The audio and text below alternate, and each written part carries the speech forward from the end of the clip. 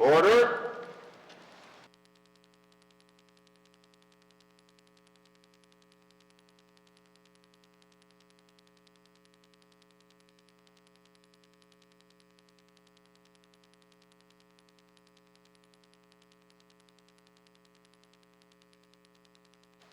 Merci des senhores então tem que não conhece que na que tar que então já tem a passar que coisas aí não se não paga lá tá se que se tira na pares para o bicho então você tá que no cai que dai client in the guy to in the nick order no neither need the yak that on is into in and get that on it but odds in a down or the night on the neck and on into okay since I know one has seen on office there no ana you ana that apesine ke hot in the net ana se the mari cannot snana kan netia booth Arenu sa kwinet nan thesis na chinder a kitten land another thing they call best to darkness on to call best to darkness on to something like mercy.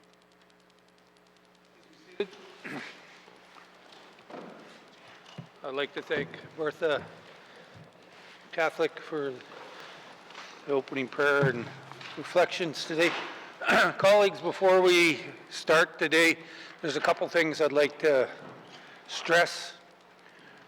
Remember, when we have the dignity to be able to speak in this house, but make sure we do not bring other people's names into this place or businesses, because they don't have the right to defend themselves. We do have some autonomy here, but make sure we have the information that we say in this house, that it's very clear and as truthful as we can be, so that we don't impugn integrity of that. Second thing is, on Friday, somebody scheduled it so that we wouldn't be able to do something to them, so I'm going to do it today. I'd like to wish our clerk a happy belated birthday.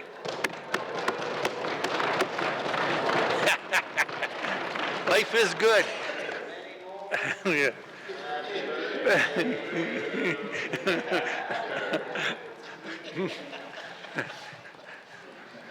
That red looks really nice on you, Mr. Clerk. Minister statements. Mr. Premier. Mr. Speaker, I recently had the privilege of traveling to Washington, D.C. with all of Canada's premiers, an historic first that underscored our united Team Canada approach to strengthening relationships with the United States. Canada's premiers went to Washington to help American political and business leaders and the American public understand the negative economic consequences of the tariffs being proposed by the United States government. Tariffs would not only affect Canadians, they would also have direct negative repercussions for American businesses, workers, and consumers. During our meetings with key members of Congress, the Senate, and senior White House officials, we delivered the unified message that a strong Canada-U.S. partnership is essential to addressing shared challenges.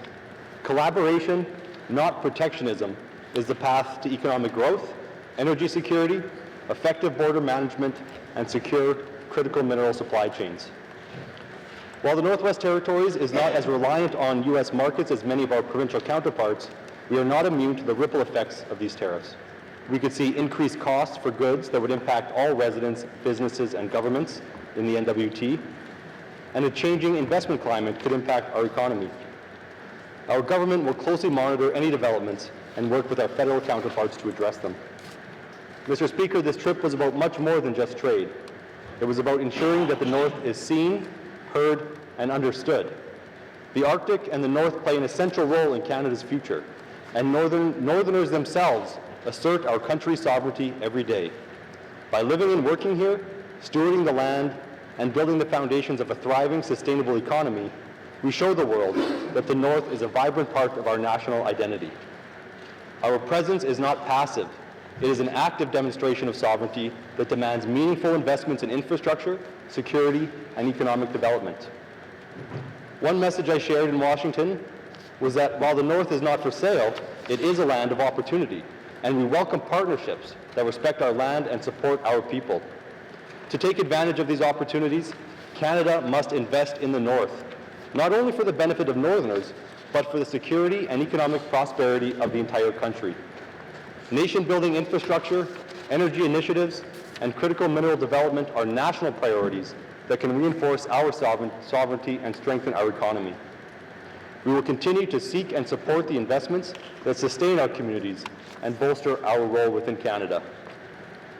While in Washington, I met with representatives from Alaska, Denmark, and Greenland to discuss Arctic security, economic development, and climate change, and to build relationships. As global interest in the Arctic grows, these relationships become ever more critical. With shifting geopolitical dynamics, the importance of a strong, resilient, and sustainable North has never been more clear. Mr. Speaker, Canada's premiers recognize that while we must address today's challenges, we must also unlock tomorrow's opportunities. The conversations we had in Washington and the relationships we are building all serve this larger effort. At the same time, federal, provincial, and territorial governments are working to bolster Canada's economic resilience by breaking down our own internal trade barriers and looking to new markets. By combining these efforts with investments in nation-building infrastructure, we can assert Canada's place as a global economic leader. The Government of the Northwest Territories will keep working with our partners to realize the North's economic potential, support our communities, and strengthen our place in Canada for generations to come. Thank you, Mr. Speaker. Thank you, Mr. Premier. Minister statements. Minister statements. Member statements. Member statements. Member from Yellowknife North.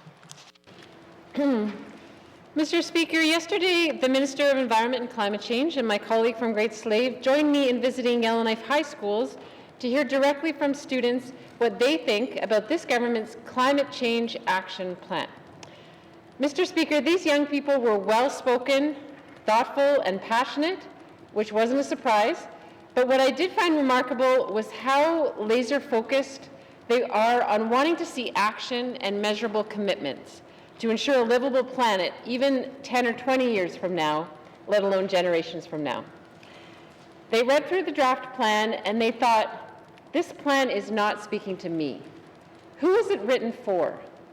It's full of jargon and language about processes. For example, one of the so-called actions listed in the plan says, to update a climate change risk and opportunities assessment to inform the development of future frameworks and action plans. So to me, that says process piled on top of process. There's a lot of emphasis in the plan on monitoring, but young people want to know, what's the purpose of all that monitoring? How will that feed into decision making? How will all this help us when we have low water levels and thin ice and caribou disappearing and forest fires at our doorsteps? How are we changing our energy systems to get off fossil fuels? Youth are experiencing a lot of anxiety about climate change and the future. And so much is outside their control and even outside our control in the NWT. Political winds are shifting around the world, and chaotic and destructive decisions affecting the climate are being made without any of our input. It's worrisome how extremely dependent the GNWT is on federal funding to action most of our climate change and energy goals. Now, the best remedy for anxiety is to take back control into our own hands. Yesterday, the young people we spoke to named specific kinds of climate action they want to be part of that will also build community at the same time. For example, more community greenhouses, volunteering at the farmers market, making our streets more walkable and bikeable, which also creates more traffic to our downtown businesses and boosts our local economy. While lots of things are harder in the North, the students notice that some things are easier. Mr. Speaker, I ask for unanimous consent to conclude my statement. Thank you, member from Yellowknife North. Member from Yellowknife North is seeking unanimous consent to conclude his statement. There is a nay. Member statements. Member from Range Lake. Mr. Speaker, our pets are members of our families. We welcome them into our homes, where we love and care for them, in return only for their unending companionship. All pet owners recall fondly of how their bond with their pets is first made, and for many that connection is made at a local shelter, where dogs and cats are housed and cared for by staff and volunteers in preparation for the day they find their forever homes. Those animals may have nowhere else to turn at first, But thanks to the hard work of animal shelters, they soon find their place in this world, and in turn, those animal shelters find a valued place in our communities because we can't get enough of the compassion and humanity they inspire. Unfortunately, while the NWT SPCA has that cherished place in our communities, they have no place in our territorial budget. Instead, they must rely almost entirely on donations from citizens and businesses to fund their operations, which can top off as high as $700,000 annually. Donations are always appreciated, but they often require fundraising efforts and may not be consistent year-round, and larger donations may be narrowly dedicated solely to animal welfare alone and cannot be spent on administration or employee wages. In fact, the NWT SPCA only receives stable funding from the City of Yellowknife thanks to their work housing stray animals that bylaw apprehends. Mr. Speaker, the NWT SPCA is not the Yellowknife SPCA. They serve the whole territory, taking in cats and dogs as close by as Betchico and as far away as Joe Haven. They run clinics across the north, treating dogs and providing crucial work spaying and neutering them. Mr. Speaker, the SPCA also provides services that can't be accessed in small communities by flying in teams of vets from southern Canada. Everyone in our territory, both human and animal alike, benefit immensely from the work of the NWT SPCA, but they need to have territorial funding that fits them. They don't meet the criteria for NGO funding, they cannot access ITI funding as a nonprofit, and MACA insists funding won't be made available to them unless communities apply for it themselves. Mr. Speaker, the SPCA knows best what they need. Northerners trust them enough to donate thousands of dollars each year. It's time this government does the same and provides them with the stability to get cats and dogs into the homes they deserve. Thank you, Mr. Speaker. Thank you, member from Range Lake. Member statement. Member from the Sawtooth.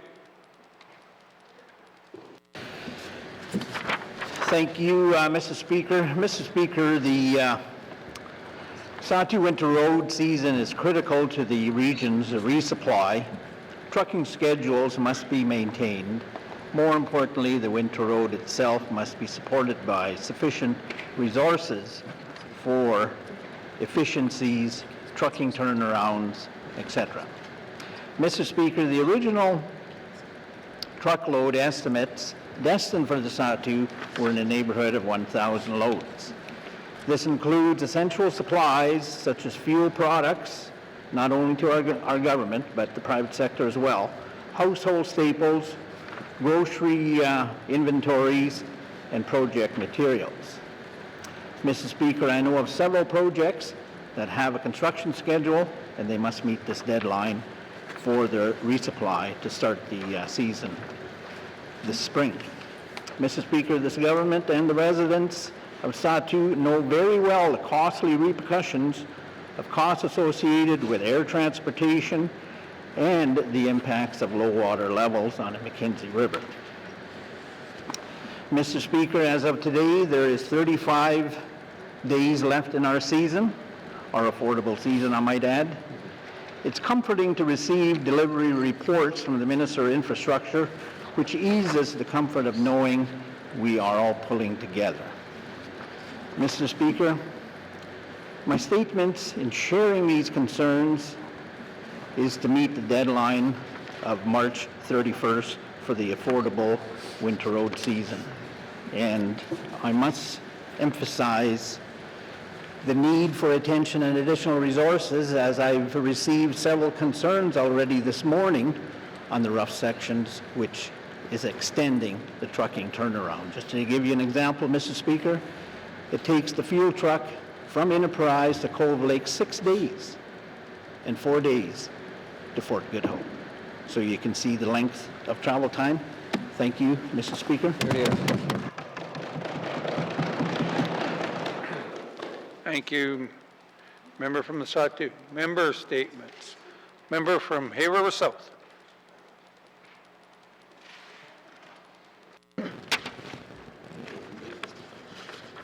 Good afternoon, Mr. Speaker. This past weekend, I had the privilege of attending the second annual Community Spirit Awards in Hay River. These awards provided a valuable opportunity to unite the community, celebrating the qualities that make our town truly special, particularly in light of the challenges we faced in the recent years. Mr. Speaker, I'd like to acknowledge the remarkable individuals and organizations recognized at this event. Heather Coquell was introduced into the Hay River Sports and Recreation Hall of Fame. Her exceptional contribution to figure skating and a variety of sports. Donovan Rogers was named as Youth Volunteer of the Year. Bobby Hamilton was honored as the Senior Volunteer of the Year. Soaring Eagle Friendship Center was honored both in the Arts and Culture Awards and the Community Spirit Award. Super A Foods received the Good Business Award in recognition for their local support. Kaya Carter was named the Outstanding Athlete of the Year. And Gerald Dumas was presented with the Trailblazer of the Year Award for the outstanding work to the West Channel Ice Road and the vital trails in Hay River. I'm also proud to share that Tara Boudreau was named Citizen of the Year. This honor was well deserved as Tara dedicates herself not only as a principal of 2 schools, but she also plays a vital role in promoting youth programming and volunteering beyond her classroom. Mr. Speaker, I would like to extend my heartfelt congratulations to all nominees and award recipients and nominees, and I offer my greatest gratitude to everyone who continues to work tirelessly to make our town a better place. Thank you, Mr. Speaker. Thank you, member from Hay River South. Member statement. Member from Trinidad-Willity. Nope. Nope. Okay. Member statements. Colleagues, this past summer, the Detroit First Nation celebrated its 30th to the 15th.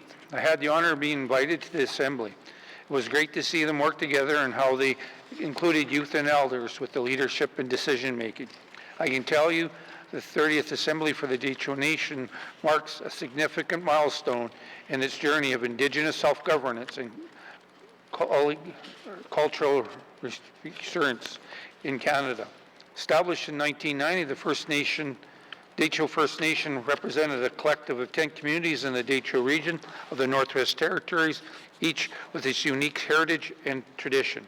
This assembly not only celebrates the past achievements of the Detroit people, but also serves as a platform for envision a future grounded in self-determination and sustainability. Over the past 3 decades, the First Nation made remarkable strides in asserting its rights and preserving its culture. The Detroit process, a land claim negotiation framework, has been pivotal in advancing the region's interests. This process emphasizes the importance of land stewardship, reflection of deep connection between the Detroit people and their ancestral territory. As the nation navigates the complexity of modern governance, it remains committed to integrating traditional knowledge with contemporary practices, ensuring that cultural identity remains at the forefront of decision-making. Moreover, the Assembly serves as a reminder on ongoing challenges faced by Indigenous communities, including climate change, resource distraction, and the need for economic development aligns with traditional values. The Detroit First Nation has been proactive in addressing these issues and advocating for sustainable practices that honor the land and its resources. Initiatives focus on renewable energy, wildlife conservation, and community-led economic projects illustrates the nation's commitment to a balance of the development. As Detroit First Nation celebrates its significant assembly, it also looks to its future with hopes and determination, legacy of the past combined with the vision for resilience and self-sufficient regions with the guidance of the Detroit people as they continue to navigate the complexity of modern society while honoring their traditional culture. Looking forward to the 31st Assembly. Thank you. Member statements. Member from Yellowknife Center. Thank you, Mr. Speaker. It gives me great pleasure to talk about population growth today. Mr. Speaker, as I talk to employers, they talk about their struggles of getting anyone to work. I had a great conversation the other day with the Yellowknife Chamber of Commerce, and they are fearful about what's actually happening with the nominee program because their membership, including our community at large, is struggling to find people to fill jobs. They don't care where they've come from, Mr. Speaker. We're dying to have anybody here with a pulse in these jobs to do these jobs, Mr. Speaker, because because we're struggling. We all talk daily here with the proverbial challenges of lack of nurses, lack of doctors, and lack of teachers. But we cannot let it go unforgotten that we have people such as the construction workers, the landscapers, and even the restaurateurs who are struggling filling positions. Now with the nominee program being pulled from the carpet of business, and our population is fearing what will happen next. Mr. Speaker, we cannot let this upcoming nominee program create chance as their business model for success. Mr. Speaker, at the same time, the GNWT cannot be the singular salvation to our population growth by saying, in other words, GNWT jobs will bring them here. Well, in fact, it doesn't. We need a new strategy. Population growth is a barrier to our success. In other words, it isn't being done. It's the wall that we can't seem to get past. Now, the GNWT is number one in a few areas. Allow me to remind this House. Well, our power bills are probably number one, and if not, number two. Our unemployment, well, again, in the range of number one, as in worst. What more factors of disaster flags do we need to raise? We need action on getting population here in the Northwest Territory. I don't know what it'll take to wake this government up from its sleepy slumber of saying, if we don't have people, we can't fill the jobs. If we can't have jobs, we can't have growth, et cetera, et cetera. It's a vicious circle, Mr. Speaker. Population growth will underpin our success. We're seeing the struggles here in Yellowknife. I can only imagine the struggles in the regions and in the communities. You know, often we forget that the importance of the sustainable population growth will be key to our federal grant. So if we have people here, we'll get a federal grant, we have people here working, we have taxation, we have people who are happy and doing things. Mr. Speaker, we can only sell our fresh, drinkable water so long. We need a strategy that puts them on the hook, reels them in, brings them here. Whether they come from Alberta, they come from Nova Scotia, whether they come from the States, because they're probably looking for places to go there, or they come from overseas, whether it's Europe or Africa or Asia, I don't care. We need good people to bring their families here, and we need a strategy from this government. Mr. Speaker, this territory is in dire need. We need people now more than ever. We need contributors who will help the North and its fabric grow strong, and I intend to push harder for this because we need them now. Thank you, Mr. Speaker. Thank you, member from Illinois Centre. Member statements. Member from Toonaday-Willity. Thank you, Mr. Speaker. Mr. Speaker, we know too well how Indigenous children were failed by a Canadian government, which separated them from their families, their communities, and their culture, and put them into residential schools where they were exposed to trauma, injury, and illness. Many are dealing with physical and mental consequences of those experiences to this day, whether through direct experience or through intergenerational trauma. Tragically, many are who also passed away at those schools. We are still searching for their unmarked graves. So the remains are still, we're still looking for the remains to this day. Unfortunately, some policies are still standing in the way of these artifacts, the acts of reconciliation. Because some of the remains of the Indigenous children who passed away at residential school have been unjustly classified as archaeological artifacts, and therefore their rights returned to their families has been prevented. I want to share the story of a young girl named Alma today, who is one of many victims of residential school who remains have been blocked from returning home due to these erroneous policy interpretation. Alma died at St. Joseph's School at the age of 5 years old in the late summer. Alma's mother went to meet the boat from Fort Resolution at the dock in Fort Smith, but Alma didn't get off the boat. Alma's mothers asked the other children why Alma wasn't there, and she was told that the nuns said that she has gone to heaven. The cause of the death of residential school are most often listed as TB by the nuns or priests recording the death. Even the child, because of injury, Alma's mother never stopped grieving and was later hospitalized. Alma now is 88 years old. Sister had promised her mother that she would find Alma and bring her remains back to Fort Smith to be buried beside her mom. A rotting cross with Alma's nameplate was found in the Fort Resolution Cemetery along with other children's crosses and nameplates. Alma's sister was informed and immediately asked when Alma's could be brought back to the burial site of her mother. The Coroner's Office had offered assistance, and the Coroner's Act has provisions for the exhumation of the human remains. However, the Zoology Department classified residential school burials artifacts. Mr. Speaker, I seek unanimous consent to conclude my member statement. Thank you. Thank you, member from Trinidad-Wellesley. Member from Trinidad-Wellesley is seeking unanimous consent to conclude his member statement. Seeing no nays, you may conclude your statement. Thank you, Mr. Speaker. Thank you, colleagues.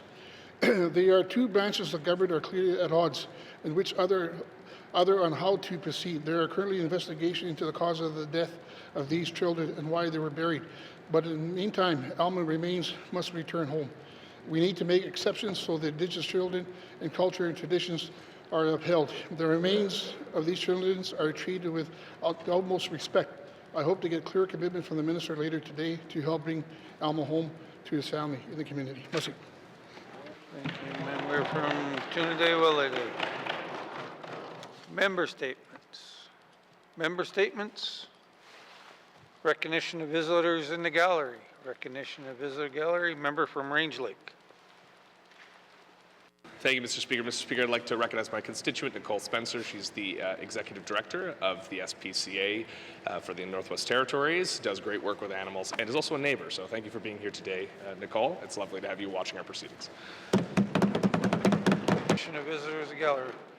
Member from Hay River North. Thank you, Mr. Speaker. Today I would like to welcome Bronwyn McPhail, who is joining us in the executive hallway as Executive Administrative Coordinator for the Chief of Staff. So I'm happy to have her in the House here in her first week. Thank you.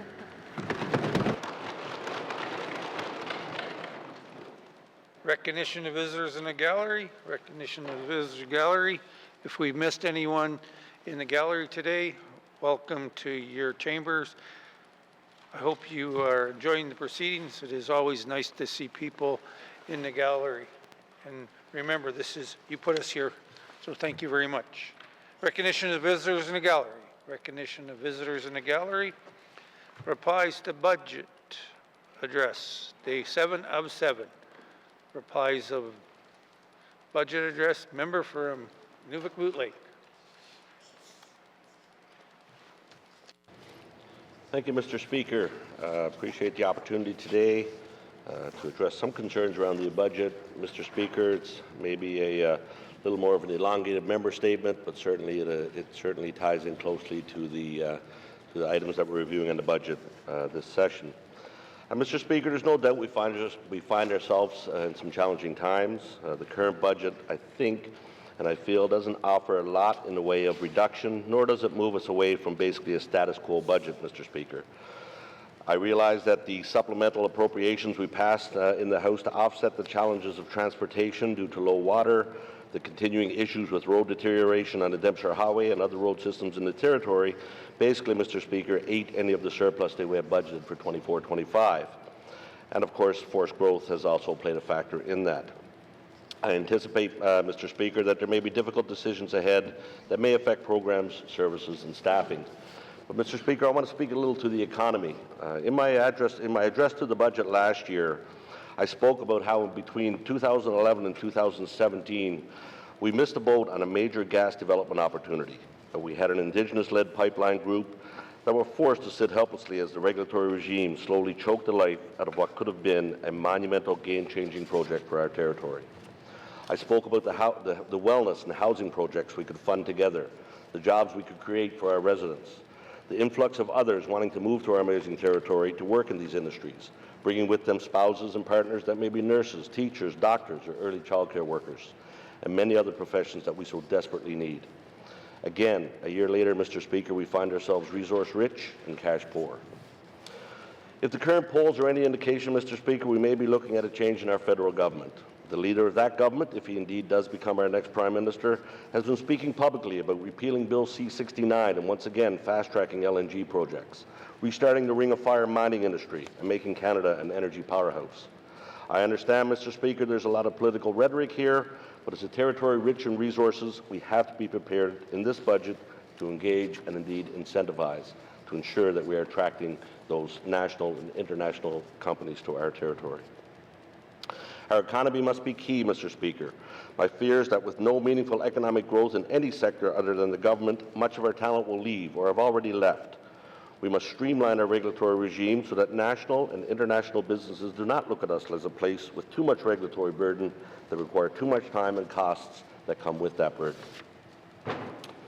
Mr. Speaker, on energy, the GNWT Energy Action Plan is set to have a significant 5-year review and update to our overarching energy strategy. The current Energy Action Plan, Mr. Speaker, focused exclusively on renewables and reducing emissions. Exclusively. How is that, Mr. Speaker, a comprehensive energy plan? I agree we have to have a path for renewable energy and emission reduction, but we need to step back and look at the big picture, Mr. Speaker. Biomass and solar is great, but what is it doing to the grid in the communities that rely on non-renewables? The town of Inuvik is putting in a massive solar array to power its Midnight Sun complex. That's the pool, the hockey rink, the curling rink, and the community center. 100%, Mr. Speaker, federally funded to the tune of $5.5 million, and great for the town of Inuvik. But what does that taking such a large user from our current NTPC grid mean for the cost of power production in Inuvik? Has there been any analysis or even engagement on significant projects of this size? Has the Northwest Territories Power Corporation kept up with the technology to have proper integration of such large-scale renewable energy systems, Mr. Speaker? Mr. Speaker, the answer is no, we have not. In my response to the budget last year, I also pointed out that in April of 2021, the Government of the Northwest Territories completed a report entitled Mackenzie Delta Liquefied Natural Gas, or MDLNG project. In this report, it studied the up to 19 trillion cubic meters of natural gas in the Mackenzie Delta that could be developed for export and will provide economic benefits to the Inuvialuit Settlement Region, the Northwest Territories, and Canada. In short, the MDLNG report stated that the project is technically feasible. Natural gas production facilities and associated pipelines have been operating safely in the Arctic climates, such as Alaska and Russia, for over 40 years, Mr. Speaker. Russia has shipped LNG in the Arctic water since 2017, using LNG and condensate ice-breaking carriers. The ice-breaking carrier technology proposed in this pre-feasibility study is based on Russia's operating experience. These are the kind of projects that change the direction of our territory, Mr. Speaker. Mr. Speaker, the Inuvialuit get it. The $293 million Inuvialuit-led M18 well project involves the construction of a new plant to produce natural gas and synthetic diesel to secure a supply of fuel for energy, heating, and transportation. The project will reduce reliance on transporting liquefied natural gas and synthetic diesel from southern regions, thereby enhancing local energy security, reducing transportation emissions, and providing economic benefits for the region. The well will provide a stable supply of natural gas and synthetic diesel to meet the energy needs of the ISR for over 50 years, Mr. Speaker, and that's based on current consumption rates. Mr. Speaker, the project will reduce energy costs for households and businesses. It will create much-needed employment opportunities, and, Mr. Speaker, it is expected to reduce up to 40,000 tons of emissions annually. These are the shoulder-to-shoulder projects we must be working on to find a path to develop our LNG, Mr. Speaker. The benefits would reach all the residents of the Northwest Territories. Mr. Speaker, transportation. I spoke earlier about the additional funding required to offset the costs associated due to the inability of MTS to complete its barging season in the Sawtooth. We are all keenly aware of the dire consequences and effects it has had on the residents. This is not the first time we've had additional costs due to low water levels and cancelled service. In previous member statements, I have encouraged this government to reevaluate the current structure of MTS. I appreciate the long history it has in its current location, and by no means am I suggesting it no longer operate in Hay River. But, Mr. Speaker, the reality is such that it would make sense to also have infrastructure in Inuvik or Tuktoyaktuk. This infrastructure, Mr. Speaker, can service upriver as far as Fort Good Hope, the Inuvik region, and the coastal communities in the Inuvialuit Settlement region. This work needs to happen immediately, Mr. Speaker, to ensure our supply chain does not continue to see residents without essential fuel, building supplies, and consumables. As well, supplemental appropriation costs that cost GNWT millions of dollars.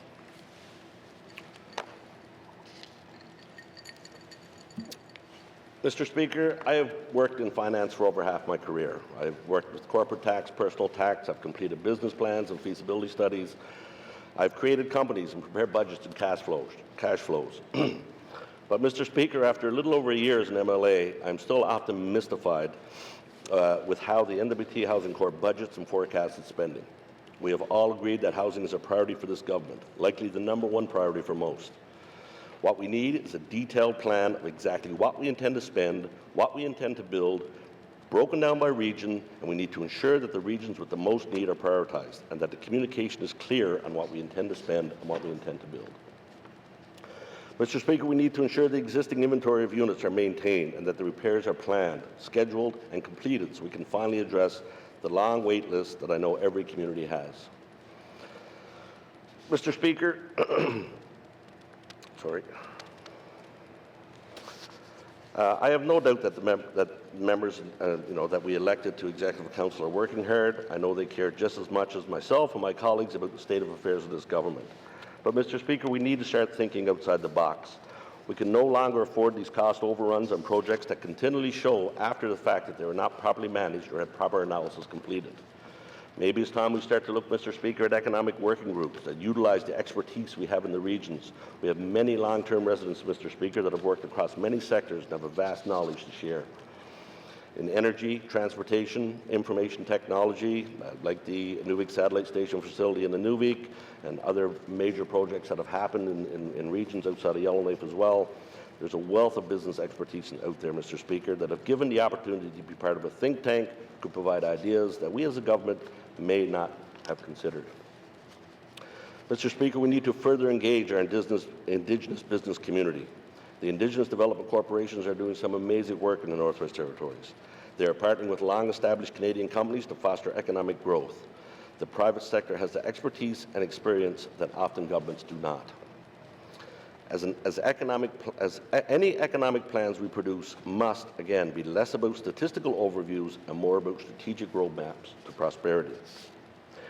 Mr. Speaker, again, I appreciate the Executive Council that we elected in this House. I know how hard they're working. I know it's a difficult time, but I know if we continue to work together, if we put the economy first, if we make sure that we're creating jobs, if we're creating opportunities, if we're building industry in this territory, Mr. Speaker, that will take us to prosperity. That will solve the issues we have around social issues, around housing issues. We need to find a way to generate revenue, Mr. Speaker, and I know working together, working with this group, we can get there. Thank you. Thank you, member from Newton Boot Lake. Replies to the budget address, day 7 of 7, member from Decho. Merci, Mr. Speaker. Mr. Speaker, the Minister of Finance delivered the second budget of the 20th Assembly on February 6th. The proposed 2025-26 budget forecasted spending of $2.7 billion. Mr. Speaker, I appreciate that the government needs to plan and budget for emergencies and unexpected natural disasters. There were lower water levels across the territory and more fires again last year. In my riding, my constituents have seen communities devastated by wildfire and flooding. Some residents are still waiting to return and rebuild. Mr. Speaker, I represent 4 small Indigenous communities established and governed uniquely. But what is common to all communities in my riding is the striking difference between the economic outlook in small communities, Yellowknife and regional centers. There is a divide between those who are living in bigger centers and communities and those who have not in the small communities. Mr. Speaker, I don't see enough emphasis on improving the lives of residents in small communities in this budget. I would like to see more emphasis on building the economy in small communities. It is a mandate of this Assembly to strengthen the economic foundation of the NWT. The government has committed to grow and enhance the northern workforce by investing in skill development and by attracting skilled workers to the NWT.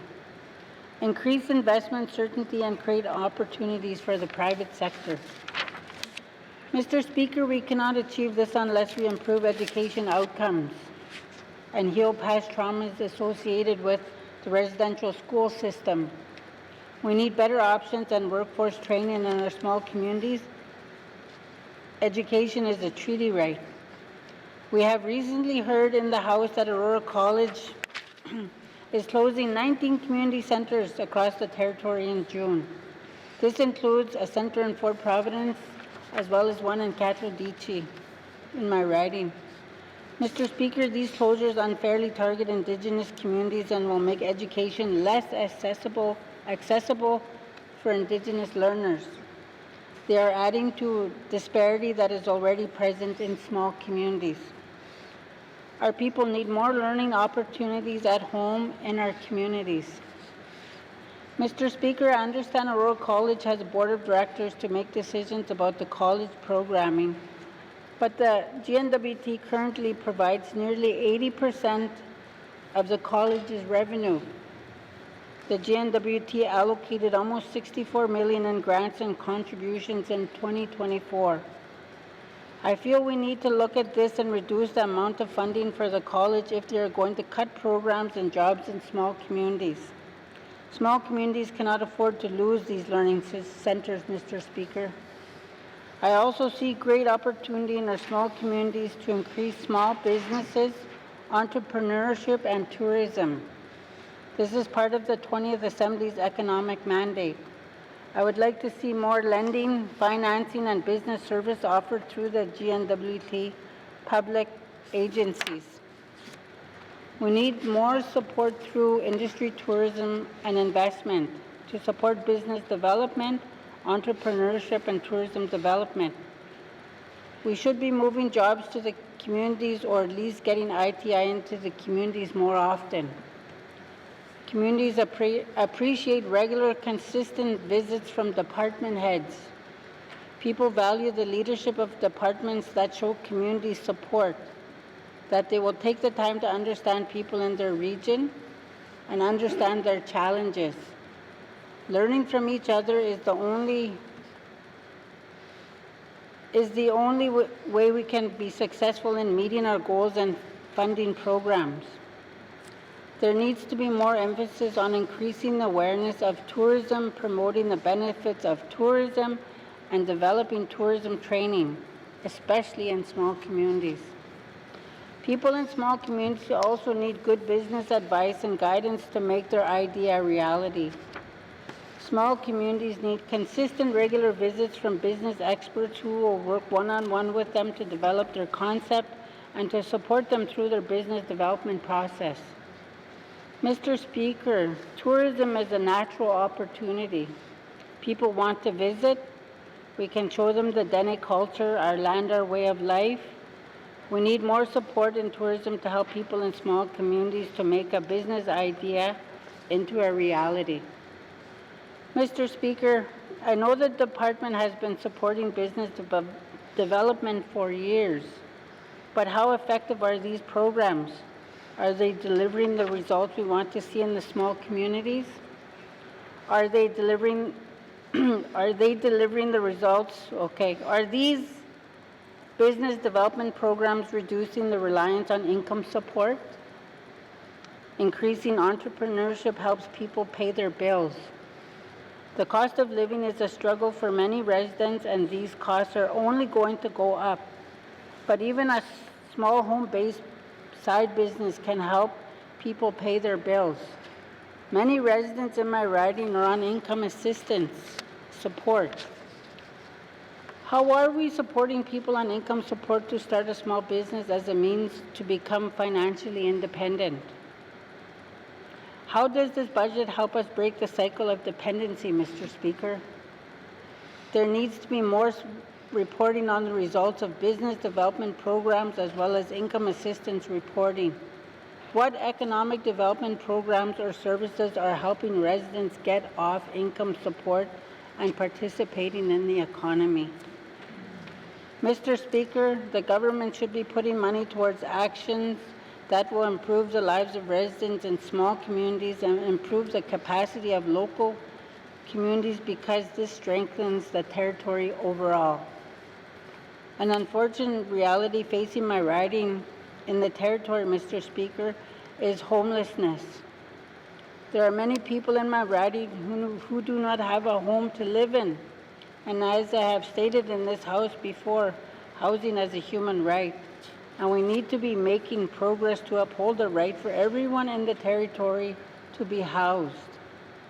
I see increased investment in the Transitional Housing Addictions Recovery Program, and more funding for the Yellowknife Shelter and Sobering Center, but how will these benefits be extended to small communities? Mr. Speaker, access to health care and addressing the effects of trauma is a priority of the 20th Assembly. I want to see an increase in health promotion and reporting. As we know, small communities are fighting increased violence, drug use, and crime. Mr. Speaker, health promotion is the real way to fight back against addictions. If children understood the consequences of smoking, drinking, and drug use, would they be easily influenced? Mr. Speaker, I am concerned that the public health promotion is not being delivered effectively. The government is planning efficiency improvements through the Health System Sustainability Unit. They are proposing 9.1 million cuts across all departments. My hope is that this won't impact health care in small communities. I believe many elders could better manage their health with increased education and home visits. Investing in health promotion is preventative. The money we put into health promotion today will save our health care system over time. Mr. Speaker, our people should be empowered to live the most healthy, active lifestyles they can, free of addictions. Our people are worth the investment. It is an investment that will bring savings over time. And these are my concerns for the 2025-2026 budget. There are many challenges to overcome in small communities, and the only way we are going to overcome the economic problems, social problems, violence, and crime is with healthy people. I want to see an increase in health promotion for the NWT. I want to see our people make healthy choices. Our people are worth it and deserve it. We need to work together to build up the North and make changes that will empower our residents. Merci, Mr. Speaker. Thank you, member from the Deschaux.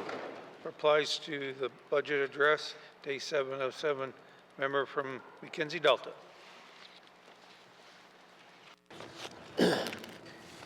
Thank you, Mr. Speaker. Today I would like to respond to the budget address for this fiscal year by this government of the 20th Assembly.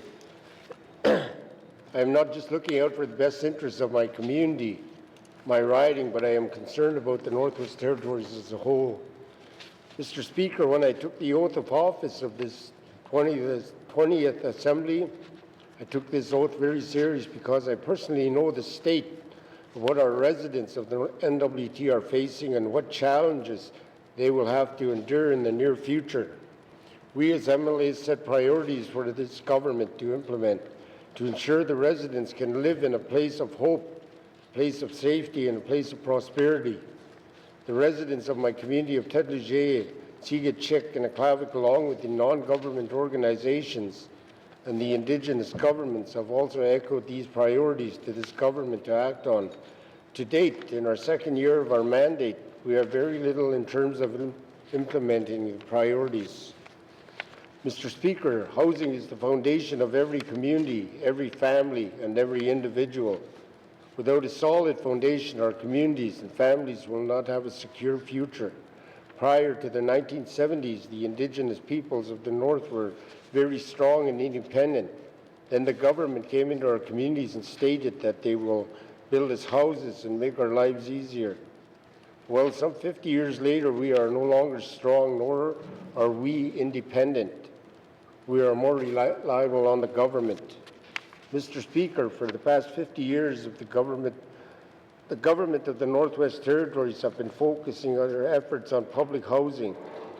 Some of their units have passed its lifespan 2 times over, and yet our Indigenous population are subject to live in these units that should have been replaced 25 years ago.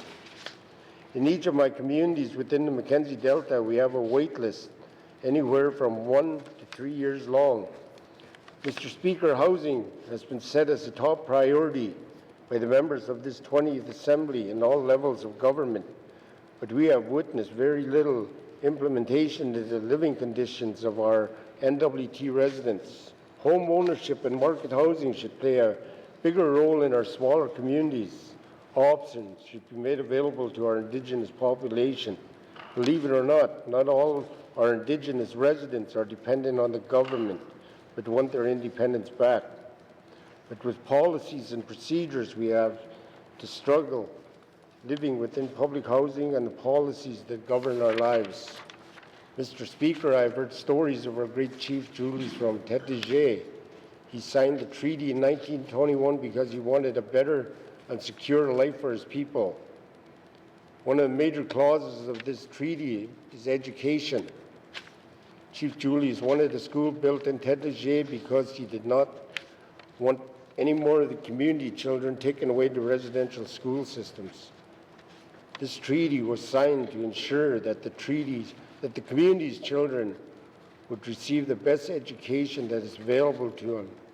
This treaty is being breached and not upheld by the federal and territorial governments.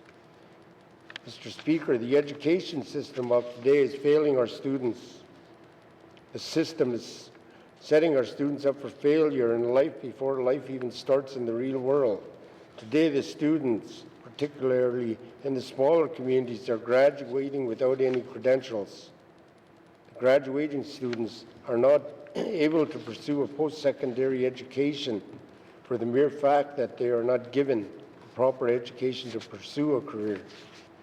Mr. Speaker, when I was going to school, we would await our report cards to see if we were ready for the next grade.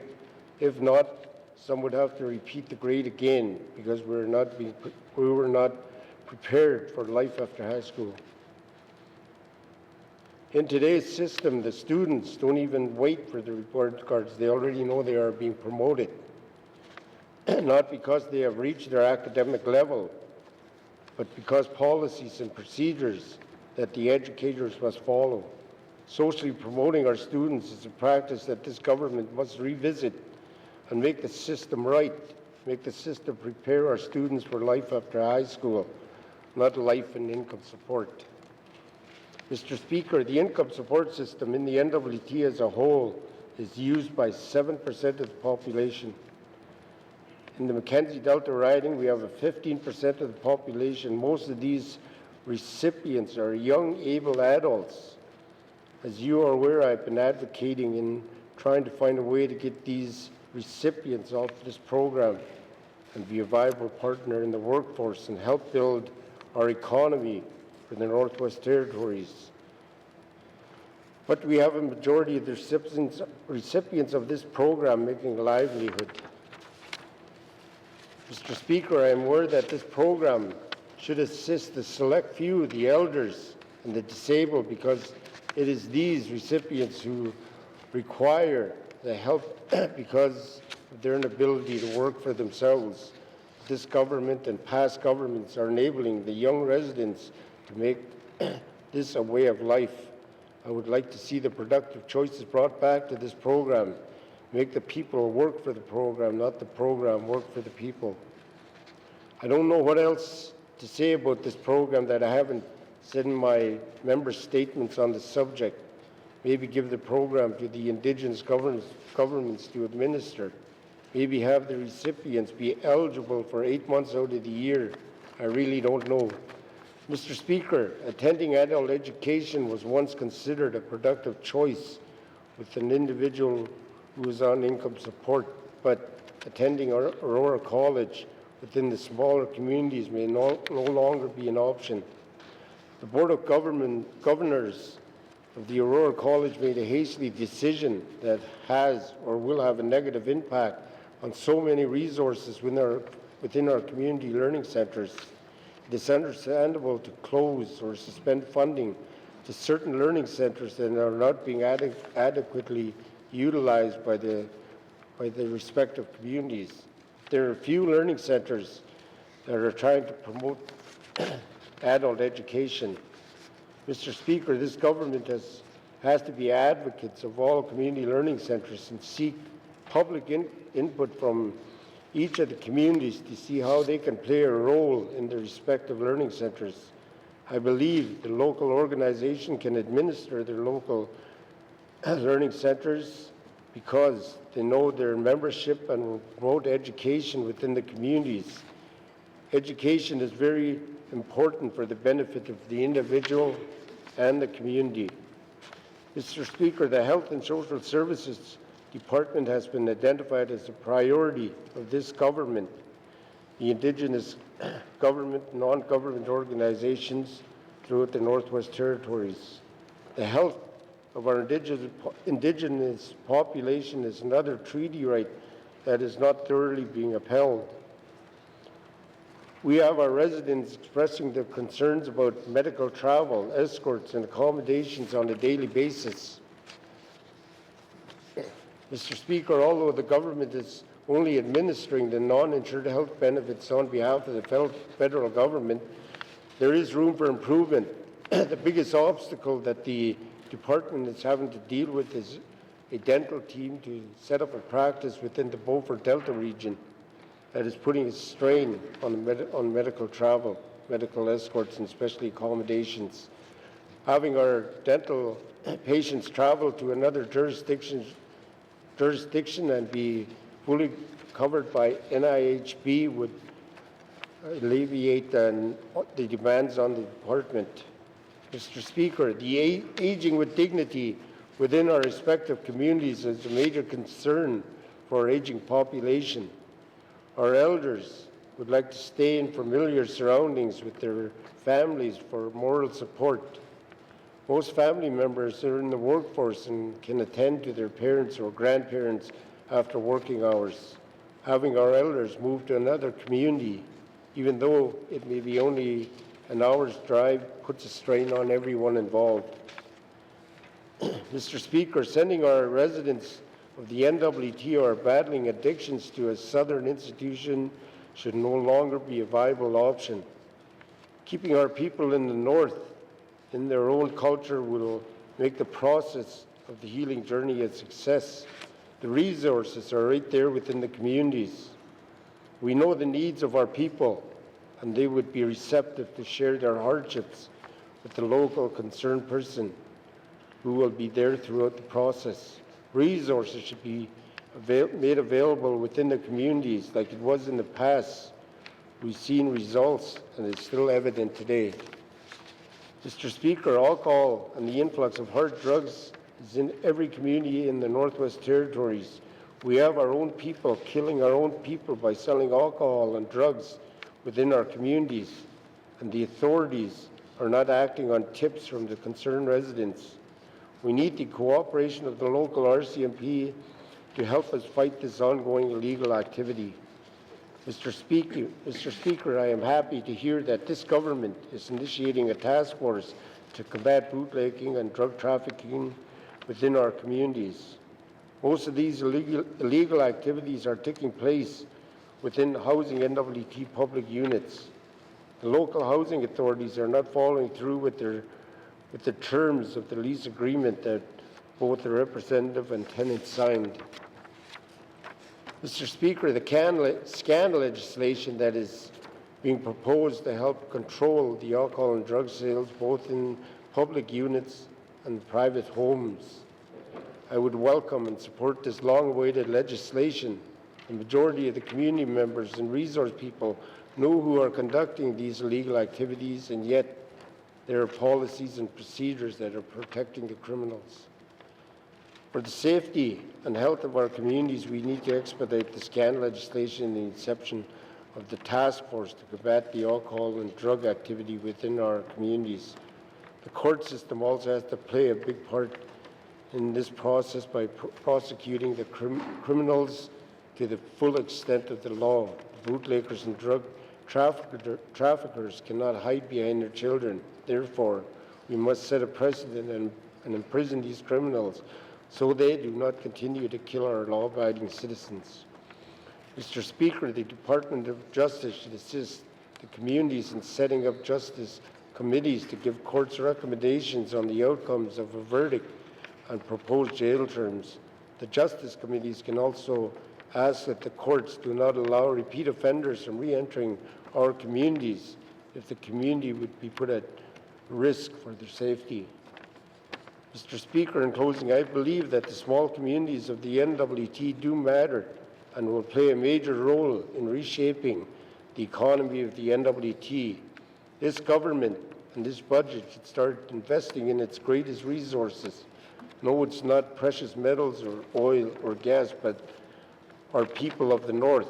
This government has to start consulting with the general public on issues that will impact their lives and their communities. Mr. Speaker, with the collaboration of Cabinet, MLAs, Indigenous governments, and the residents of the Northwest Territories, we can have a territory that will be safe, healthy, and prosperous for today and the next generation. Keep investing in our small communities to make a big difference. Thank you, Mr. Speaker. Thank you, member from Mackenzie Delta. Replies to the budget address, day 7 of 7. Member from Great Slave.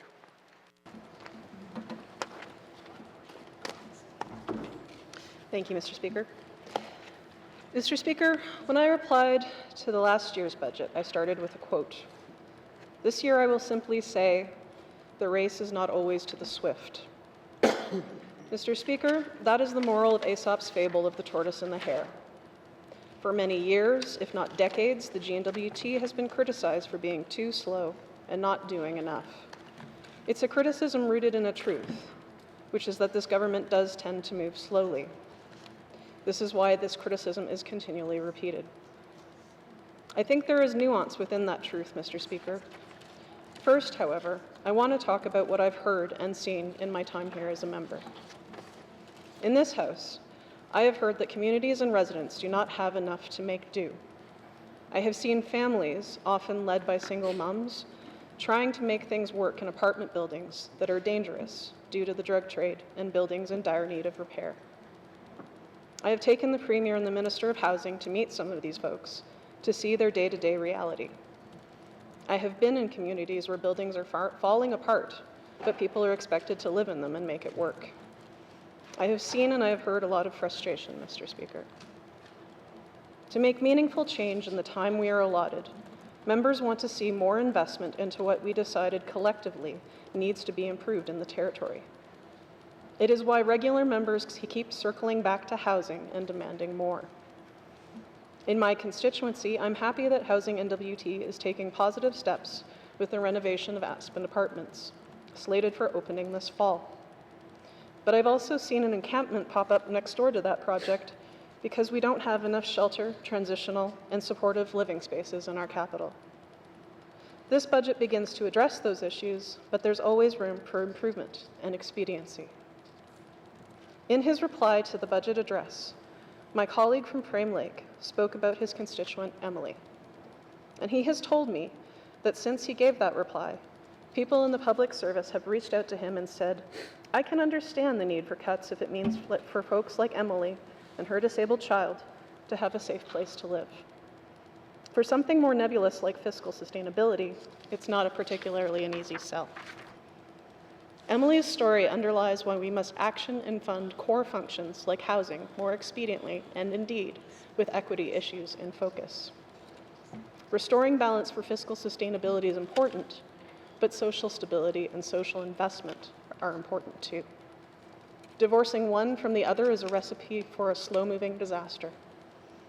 When we talk about good debt of investments by government, I argue that we need to be talking to the good debt surrounding social investment.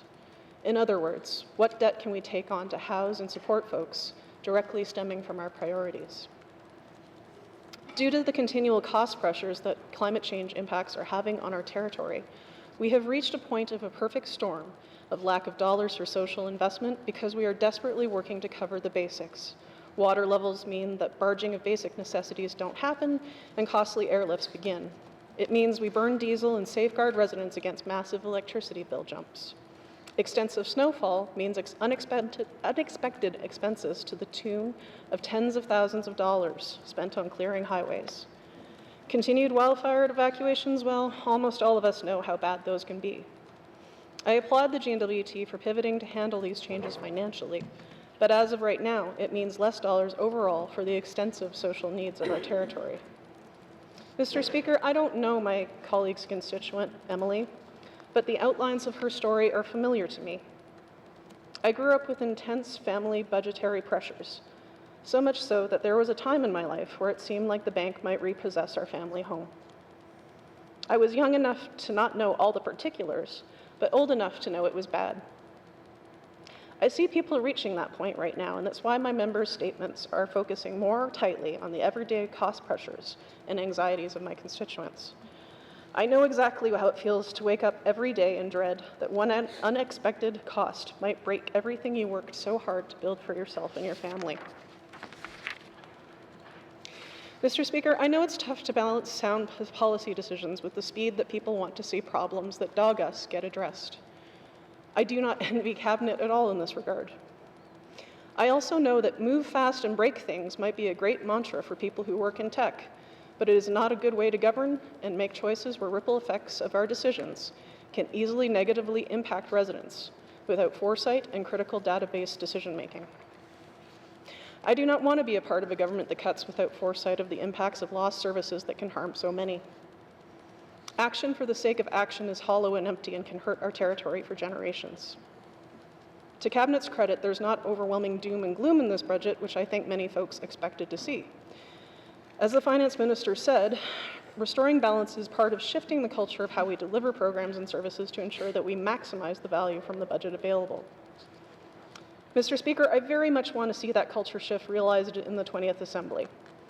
However, an underlying problem slowing down that shift is the fact that we don't have extensive foundational evaluative data on most of our programs and services. I would like to see tangible human resource investments in the Government Renewal Initiative, or what GRI is becoming as it becomes a responsibility of all departments. The evaluations that result from such an investment would mean that all MLAs, but especially Cabinet, could make better data-driven, informed choices. Those choices will remain hard choices, but there will be evidence to back them. And that's how I want to talk about effectively investing the dollars we have. I've had these conversations with the Finance Minister over many months and given her a suggestion that's fairly cost neutral, and I hope she's taking it to heart.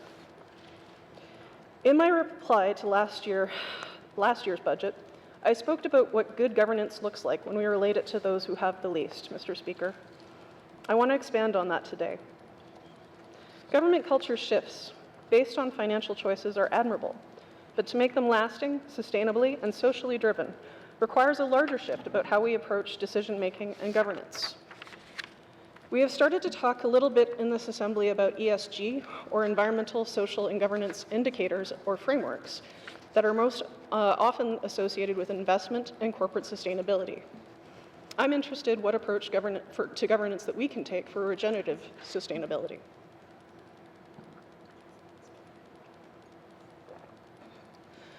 Although I might not agree with my colleagues on what option is best to take, I do support the core concept about talking about improvements to governance and decision-making is always a good conversation to have.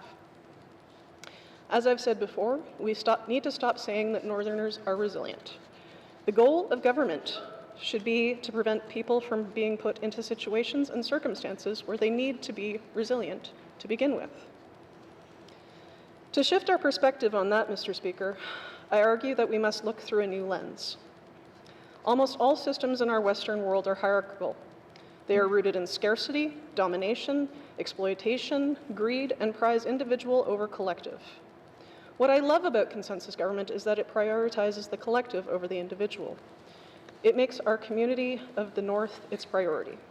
In practice, it does fall short when it comes up against hierarchical, patriarchal ways of acting and thinking that we practice as a Western culture in almost every other facet of our lives. I want us to recommit to prioritizing what puts balance, regeneration, and the health of communities and their people that make those communities vibrant first. I think all of us want to strive to realize those ideals in one way or another. I'm uninterested in my own power or domination of making a government bend to my individual will, Mr. Speaker. I'm interested in a government that puts community care as its ultimate goal.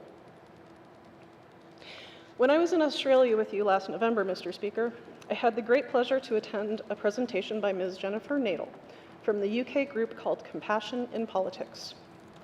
One slide of that presentation caught my imagination. It was titled Old versus New Politics, and in this presentation, old was assumed to mean Westminster-style politics.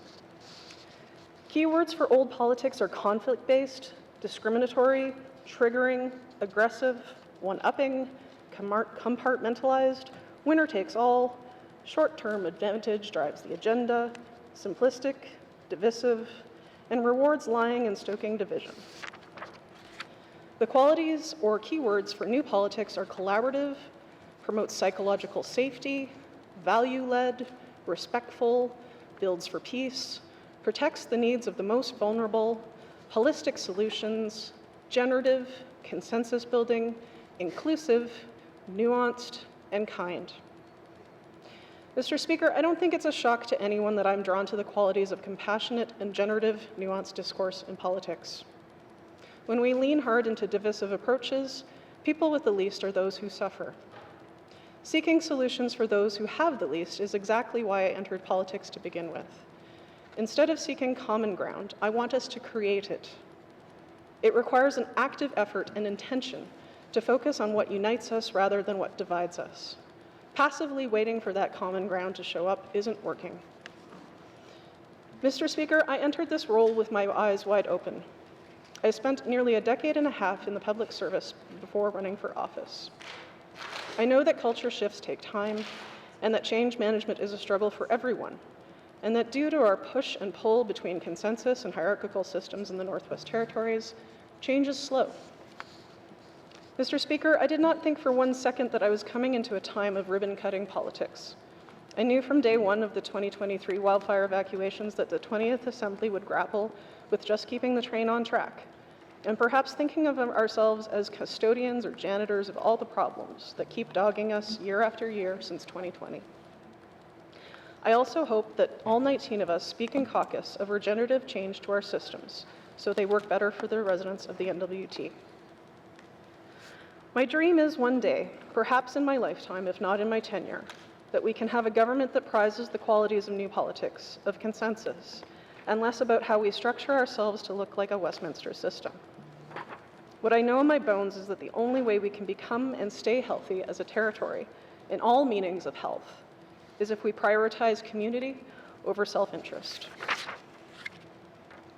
Mr. Speaker, you could argue this is a pretty wild tangent to go into when we're talking about money. But if we aren't talking about how we invest our intention and leadership along with our money, I'm not sure we're having the conversations that challenge us to do better in every aspect of how we govern. And those are conversations that seem most crucial to me in this time of great uncertainty that pervade almost every facet of our lives. Ultimately, Mr. Speaker, I'm inviting the government of the Northwest Territories to formally expand its focus and investment to include how we are creating systems of intangible wealth for our residents, systems that do not exclude dignity, autonomy, and a healthy environment. These are things that have no dollar figure because they are invaluable. They require our investment with no expectation of a return beyond social prosperity. Economic and administrative efficiency cannot be the only criteria that budget expenditures are measured by, just because they are quantitatively easy to measure. Qualitative and mixed methods are wonderful tools that can help us take bold new steps. Mr. Speaker, if I could leave this on a note that wraps it all up, it would be invest wisely. Invest in initiatives that help us make good choices. Invest in the priorities we have all identified, especially housing, but also in how we address trauma. If we don't address trauma, we can't make nearly as much headway into all the priorities of the Assembly as they do interlock. Mr. Speaker, if we invest in social good and health of our territory, it will pay dividends. The nuance of our situation is that taking steps to do that thoughtfully and sustainably takes effort. This must be balanced with urgent issues like increasing our housing stock. For cultures to shift and endure, however, it takes time. And so yes, Mr. Speaker, we are the tortoise, and I'm confident we can win the race. Thank you. Thank you, member from Great Slave. Replies to the budget address, day 7 of 7. Member from Yellowknife North. Mr. Speaker, when people have asked me, what do I think about this year's operating budget, I've been describing it as a status quo budget. The government describes it as providing stability. It reminds me of a lesson I've learned while paddling some of the beautiful rivers of the Northwest Territories, especially whitewater rivers. So when you're in turbulent waters and the boat feels like it's about to tip, your instinct is to grab the gunnels of the boat and to try to stabilize yourself. But the problem is that that doesn't work. And sometimes it makes you even more unstable. You can't control the waves underneath by holding onto the boat, and you have to let go of your paddle to grab onto the boat. So you lose control of where you're going. Anyone who's ever taught whitewater paddling will tell you over and over again, whatever you do, don't grab the gunnels. Keep your paddle in the water. And yet, almost everyone grabs the gunnels. And I've grabbed the gunnels more times than I care to admit. Because it's just our instinct. When things get turbulent, we reach for stability, the status quo. We hold on tight to what we already have, and we resist change. But what I hope that we can do as an assembly is to keep our paddle in the water no matter what, to keep focused on where we need to go. That is the only way towards real stability and safety.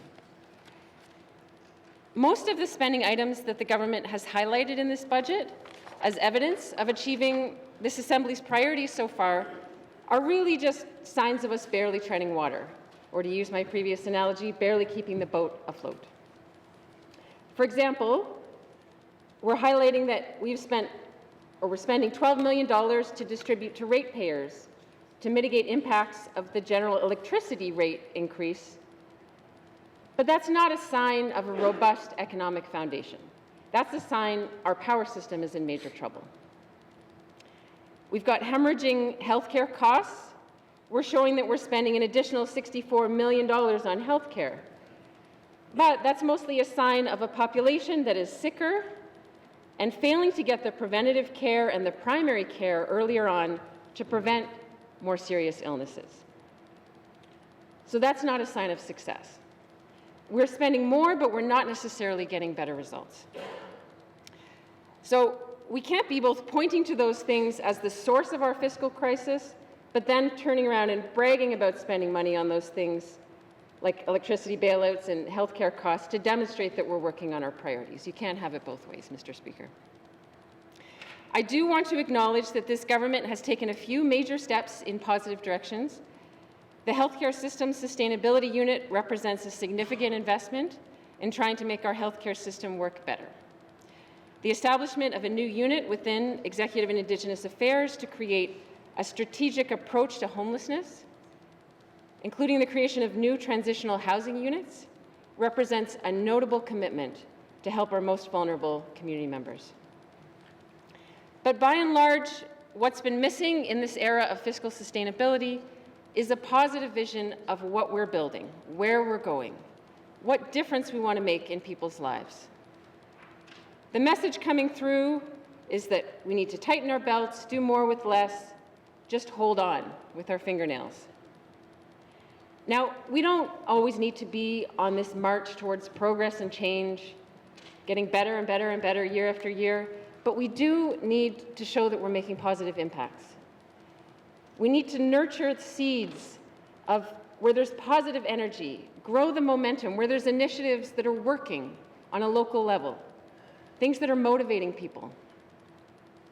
And what I keep hearing from my colleagues here is that people in NWT communities need to feel more sense of ownership over their lives, less helplessness and dependency.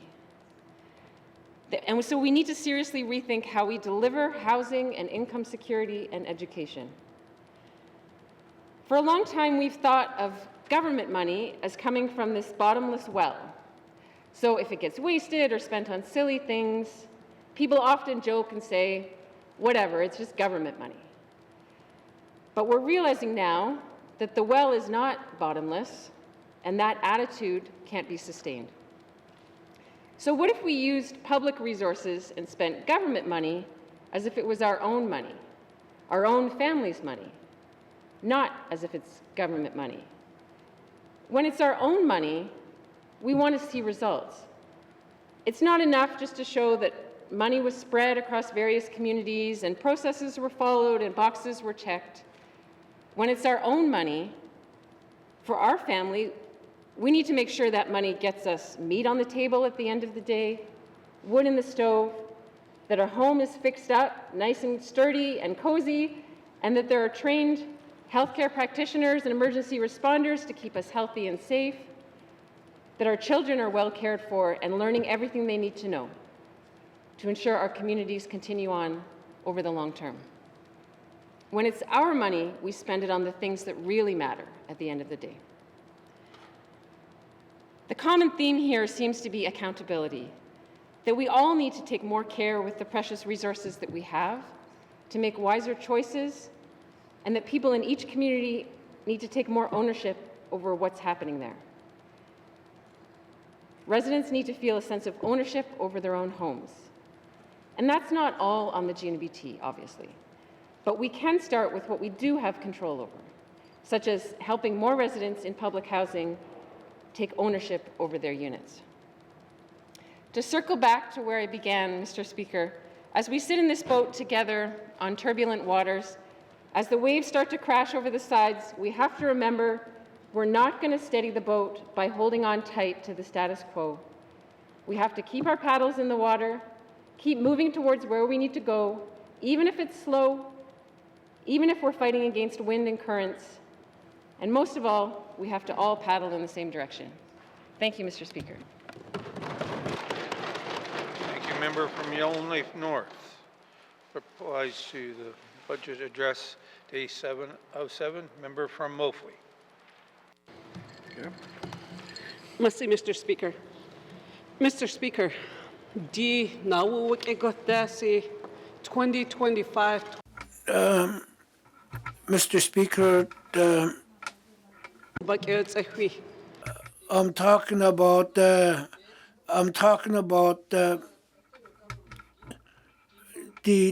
federal government is we're not using a lot of $1 million of our. So there are 19 of us in here. Each and every one of us. There are a lot of things that we need for. We know that it will be hard and difficult for us at times. So right now we are in a deficit. We're in a huge debt. So at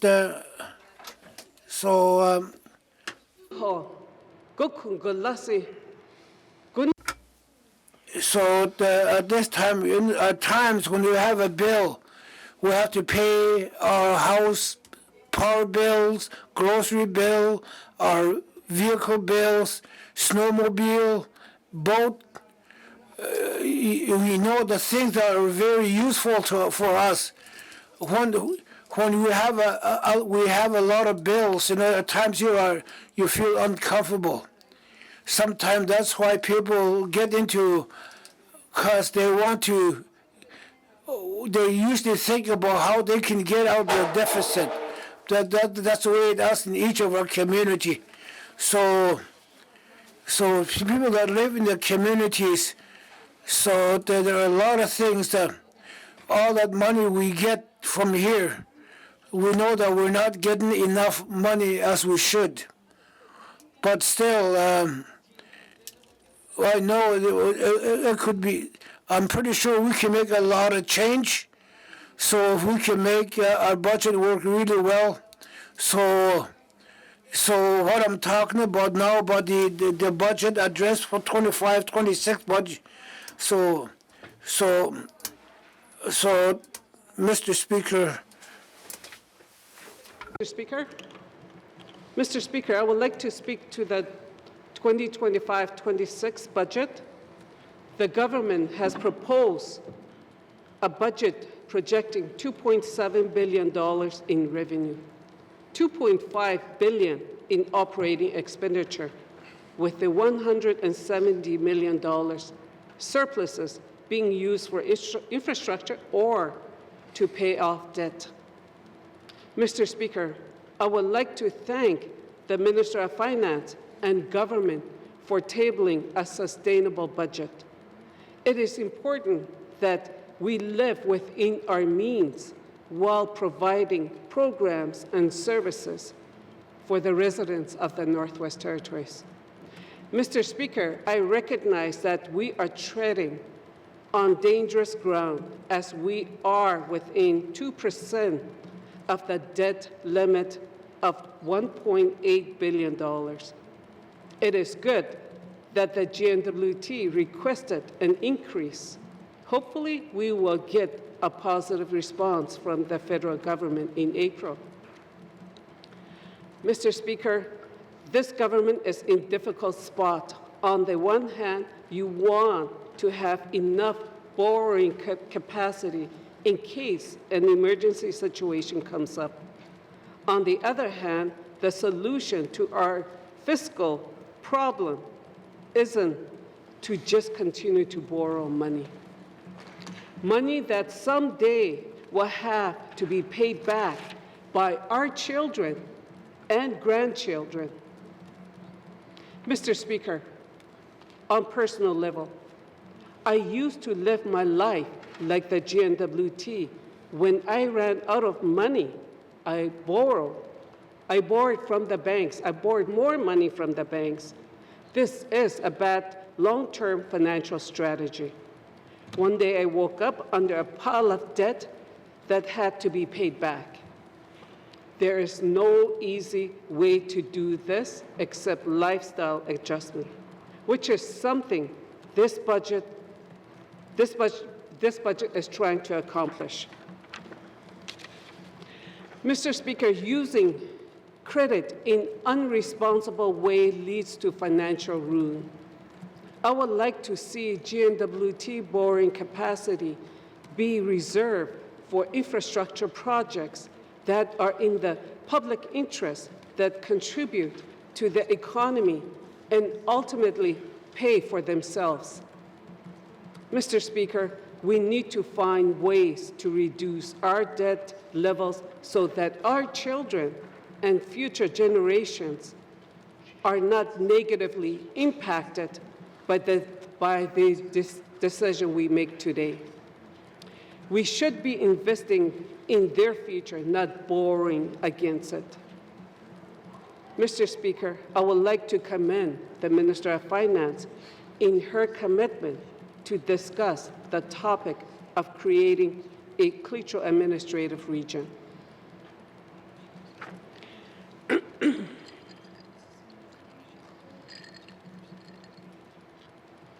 It is good to see that the GNWT and Klitschko government will address this topic at their bilateral meeting in April 2025.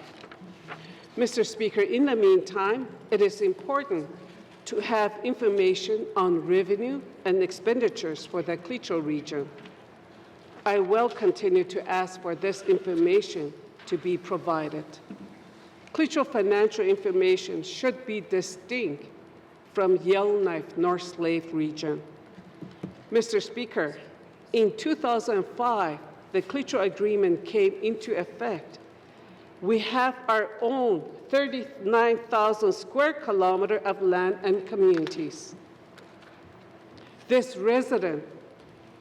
residents of the Klitschko regions should know what programs and services are being delivered by the GNWT and what those programs cost. Active positions. Mr. Speaker, there is a proposed reduction of 4 positions in the Klitschko riding, while the rest of the North Slave and headquarters will gain 20 positions. There are no significant program changes. It is disappointing that my region must provide essentially the same services with fewer positions. Mr. Speaker, I would like to thank the Minister and Department of Finance for all the work and effort that went into creating the budget. While the budget does not have everything that we want, but we must continue to work together as elected MLAs, leaders by the residents of the Northwest Territories, to provide the best programs and services possible that help the residents of the NWT. We must always remember who we do this work for, and that this will have an impact on all our people. Mr. Speaker, I believe that this budget is responsible, sustainable, and the first step towards reducing our debt so that our future generations are not burdened with it. I look forward to working together on future budgets that will get us even closer to reaching our collective goals. Thank you, Mr. Speaker. Thank you, Member from Wilkie. Applies to Budget Address Day 707. Applies to Budget Address Day 707. Reports of Committee of Review of Bills. Reports of Committees of Review of Bills. Reports of Standing and Special Committees. Reports of Standing and Special Committees. Return to oral questions. Returns to oral questions. Acknowledgements. Acknowledgements. Colleagues, realizing that we've been talking for an hour and a half, to give the translators a break, we will take a short break.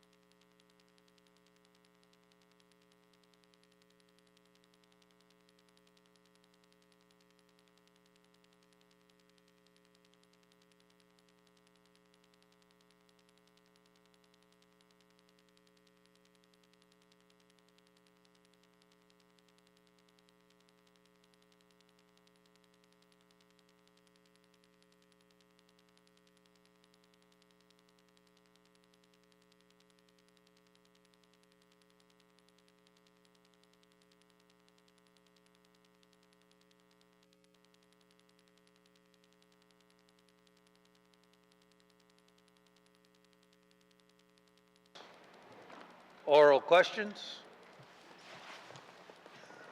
Written questions? Oh, member from Toonaday-Willity. Thank you, Mr. Speaker.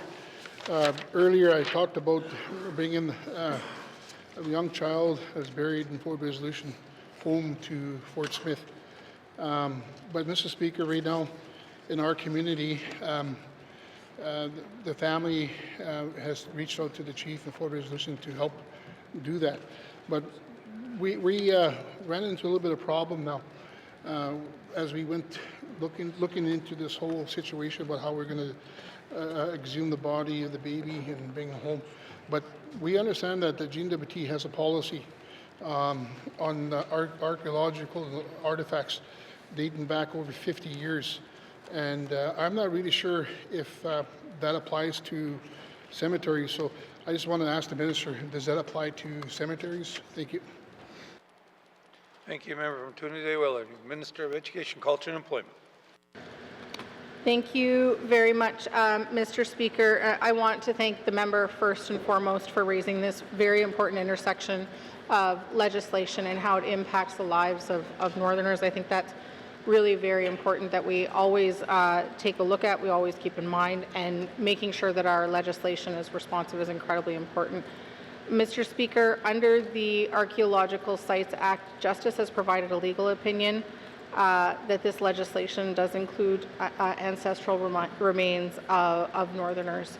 Mr. Speaker, I think it's incredibly important to note here that this is a piece of legislation that was mirrored off federal legislation post-devolution, and that we are in the process of updating that through our Intergovernmental Council process, and I look forward to updating this House on that work.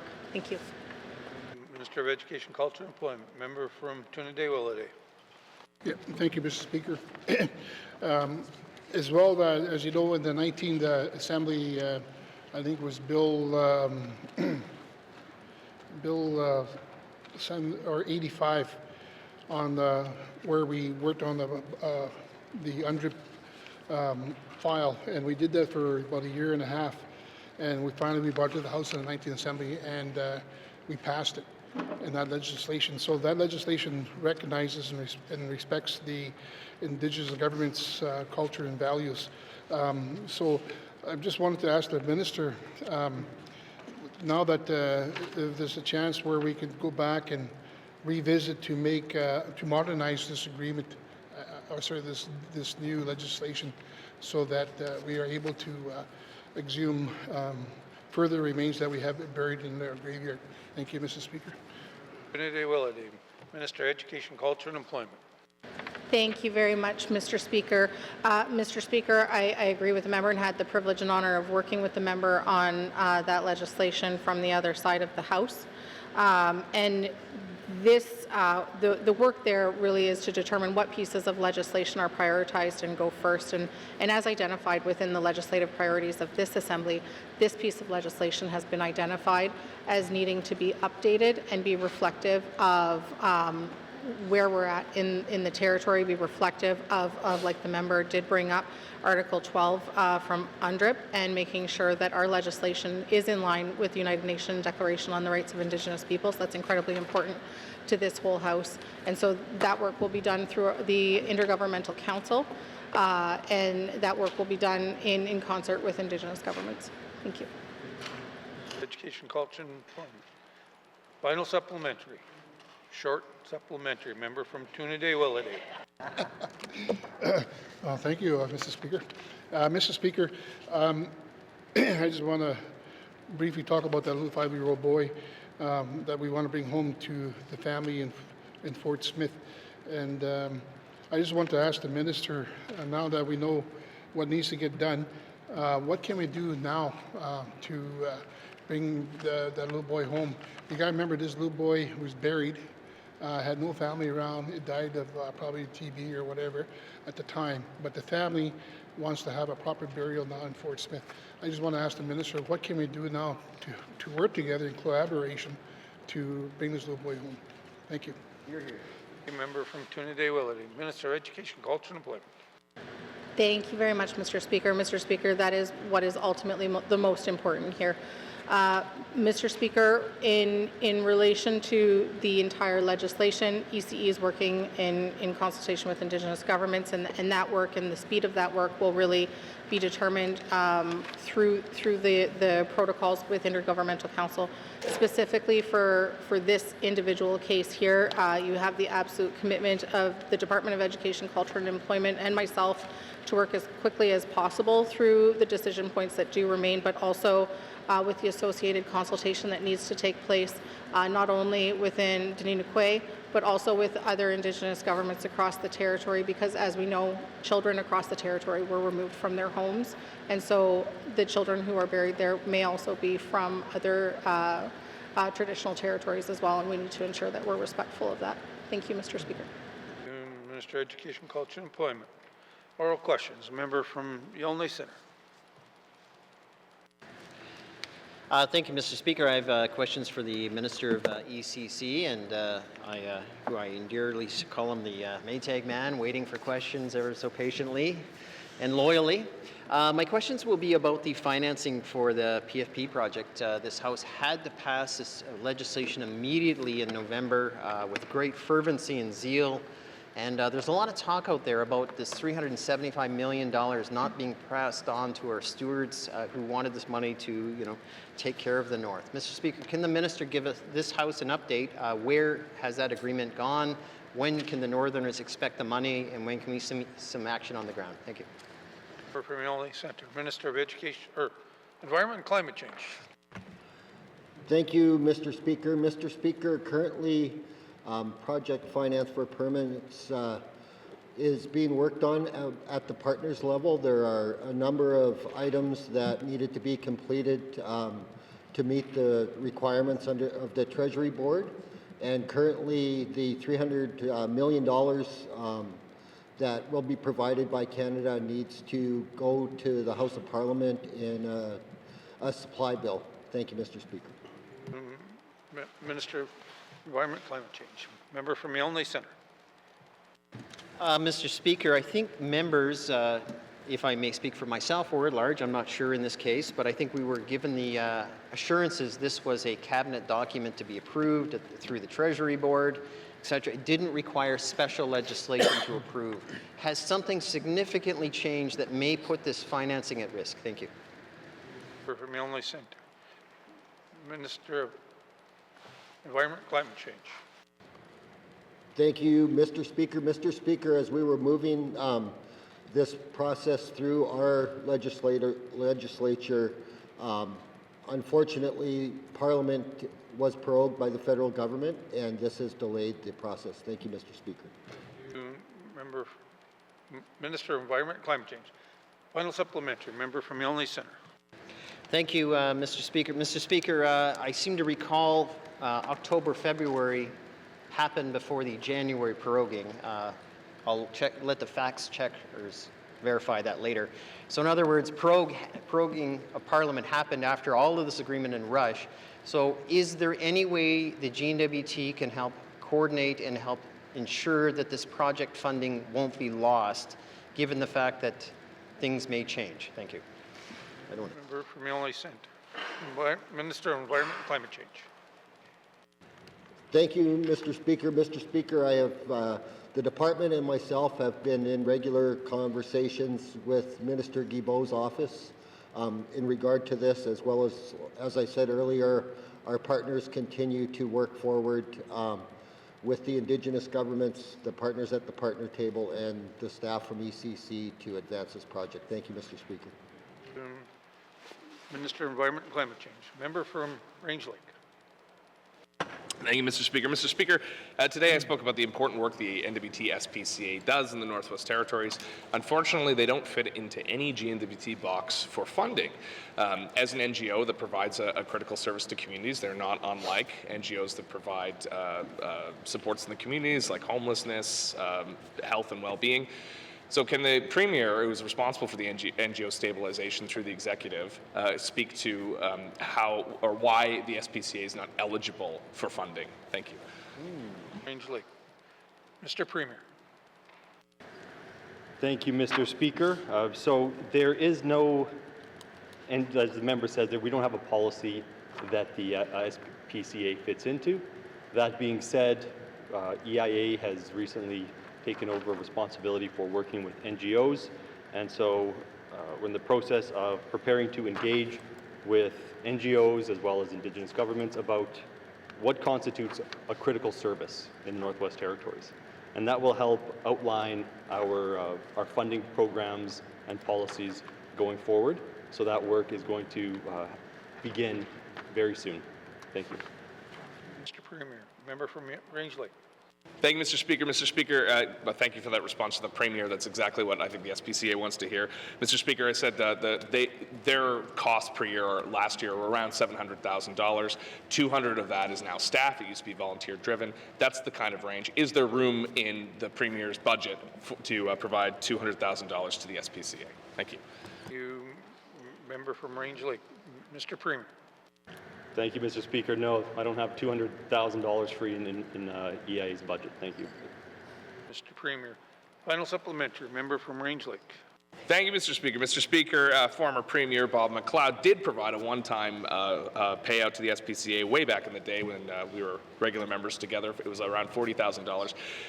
Is there an exception policy that the SPCA can tap into to help them reduce their costs? Thank you. Range Lake. Mr. Premier. Thank you, Mr. Speaker. Yes, I remember the good old days when we were able to fund more organizations than we can now. Unfortunately, we don't have that type of process in place. And when it comes right down to it, Cabinet can do a lot of different things, and the Financial Management Board can do a lot of different things, creating a new initiative. But there's a process to go through that, and it's unlikely that we would have one NGO core funded through that type of process. What we want to do is create a policy and have it in place so it's clear and so that the people of the territory know where their money is going. We need to ensure that we are funding organizations that are providing critical services to the Northwest Territories. And the SPCA has done many great things. I was just reading about the evacuations recently, and I know that they did a lot of work during the evacuations, and they do many good things for the territory. So this is not a case of us not valuing the SPCA, and it's clear the territory does. You can tell by all of the donations that residents provide.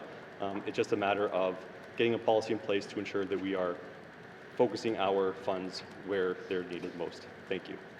Mr. Premier. Oral questions. Oral questions. Member from Yellowknife Centre. Thank you, Mr. Speaker. Mr. Speaker, I was reading the news the other day, including the news release, that the Premier had created a special envoy position in Ottawa. And we're hearing a lot of little hoopla about, well, doing things differently is bad. Well, and we're even hearing it from that side of the House. So I guess my question for the Premier particularly is what mandate has he been given by this House or the people to establish a special envoy position, and where's the money coming from? Thank you. Thank you. Member from Yellowknife Centre. Mr. Premier. Thank you, Mr. Speaker. So the Premier generally has a principal secretary, and so the mandate I was given was when I was elected as Premier to have that position. Looking at the circumstances, I made the decision that that position would be transitioned into a senior envoy to the Government of Canada to help ensure that we have a voice in Ottawa and to help ensure that our Indigenous government partners also have a voice in Ottawa so we can support them. So it is, the principal secretary is a political position in the Premier's office, and I made the decision to adjust that position. Thank you. Mr. Premier. Member from Yellowknife Centre. Mr. Speaker, it has the appearance of being a political appointment as more of a reward rather than a discussion. Is there any reason the Premier changing significant motions by basically allocating public service resources to an Ottawa position? Why wouldn't he bring it to MLAs through the caucus process to have a discussion, get a mandate from caucus and the Assembly at large? Thank you. Mr. Premier. Thank you, Mr. Speaker. Decisions are made about positions across government without going to MLAs for every single decision. We are right now in budget discussions about the budget of the Northwest Territories, and so there's opportunities to discuss how funds are allocated.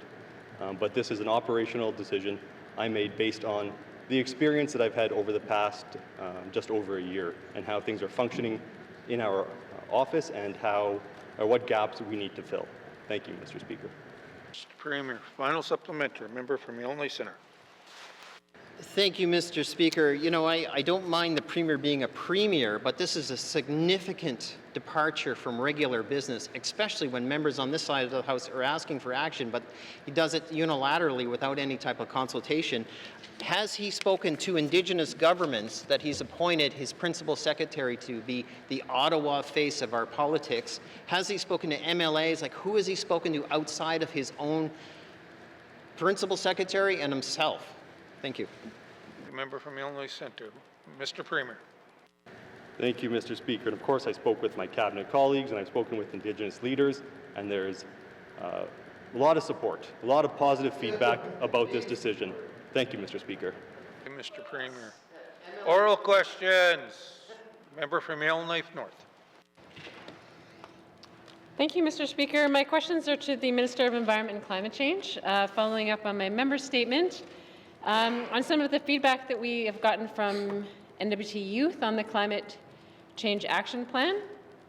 So some of their observations were that most of the actions in the plan are hard to measure, that it might specify we'll continue to do things or have processes. But what is the ECC doing to make its actions on climate change more measurable? Thank you, Mr. Speaker. Member from Illinois North. Minister of Environment, Climate Change. Thank you, Mr. Speaker. Mr. Speaker, I'd like to start by acknowledging MLA Reid and MLA Morgan and the students and staff at Sir John and St. Pat's High School for the opportunity to go in and have discussed the Climate Change Action Plan with them.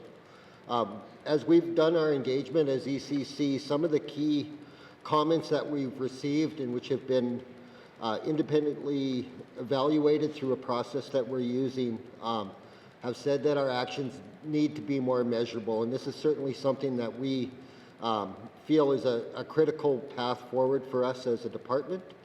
So what we've committed to doing is wherever possible is we're going to use a SMART goal approach so that to ensure that our goals are specific, measurable, achievable, relevant, and time-bound.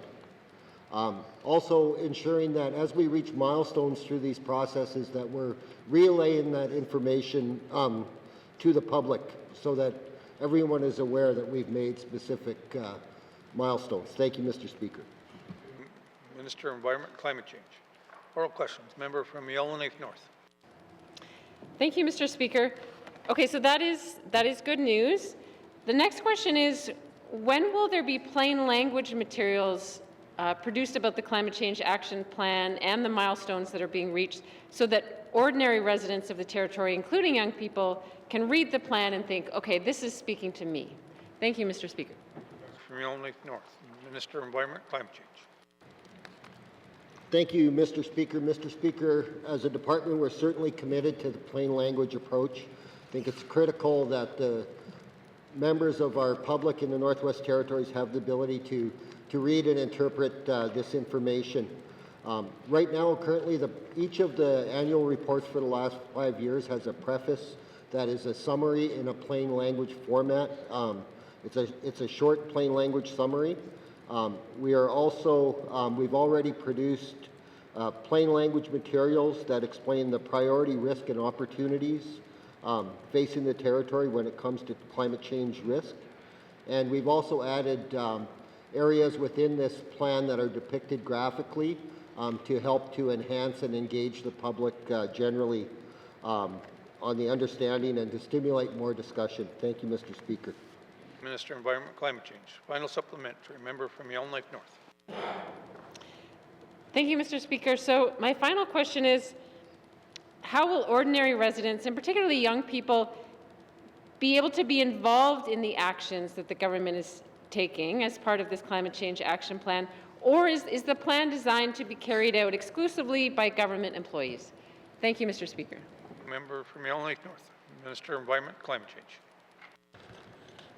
Thank you, Mr. Speaker. Mr. Speaker, the NWT Climate Change Strategic Framework describes an overarching climate change goals for the territory and was developed in partnership with our partners across the territory, as well as through engagement with the general public and the public at large. Much of this work certainly involves engaging with the NWT Climate Change Council, NWT Climate Change Advisory Groups, NWT Climate Change Youth Steering Committee, and other collaborative mechanisms. For the students, I think continuing their advocacy, which they showed, within their schools, through their green teams. When I was there, it was like question period. They asked some really tough questions of me. So if they continue down that road, I think it's important that they will certainly get to where we need to get to. While lots of things are harder in the north, the students notice that some things are easier, Mr. Speaker. We're such a small population that we can use our connections to organize ourselves and get things done. Let's follow the lead of those young people and bring more action into our climate change action plan. Thank you, Mr. Speaker. Environment and climate change. Oral questions. Oral questions, member from Range Lake. Thank you, Mr. Speaker. Mr. Speaker, going back to my line of questioning with the Premier, when the executive does this work of revising its policies, when will that work happen? Thank you. From Range Lake, Mr. Premier. Thank you, Mr. Speaker. The work will be starting in the spring. Thank you. Mr. Premier, member from Range Lake. Thank you, Mr. Speaker. Can the Premier commit to including the SPCA or representatives from the SPCA in this work? Thank you. Range Lake, Mr. Premier. Thank you. I'd be happy to. Thank you. Mr. Premier. Final supplementary. Oral questions. Member from Elney Centre. Thank you, Mr. Speaker. I'm wondering if the Minister of MACA could give us an update as to the municipal land transfers that they were supposed to be working on over the last year. I thought that we're only making minor headway in some places, in particular Yellowknife. What is actually happening with block land transfers? Thank you. From Yellowknife Centre, Minister of Municipal and Community Affairs. Thank you, Mr. Speaker. I am not, the Department of MACA is not the Department for Land Transfers. But we do part of work with the communities or community governments for their community planning and stuff like that. So might be for another minister. Thank you. Minister of Municipal and Community Affairs. Oral questions. Member from Yellowknife Centre. Okay. Let's see, can't change the minister, has to stay on the question line. I'm old school, I forgot that the line. Mr. Speaker, with respect to community, I'm going to waive the question, thank you. Thank you, member from Yellowknife Centre. Oral questions, member from Yellowknife North. Thank you, Mr. Speaker. So my questions now are for the Minister of Education, Culture and Employment. On a similar theme, so the students we spoke with yesterday noted that in the new BC curriculum, there's no specific course about climate change and its impacts on northern environments or northern people. It's left to individual teachers to find their own resources or partner with nonprofits like Ecology North to incorporate that into the curriculum. So that means some NWT students might get to learn about it and some won't. Has the Department of Education looked at creating a Made in the North course or curriculum about climate change, similar to what we've done with the Northern Studies curriculum? Thank you, Mr. Speaker. Thank you, member from Yellowknife North, Minister of Education, Culture and Employment. Thank you very much, Mr. Speaker. So, Mr. Speaker, it's an important distinction that while we are adapting the BC curriculum, while we are migrating to the BC curriculum, we are doing adaptations to that curriculum to reflect the Northwest Territories. So it's an NWT adapted BC curriculum. Within that curriculum, there are a number of climate education that intentionally reflect the Northwest Territories that are being implemented. And so first off, Mr. Speaker, there's the new Northern Studies 30 course that it was developed here. in the Northwest Territories in partnership with Indigenous government, and that directly addresses climate change. It addresses it through a unique and culturally relevant lens that examines not only climate change, but also, of course, impact to the land, fostering deeper understanding not only here in the Northwest Territories, but also globally. In addition to that, Mr. Speaker, some of the new courses that will be offered in the NWT will be Earth Sciences 11, Environmental Sciences 11, Science for Citizens 11, and Environmental Science 12, and those will all have a focus on climate change as well. Thank you. Minister of Education, Culture and Employment. Member for Yellowknife North. Thank you, Mr. Speaker. So can the minister clarify whether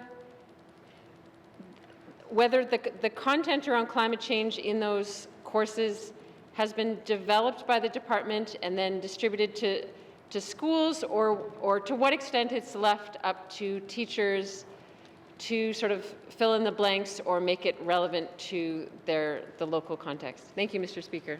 Member from Yellowknife North, Minister of Education, Culture and Employment. Thank you, Mr. Speaker. So, Mr. Speaker, in the context of Northern Studies 30, that course was a Made in the NWT course, was developed in relationship and partnership with Indigenous governments. In regards to the other courses and the adaptation of them from a BC curriculum to an NWT curriculum, so that would be the final ones that I listed off there, you know, environmental science or earth sciences, and the Science for Citizens. Those courses there, it has a team of teachers from education bodies across the territory that work on adapting it. And so I've had the opportunity to walk through the halls over at Education, Culture and Employment while they're in the building as they're doing that work, and had just happened to walk by at the right time. And so they are spending a significant amount of time on it. But there certainly would be opportunity for teachers then to take that work and make it their own and make it relevant to the interests of students in the particular community that they're in. And I think that's one of the special things about this curriculum too, is the ability for it to be flexible. Thank you. Minister of Education, Culture and Employment. Final supplementary. Member from Yellowknife North. Thank you, Mr. Speaker. I'm wondering if the department has tried to engage or partner with nonprofits such as Ecology North to try to incorporate more northern resources into curriculums, you know, for all the different grades. I know Ecology North doesn't have the resources to create a whole curriculum, but they might be able to add or support and work with communities. Has the department tried to work creatively with nonprofits in that way? Thank you, Mr. Speaker. Member from Yellowknife North, Minister of Education, Culture and Employment. Thank you very much, Mr. Speaker. So, Mr. Speaker, the department certainly is a group of very enthusiastic and creative people. A lot of them used to actually be in the classroom and wanted to move to the department to hold different roles within education in the territory.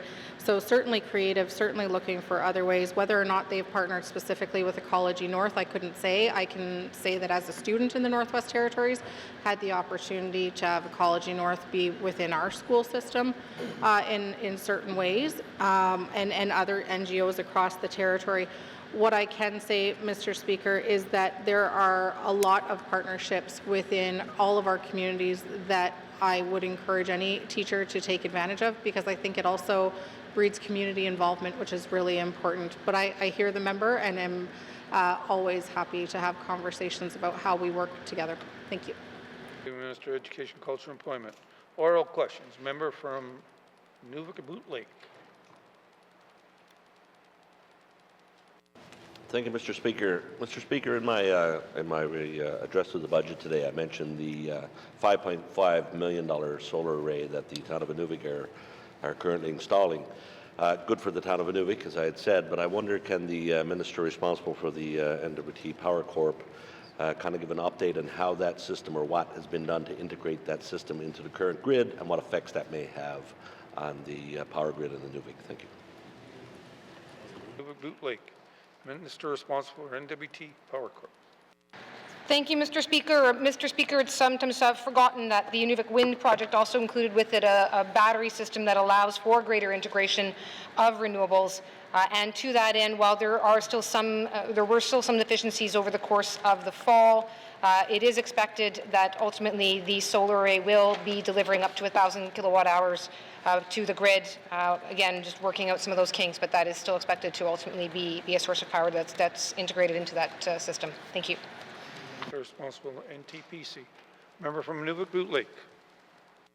Thank you, Mr. Speaker, and thank you for that. So is it anticipated then obviously pulling that revenue away from the Power Corp in Inuvik, we're on our own grid up there, obviously, the 1,000 kilowatt hours that could potentially be put back in the grid, is that going to offset the loss, I guess, of the revenue stream that the town of Inuvik Midnight Sun Rex complex would normally provide? Thank you.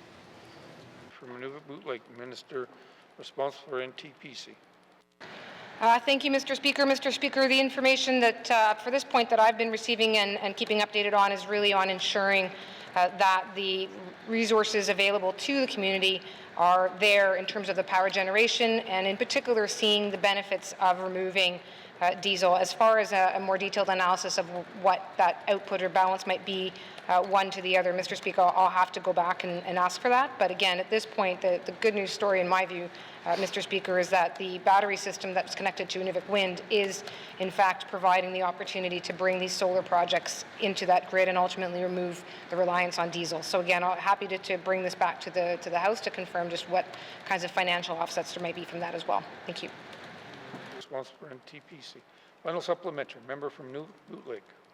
Thank you, Mr. Speaker, and thanks to the Minister for that. And yes, I'm aware of the battery system that's currently in place. I understand we're looking to get quite a larger one in there. And I'll save my wind questions for another time. But there's also, I'm aware of, I believe, 2 biomass applications in for Inuvik as well to look at possibly putting a couple of municipal buildings on biomass as well. Has the Minister been informed of this? And I guess is the Department aware of that project as well, and how that again will affect power consumption in the community as it relates to the Power Corporation? Thank you. Member from Nunavut Lake, Minister responsible for NTPC.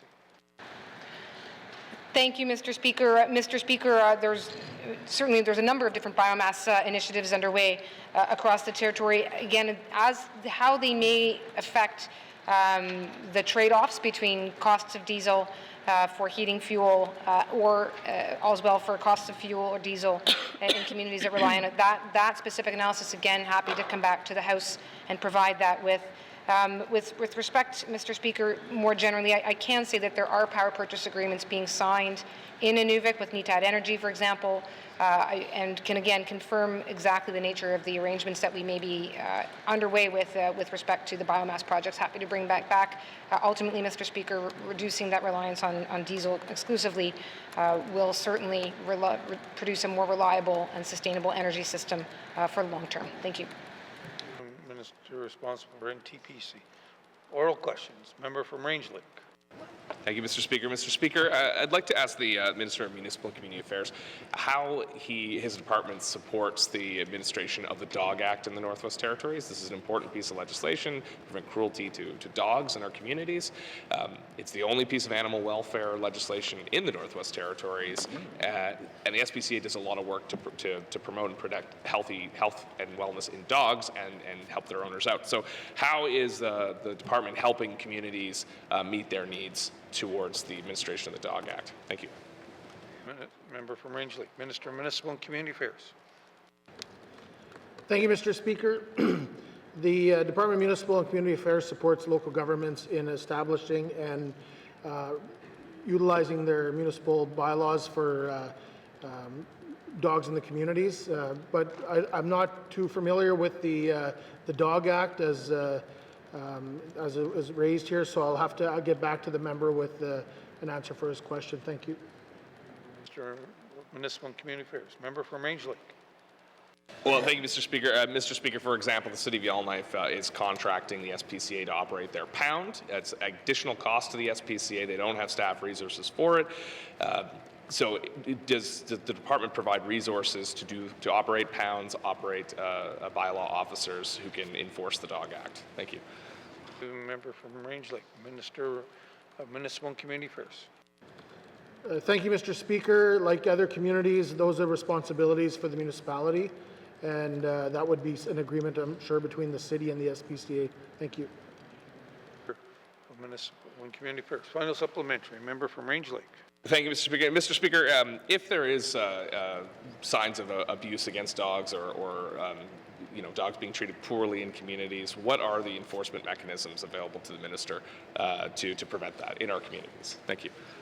Range Lake. Minister of Municipal and Community Affairs.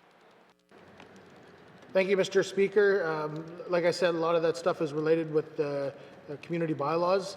But however, I will get back to the member with this question and see how much more I can dig into in regards to the Dog Act. Thank you. Minister of Municipal and Community Affairs.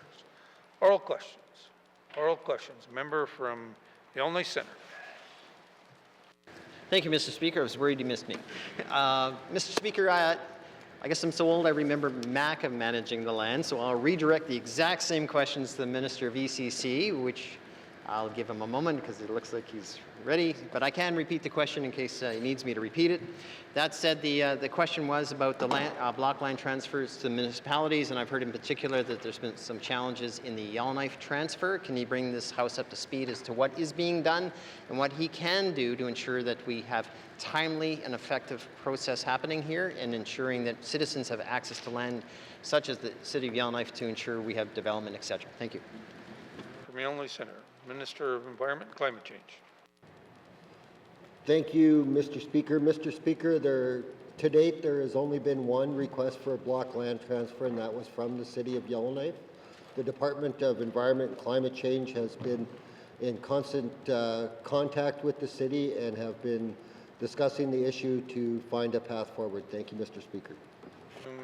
Minister of Environment and Climate Change. Member from Yellowknife Centre. Thank you, Mr. Speaker. This is where I get to be the long tooth of the Assembly. I remember that same message back in 2003. So what is the blockage from some of these initiatives that's stopping this transfer moving forward? Thank you. Member from Yellowknife Centre. Minister of Environment and Climate Change. Thank you, Mr. Speaker. Mr. Speaker, there are a number of challenges with the proposed bulk block land transfer.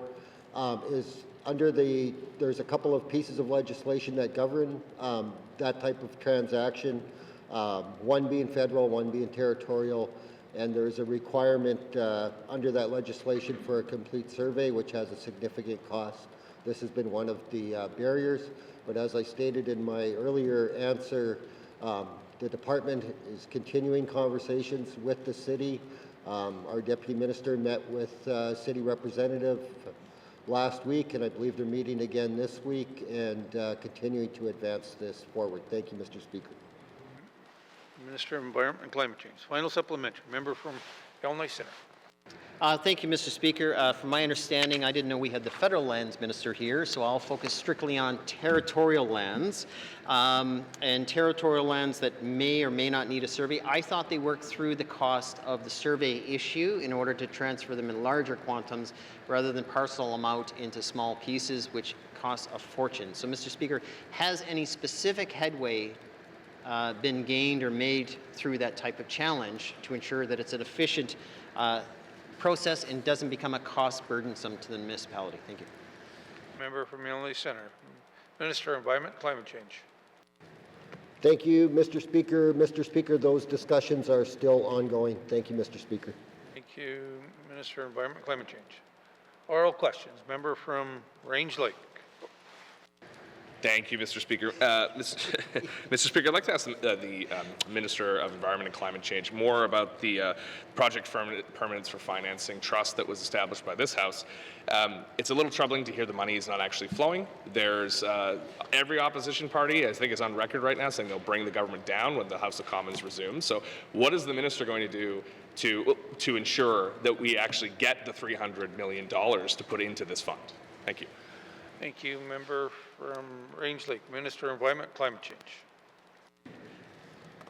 Thank you, Mr. Speaker. Mr. Speaker, as I stated in the earlier question regarding the same issue, we continue to have regular engagement with Minister's office at ECCC in Ottawa. We have been working closely with the partners table to ensure that all of the work that is required to advance, to be prepared to receive the money when it gets the parliamentary appropriation that is required, continues. Thank you, Mr. Speaker.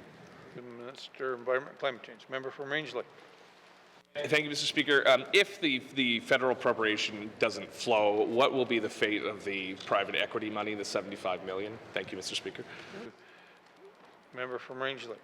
Minister of Environment and Climate Change. Thank you, Mr. Speaker. Mr. Speaker, the private equity money is a matching sum dependent solely on the commitment from the federal government. Thank you, Mr. Speaker. Thank you, Minister of Environment and Climate Change. Final supplementary. Member from Rangeley. Thank you, Mr. Speaker. Mr. Speaker, can we start thinking about a contingency plan with the GNWT's resources should there be a very likely situation of this appropriation being defeated in the upcoming session of the House of Commons? Can we have our own money put into this, start talking to the equity partners and see what we can salvage if this does go down? Thank you. Member from Rangeley. Minister of Environment and Climate Change. Thank you, Mr. Speaker. Mr. Speaker, unfortunately, we do not have $300 million to contribute to this great initiative, which is going to benefit the Indigenous governments and communities all across the North. As much as I would love to be able to stand up here and make such a commitment, we will continue to do the work, the advocacy work that we've been doing with the federal government. If there's, as the election process unfolds, we will continue still to do our advocacy work to ensure, to the best of our ability, that those funds flow to the Indigenous governments within the Northwest Territories. Thank you, Mr. Speaker. Thank you, Minister of Environment and Climate Change. Oral questions. Member from Great Slave. Thank you, Mr. Speaker, and thank you to my colleagues for raising NGO issues. I'll be asking the Premier some questions about that as well. So I believe it was last week or the previous week, a public service announcement went out about what steps they're taking, EIA is taking to support the NGO sector.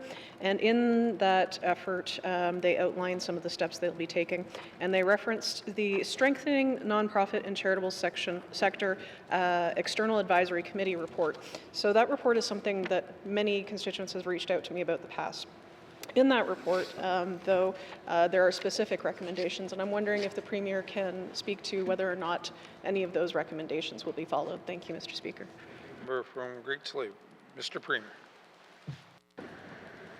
Thank you, Mr. Speaker. It's been a while since I looked at that report, so I was just pulling it up. But from what I recall, there are good recommendations in there. They're solid recommendations. Some of the recommendations relate to a policy that we already have in place, but just haven't been following. And if we followed that policy, I think there'd be a lot of improvement in our relationship with the NGOs. So, from what I can recall, yes, I look forward to following some of those recommendations. Thank you. Thank you, Mr. Premier. Member from Great Slave. Thank you, Mr. Speaker. And Mr. Speaker, those recommendations in broad strokes are implementing the full suite of tools in the GNWT's Program Manager's Guide for funding NGOs, which was from 2014, update that guide with specific items, I won't list them here, and provide additional support. So I would say the EIA is providing those additional supports, but will EIA be committing to, and will the Premier be committing to looking at the suite of tools in that guide and updating that guide? Thank you, Mr. Speaker. Thank you, Member from Great Slave. Mr. Premier. Thank you, Mr. Speaker. Yes. Thank you. Premier. Oral questions. Member from Yonley Centre. Thanks, Mr. Speaker. Mr. Speaker, I want to return back to the Premier with the earlier question. I did ask how much this establishment of this special envoy office would cost the territorial government in Ottawa. If you could explain that in detail, because we also know, given the reference on the finance website, on the GNWT that is, that Principal Secretary's position is the deputy head is one of the most expensive paid GNWT employees, as noted in the public service. So I'm curious on how much this office is going to pay, how big is it going to get, etc. Thank you. Thank you, Member from Yonley Centre. Mr. Premier. Thank you, Mr. Speaker. I'll have to take that question on notice. Thanks. Mr. Premier. Oral questions. Oral questions, member from Range Lake. Thank you, Mr. Speaker. Mr. Speaker, members have been eagerly awaiting the Premier's promised suite of anti-crime legislation, the Trespass Act, the SCAN Act, Civil Forfeiture Act. It's still on the books. My constituents are eagerly awaiting for it. My colleagues are eagerly awaiting it. Can the Premier give us a firm time when these bills are going to be introduced? Thank you. Thank you. Member from Range Lake, Mr. Premier. Thank you, Mr. Speaker.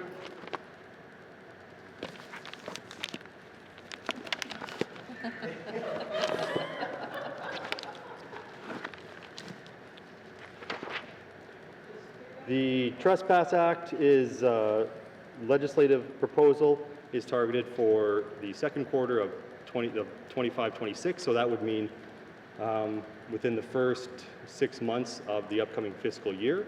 And after a legislative proposal is created, it of course is shared confidentially with our colleagues in the Standing Committee on Accountability and Oversight. They have up to 6 weeks to provide feedback on that legislative proposal, at which point it comes to Cabinet for a decision. And after that decision, if Cabinet decides to proceed, then a bill is drafted, and that can take some time as well. And along that process, there are a number of instances where things could get held up. So in terms of a hard timeline, I don't think anyone should be giving hard timelines on legislation in this assembly, because I've been here 9 years, and I don't know how many times I've really seen those timelines strictly adhered to. There's always something happening. There's always new emergencies that are taking resources, and so things move around quite a bit. SCAN legislation. Legislative proposal is targeted for this upcoming year as well.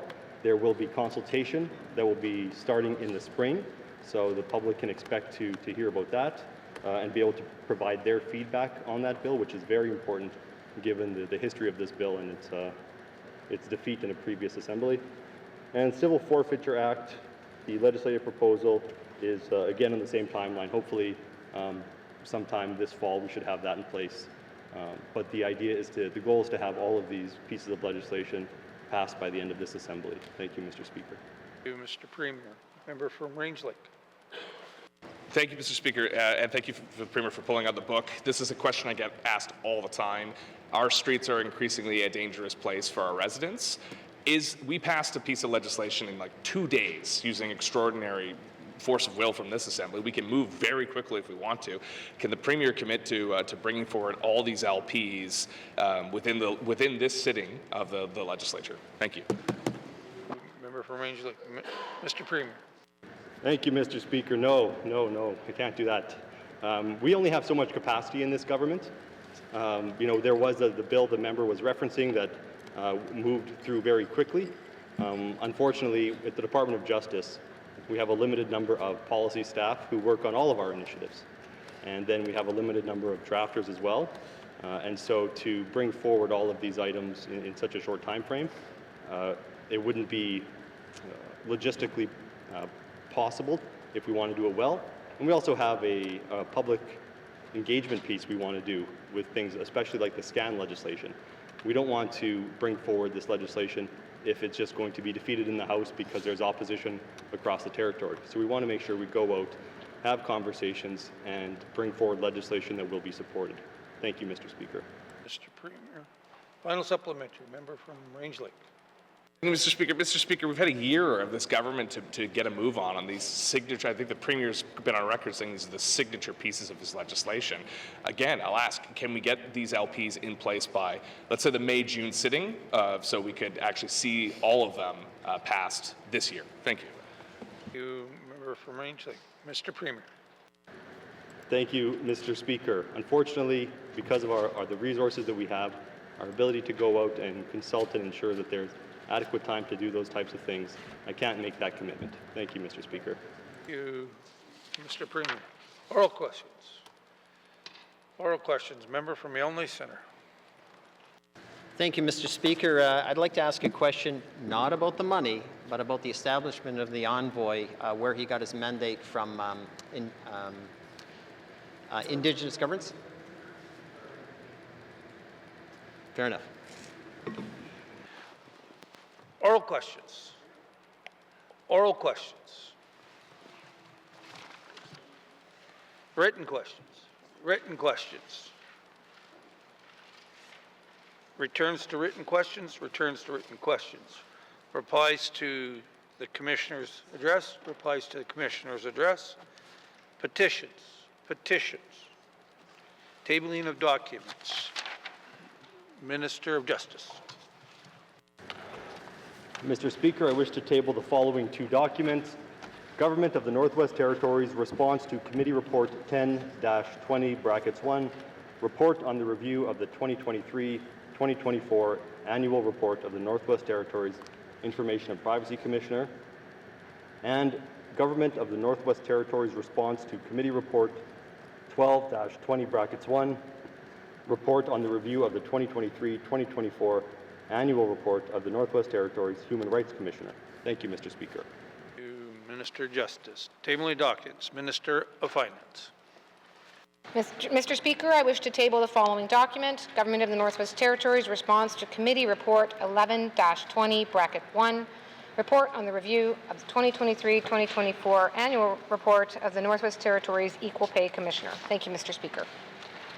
For Finance. Tabling of documents. Minister of Education, Culture and Employment. Thank you, Mr. Speaker. I wish to table the following document, Government of the Northwest Territories Response to Committee Report 13-20(1), Report on the Review of the 2023-2024 Annual Report of the Northwest Territories Official Languages Commissioner. Thank you, Mr. Speaker. Thank you, Minister of Education, Culture and Employment. Tabling of documents. Tabling of documents. Notice of motion. Member from the Sawtooth. Thank you, Mr. Speaker. I will give notice that on Thursday, February the 27th, 2025, I will move the following motion. Now, therefore, I move, seconded by the member for Trinidad-Willowday, that this Legislative Assembly resolve that the current situation in the town of Norman Wells is a state of an emergency for humanitarian reasons, and further, that this Legislative Assembly calls upon the Government of Northwest Territories to communicate the state of an emergency with the Government of Canada seeking humanitarian aid for the community, and furthermore, that the Government of the Northwest Territories provide a response to this motion within 120 days. Must see, Mr. Speaker. Thank you. Member from the Sawtooth. Notice of motion. Notice of motion. Motion. Motion. Notice of motion. First reading of the bill. Minister responsible for workmen's safety and compensation. Mr. Speaker, I give notice that on Thursday, February 27, 2025, I will present Bill 21, an act to amend the Workers' Compensation Act, to be read for the first time. Thank you, Mr. Speaker. Minister responsible for Workmen's Safety Compensation Council. Notice of motion for first reading of bills. Notice of motion first reading of bills. First reading of bills. First reading of bills. Second reading of bills. Second reading of bills. Consideration in committee of the whole of bills and other matters. Bill 12, table document 275-20(1), with the member from Trinidad-Willowday in the chair.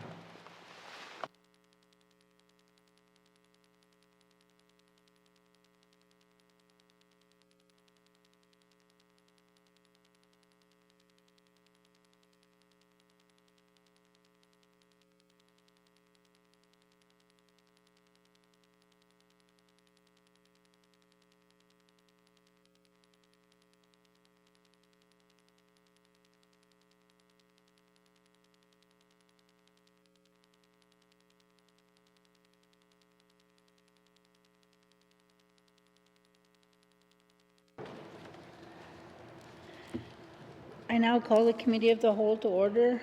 What is the wish of the committee? Nuvik, member for Nuvik-Bootleg. Thank you, Madam Chair.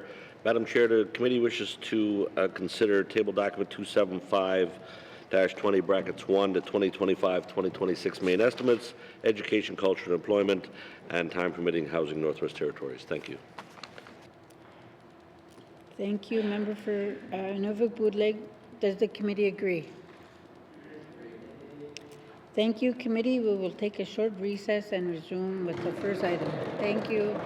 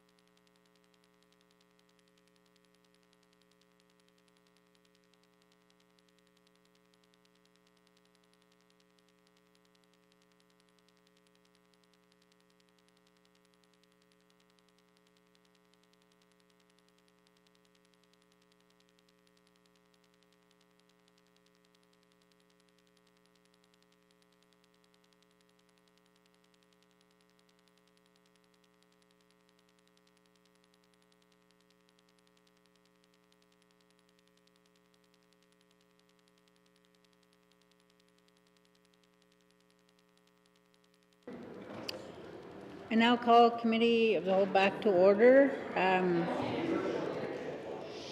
Committee, we have agreed to consider table document 275-20 brackets 1, 2025-2026 main estimates. We will now consider the Department of Education, Culture and Employment.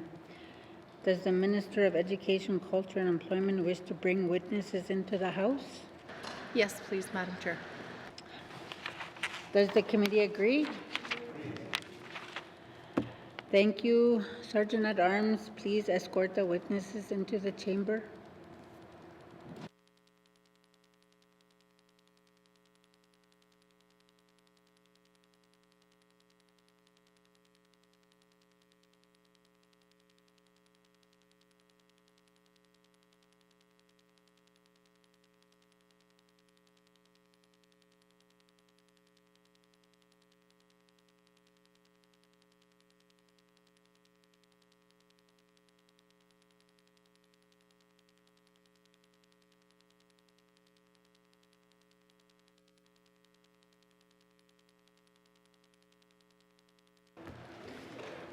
Thank you, Sergeant at Arms. Would the Minister please introduce her witnesses? Thank you very much, Madam Chair. Madam Chair, to my left, I have James Fulford, who's the Deputy Minister of Education, Culture and Employment, and on my left, I have the Assistant Deputy Minister of Labour and Income Support, who is Nicole Beauchamp. Committee, we will resume where we left off. The next key activity is income security, beginning on page 49 with information items on page 52. Are there any questions? I'm just going to hang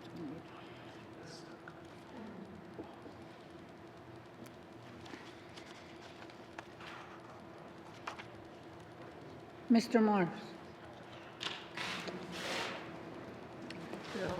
Oh, thank you, Madam Chair. Sorry, I wave off my wave.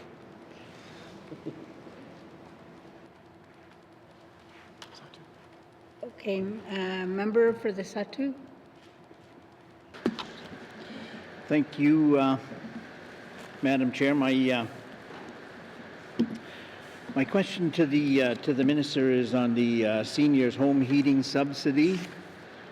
I'm first of all glad to see an increase, and the qualifications for this program is really concerning to a lot of recipients. I'm like many other MLAs from the region that hear these concerns, and it's always the fact of the threshold qualification. The recipients are exceeding the threshold qualification by doing something they've always have done in their past, by earning extra money here and there as a pensioner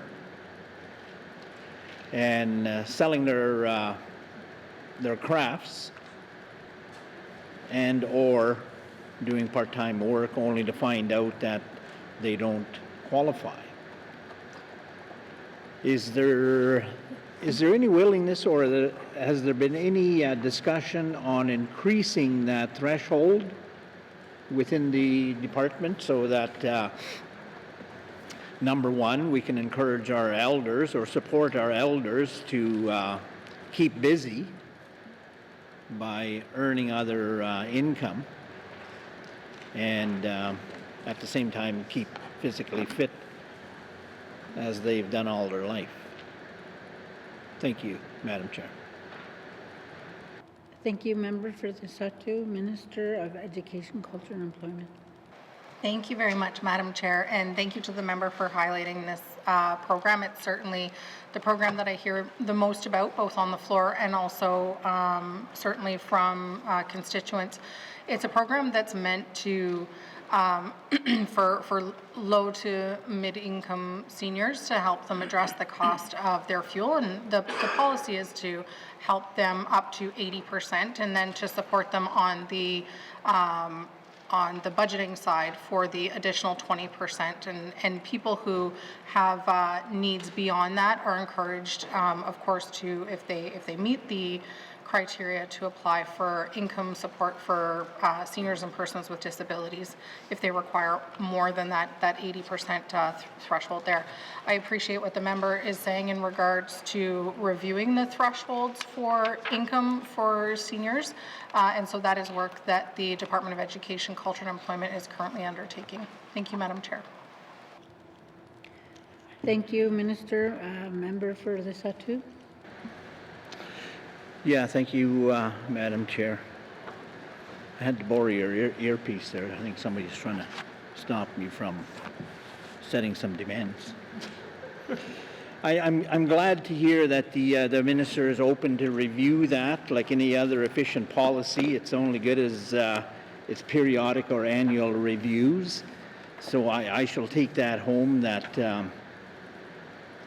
and tell some of the recipients to the program that yes, the minister is going to be reviewing that. We can understandably say that these voices from the recipients to the program are really being addressed on their high cost of living in most of these little communities, and you can understand the remoteness of the Satu, which really escalates the cost of living. So thank you for that reply. Merci. Thank you. I don't hear a question in there. Would you like to respond to that, Minister? Thank you very much, Madam Chair. No, I appreciate the member's consistent advocacy for the people that he serves. Merci. Thank you. Member for Mackenzie Delta. Can the minister explain what this is? Mackenzie Delta. Oh. That's sorry, the member for Mackenzie Delta. Yeah, Madam Chair, looking at your actuals from 2023 up to the main estimates of 2025, 2026, every year there's been an increase. Can you give me some information on that as to where it's going to just income support rather than, for the what they call disabled or the people that really need it? Is most of this, where's this money going? Thank you, Madam Chair. Thank you, Minister, Education, Culture and Employment.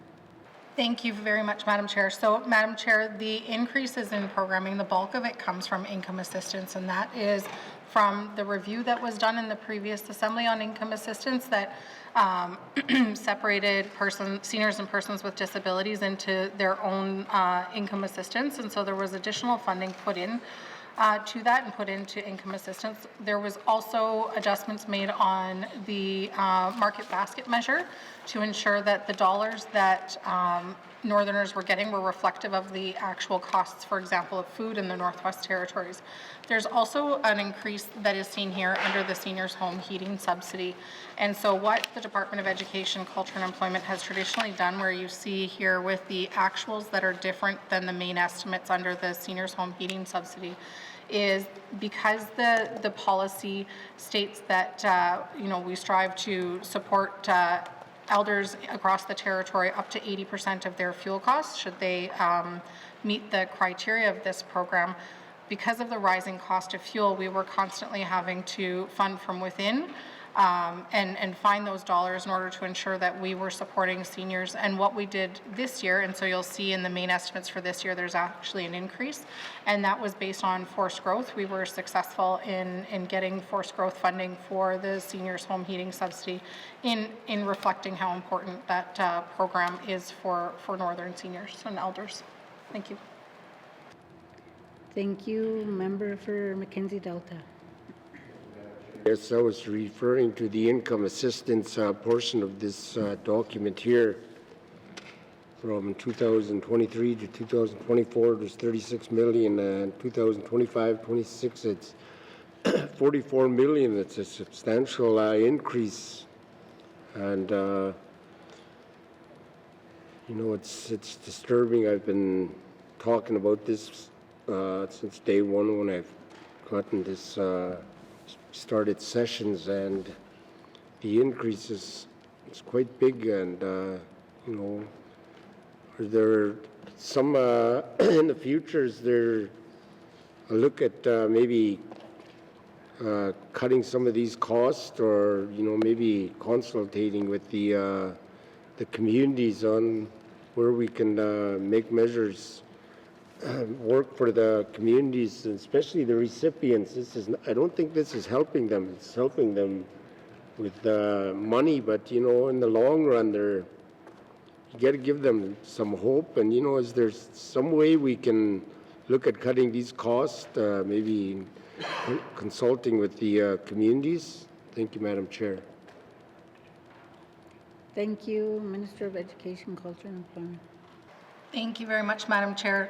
So absolutely, Madam Chair, the member is right. There's a significant increase to the investment from 44, so sorry, in 24-25 it was 43.8 million, and now it's $44.6 million there for income assistance in that line item. The actuals were lower in 23-24, and that was because of the delayed implementation of the new program. So the increase that you see there is just under $1 million from main estimate to main estimate, comparing those. And that is from, the members right, it is from the new program. And the other increases that you see there are also from the increases in the collective agreement funding for our staff that work within that program. So depending, I think what the member is discussing here is, I guess, two things. So changes in the criteria of income assistance. And then the second piece would be the ability of, for example, Indigenous governments to draw down the administration of income assistance, and that is certainly something that is allowed within the current regulatory framework and legislation for income assistance. Thank you. Thank you. Okay, next I have member from Wafui. Okay. Thank you. Can the minister explain what this senior citizen supplementary benefit represents? It was up in 2023, 24, and it stayed the same.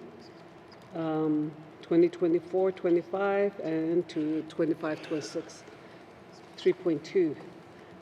I mean, it went down a little bit, but so if the minister can explain why there's change in this senior supplementary benefit. Thank you.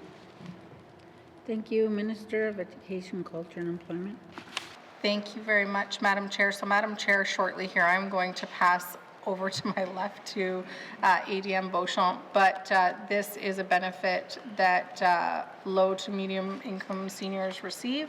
And the number of seniors that we have in the territory are certainly growing. But through yourself, Madam Chair, may I pass to the Assistant Deputy Minister?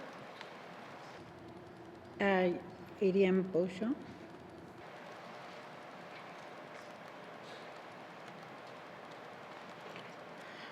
Thank you. So the Senior Citizen Supplementary Benefit is a benefit that assists low-income seniors with the cost of living. It's associated and aligned with the Old Age Security and Guaranteed Income Supplement. In 2024, we did receive an increase in our budget to address the uptake of approximately 20% of seniors now qualifying for this benefit. Thank you. Thank you, Minister, or member from Wafui. Yeah, thank you. Yes, thank you for that information. You know, in small communities with a high cost of living, there's a lot of elders that are, they're doing part-time jobs to offset the living. Just like, I know there are some in here too as well, and then, like the higher north, it's more expensive. But lately, I've been getting phone calls from a lot of our citizens, senior citizens in my region, and the fuel subsidy for Wukoti is $7.50. For other communities, it's lower. So I just wanted to ask if that 750, for example, in Wukoti, is that for one time or is that for how many, like how long can they use the subsidy within the one fiscal year? How many months? Thank you, Minister of Culture, Education, Culture and Employment. Thank you. Thank you very much, Madam Chair. So, Madam Chair, the 750 is monthly from September through April. Thank you, Member for Mafway. High cost of living, you know, some of these people, like you said, from, okay, that's a long time, but they do run out, you know, like, I mean, they use up the subsidy program before the year is, you know, over. Even now, you know, like there are, because of the high cost. And so, you know, I know that some of the elders were saying 500 is not enough. 400, you know, because they already ran out before the year end. And we still have, you know, until April. Like, I mean, we're not, the cold month is still here. We still have March. And sometime in April too, especially up north. So that 750 is not going long ways, and they do run out before the year is up. So that's why there's a lot of concern. And they do part-time job, you know, to pay for extra month. And even that, because they're doing that, they're being punished by the department. Some of them are not eligible for the fuel subsidy program. There's a lot of them that got denied. So I want to know if, you know, within this budget for the fuel subsidy, the income threshold, did the department review the income threshold of the seniors in the regions? Like, is it included in this budget? Because I know that there's some seniors that are not making, they are living on fixed income, and they are not living on GNWT pension. So they're making less than 200,000, but yet they get, they're denied the subsidy program. Thank you. Thank you, Minister. Thank you very much, Madam Chair. So, Madam Chair, certainly the program's not designed to cover 100% of the expenses of seniors and elders across the Northwest Territories. It was designed to cover up to an average of 80% of those fuel costs. And so that's why the client navigators will work with seniors to determine what their income is, what money they do have coming in, and can work with them on a budget that would work within their income threshold amount. One of the things that I think is really important here as well, and certainly the member for the Sahtu asked about it as well, was the review of the income thresholds. And so certainly that's work that is being done right now. And as such, because that work is not completed yet, it's not reflected within this budget. Thank you. Thank you. Member from Mafway. Okay. Okay, there's some, okay, well, the fuel subsidy program, the senior home heating subsidy program is very important for many of our constituents, especially in a small community. So, yes, I would like to see that review. It would be good so that we can send a message back to our elders, and it's important for them because they're working, you know, like they're working, doing work, which is good. But because they have to live, you know, they did their job of raising their family all these years, and now we're penalizing them, you know, because they're doing extra work just to stay alive, you know, to have the lights on, the heat on, you know, and buy some groceries. And because of that, they're not eligible for some of the programs that, you know, if they were living down south, it would be different. But living in the north, it's different, the high cost of living. So there, I don't like that. I don't agree with, you know, some of the stuff in here, but I'm glad that you said that there's going to be a review. I hope that the income threshold will be increased so that many of our elders will be eligible for the senior homes heating subsidy program. Can I go on to student finance assistance, or are we on that topic yet, or do I start? Oh, okay. Yeah. Yes, you may. Okay, thank you. Student financial assistance program. Okay, it did went up a great deal. I mean, that's really good. So it means that, so a lot of students are using the student financial assistance program. So how many of these students are, it would be nice if we can have a breakdown of the regions and the indigenous and non-indigenous, and how many are doing, whether it's indigenous or non-indigenous, but how many of this is student loan, part of the student loan program? Thank you. Thank you, Minister. Thank you very much, Madam Chair. Madam Chair, if the member would like a breakdown of Indigenous versus non-Indigenous students, and also the regions where, the geographical regions across the territory where students come from, we can certainly pull the data that we have and would be happy to supply it to committee. Thank you, Member from Mafwee. Thank you. Yes, I would like to see that, that data. That's it for this part, this section. Thank you. Thank you. Next, I have member from Great Slave. Thank you, Madam Chair. Madam Chair, I know the minister has heard a lot about what our smaller communities are needing for income support, and I'm listening to them too. So in her reply to the member from Mackenzie Delta, she was talking about market basket measures. And it's a tricky equation to solve for, but I'm thinking if we want to get more people off of income support, we want to have more opportunities for them to get into jobs. And so that ties into my thinking around ECE's annual survey that just went out around the minimum wage. So the minimum wage in the NWT, and this is in your business plan, so I hope it's comfortable for the minister to speak to. The minimum wage right now is $16.70 per hour, and obviously you'll be assessing what you hear from employers, employees, et cetera. But can the minister maybe speak to how she sees balancing maybe increases to the minimum wage as supporting more people getting off of income support? Thank you, Madam Chair. Thank you, Minister. Thank you very much, Madam Chair. Madam Chair, increases to minimum wage are certainly incredibly important.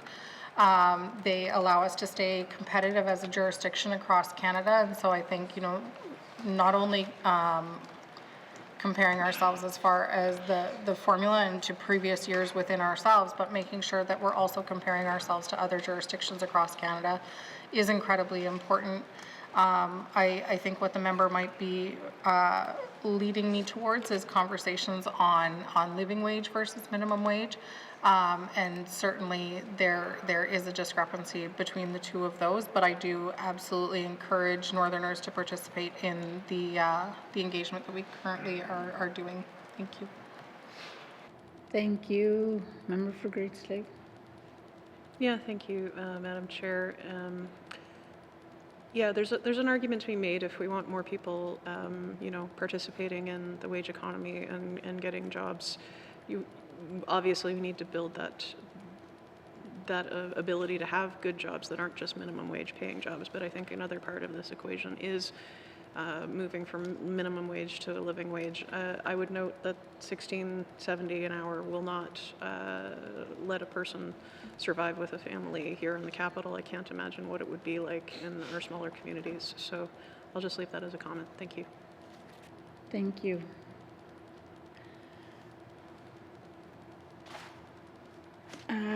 We'll go back to member from Mafwee. Thank you. Income assistance.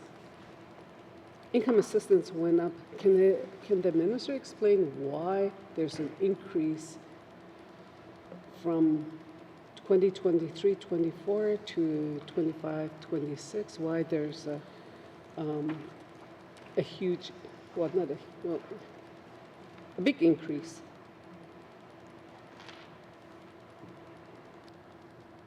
Thank you. Minister, Education, Culture, and Employment. Thank you very much, Madam Chair. So, Madam Chair, the increase in our budgeted items actually goes from $43,859,000 to $44,583,000. The difference in the actuals of what we spent in 23-24 was even significantly less than what we had originally budgeted in 23-24, and the reason for that is because of the delayed implementation of the new income assistance program. Thank you. Thank you. Member for Mafwee.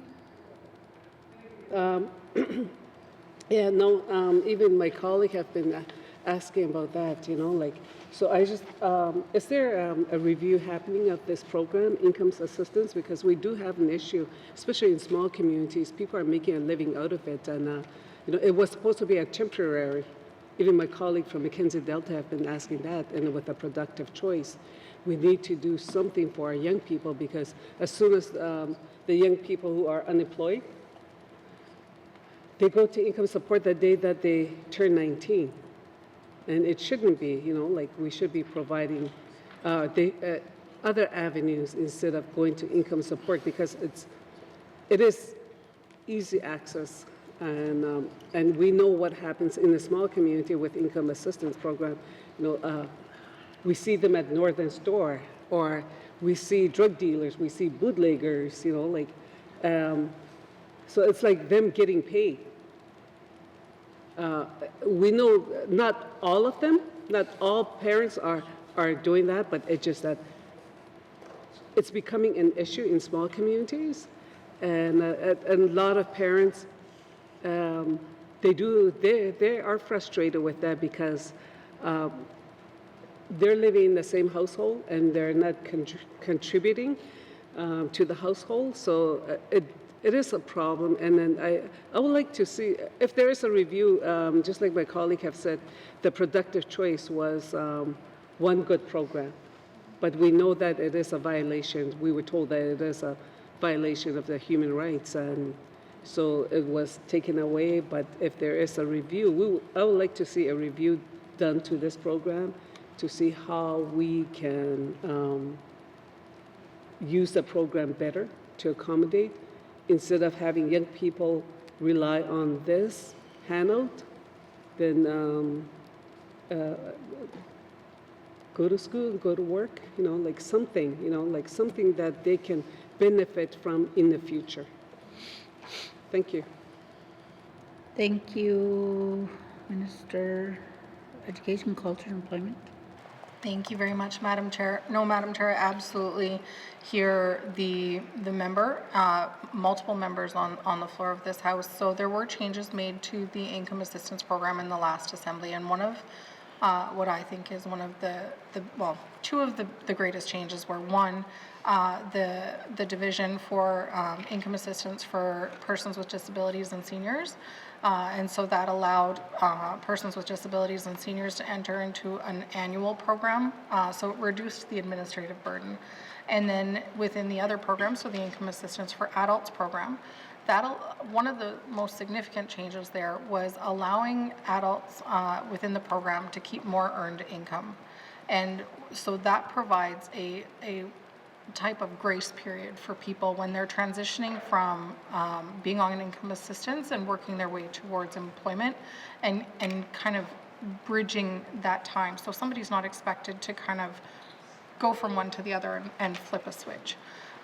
The program for income assistance for adults is really designed to be a month-to-month support to make sure that people are meeting their basic needs, basic living expenses needs, and so that's why they have to go through that administrative process of being evaluated every single month, because it's not supposed to be something that people are on constantly and all the time. And so in addition to keeping more earned income, there's also the ability to work with client navigators to find access to both pathways to employment, pathways to education. Certainly there's also the expansion of the income assistance program that allows adult children to remain under their parents' application as well, and that's up to 21 years of age. So ensuring that those youth, really when they turn 19, aren't turning around and going in and establishing their own income assistance, but are also granted a bit of a grace period there where they're able to get on their own feet and get going. So even though, you know, productive choices isn't mandatory anywhere or anymore, applicants are certainly still encouraged to participate within their community, and also to grab hold of opportunities that do exist. And I hope that through work that we can do together in this assembly on both sides of the House, that we can further continue to evaluate the implementation of this program and find ways to make it better and find ways to really build healthy communities together. Thank you. Thank you. Member for Moffley. Thank you. Thank you for the information and for the changes that the department have made, especially regarding with a disability. That's good, because a lot of in my region, some did express concerns and frustrations about some of the programs that they're using. And I know it's not just others, but there are organizations. A lot of them did say that some of the income support clients, they don't want to go to work because it's so easy, and that they will be penalized if they're working, even to attend some other programs. But I know in my region, Klutcho Government and Friendship Center, they're doing their best. I know that they're working really hard, working with many of the clients, and I think it's good, it's positive, but we need more for in other regions of how we can get some of these young people off the system, and to become a productive, citizens within our society. I think that's what it'd be nice if that department can be working with the Indigenous government or organizations to see what they need or how they can accommodate them, and yeah, so that's all I have to say. Is just that I would like to see a good working relationship with the ECE and the organizations in our regions, yeah, to get our young people out of the income support assistance program. Thank you. Thank you. Minister, would you like to respond to that? Thank you. Thank you very much, Madam Chair, and absolutely, I love the opportunity to respond to this. I just want to say a huge thank you to the member for that comment, because I think it really drives home that this isn't, one organization or one entity in the Northwest Territories working in a silo and working alone.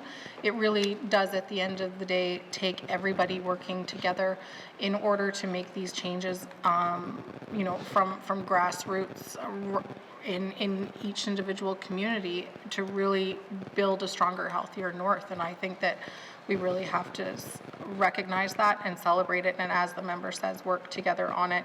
ECE has certainly been working specifically with Klutcho Government. I have had the opportunity to meet quite regularly with Klutcho Investment Corporation as well on their training and development plans, which I think speaks quite passionately to some of the things that the member is speaking about as well. And there's also within each of our regional offices very passionate staff working to really take our labor market programs and do exactly this type of work. So, for example, our skills development program, where people who might not have the education or work experience needed can partake in different programs through the employer or through the organization, and ECE will certainly support that with either wage subsidies or even with training dollars. And so bridging those programs to the people is absolutely something that we're passionate about doing, and I would invite anybody to reach out to me, because I love being able to talk about these programs and connect people to them. Thank you.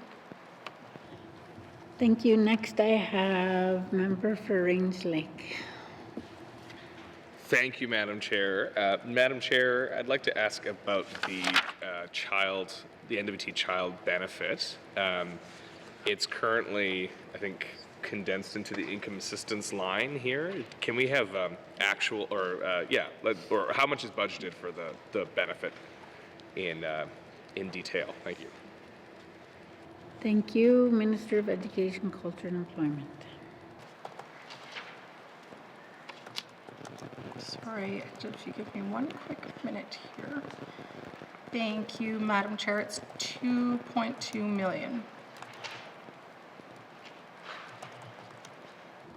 Thank you, Minister. Member for Range Lake. Thank you. Is there, how does the department consider this benefit? Because I think most Canadians and Northerners, let's just say Northerners, receiving the Canada Child Benefit don't see it as a income assistance or income security benefit. They see it as a middle class benefit, let's say. So what is the kind of stated policy here? Is it a benefit to working families, or is this just another income assistance program? Thank you. Thank you, Minister of Education, Culture and Employment. Thank you very much, Madam Chair. Madam Chair, it's a non-taxable monthly benefit paid to families based on net family income, the number of children and their ages that they have. I can also the member couldn't find it here because it actually falls under the Department of Finance and it's under the Income Tax Act, so it doesn't appear here. And it's very common that our residents don't realize that we pay this benefit because it is provided alongside the Canada Child Benefit. The member is correct in that. Thank you. Thank you, Member for Range Lake. Thank you. No, and I think I spoke to this in the finance budget as well. It's always struck me as odd that it's it's administered through here rather than just a tax benefit. Is there any reason why we could raise the income ceiling here to see more? Sorry, let me go back. Is the $2 million that's paid out for the benefit, does it come out of what's appropriated for income assistance, or does it come out of finance's budget? Thank you. Thank you, Minister of Education, Culture and Employment. Thank you very much. It comes out of finance. Thank you, Member for Range Lake. Okay, well then I'll stop. Apart from saying it's a great thing and we should be lifting the income, the income ceiling, maybe it doesn't go to everyone as generous as the Canada Child Benefit, but certainly it could make a huge difference in Northerners across the territory, and is exactly the kind of thing that people are looking forward as they face an uncertain future with costs predicted to increase any day now when 25% tariffs are imposed on our country, unless another stay of execution or temporary reprieve can be negotiated. I know the Premier's on that, and hopefully Team Canada wins out. But if it doesn't, we need to be able to do something as a territory. We can't just wait for the world to bail us out, because they won't be. And that's when we're going to have to look at investing our own resources in our own people and putting Northerners first. Because if we have to start paying our own NATO defense bill, we're going to have very little money for highways and benefits and entitlements and things like that. So if we're going to do it, let's do it now. Speaking of student financial assistance, so the Northern bonus program was cut out of the last budget. We missed it, I think, or many members did miss it when we were looking over it. So just to be clear, are there any changes to student financial assistance that are being proposed in this budget that would reduce the amount of money that's going to our kids? Thank you. Thank you, Minister of Education, Culture and Employment. Thank you, Madam Chair, and thank you for the question. So in regards to the Student Financial Assistance Northern Bonus Program, the changes that you see within this budget are still reflective of that. The reason being is that we passed the previous year's budget in May, June, so it was different from how we normally do it. And so because the Northern Bonus Program had already had an intake in April of last year, it meant that we had already spent that money. So we were able to reduce the Northern Bonus Program in 24-25 by $360,000, and the remaining amount, the $240,000, needed to be reduced in this budget. So that's where you'll see it. It doesn't reduce the program any more than what we had committed to reducing it. But it just had to be broken out into two different main estimates because of where the intakes landed. They landed in April, and then the second one in October. Thank you. Thank you, Member for Rangelake. So just clarification, this isn't a reduction, it's a elimination of the program. Is that not correct? Thank you. Thank you, Minister. The member is correct. Thank you. Member for Rangelake. Thank you. Has the minister received feedback from beneficiaries of the program or recipients? I don't know what language we're using, but from clients who use the program after its elimination, and can she share some of that feedback if it exists? Thank you. Thank you, Minister of Education, Culture and Employment. Thank you very much, Madam Chair. So, Madam Chair, this was $600,000 that was previously going to people who had completed their post-secondary education, and if they returned to the north and they had remissible loans, they were able to remiss those loans quicker, and if they had repayable loans, they were also able to apply for that bonus up to a maximum for both instances of $10,000 within their lifetime. So for people who had remissible loans, the indication there was that the expectation was they stay and live in the north longer, and people who had repayable loans were expected to then repay that back. In both instances, people who had remissible and repayable, I certainly did hear from northerners who were not happy to see that program go. Thank you. Thank you, Member for Rangelake.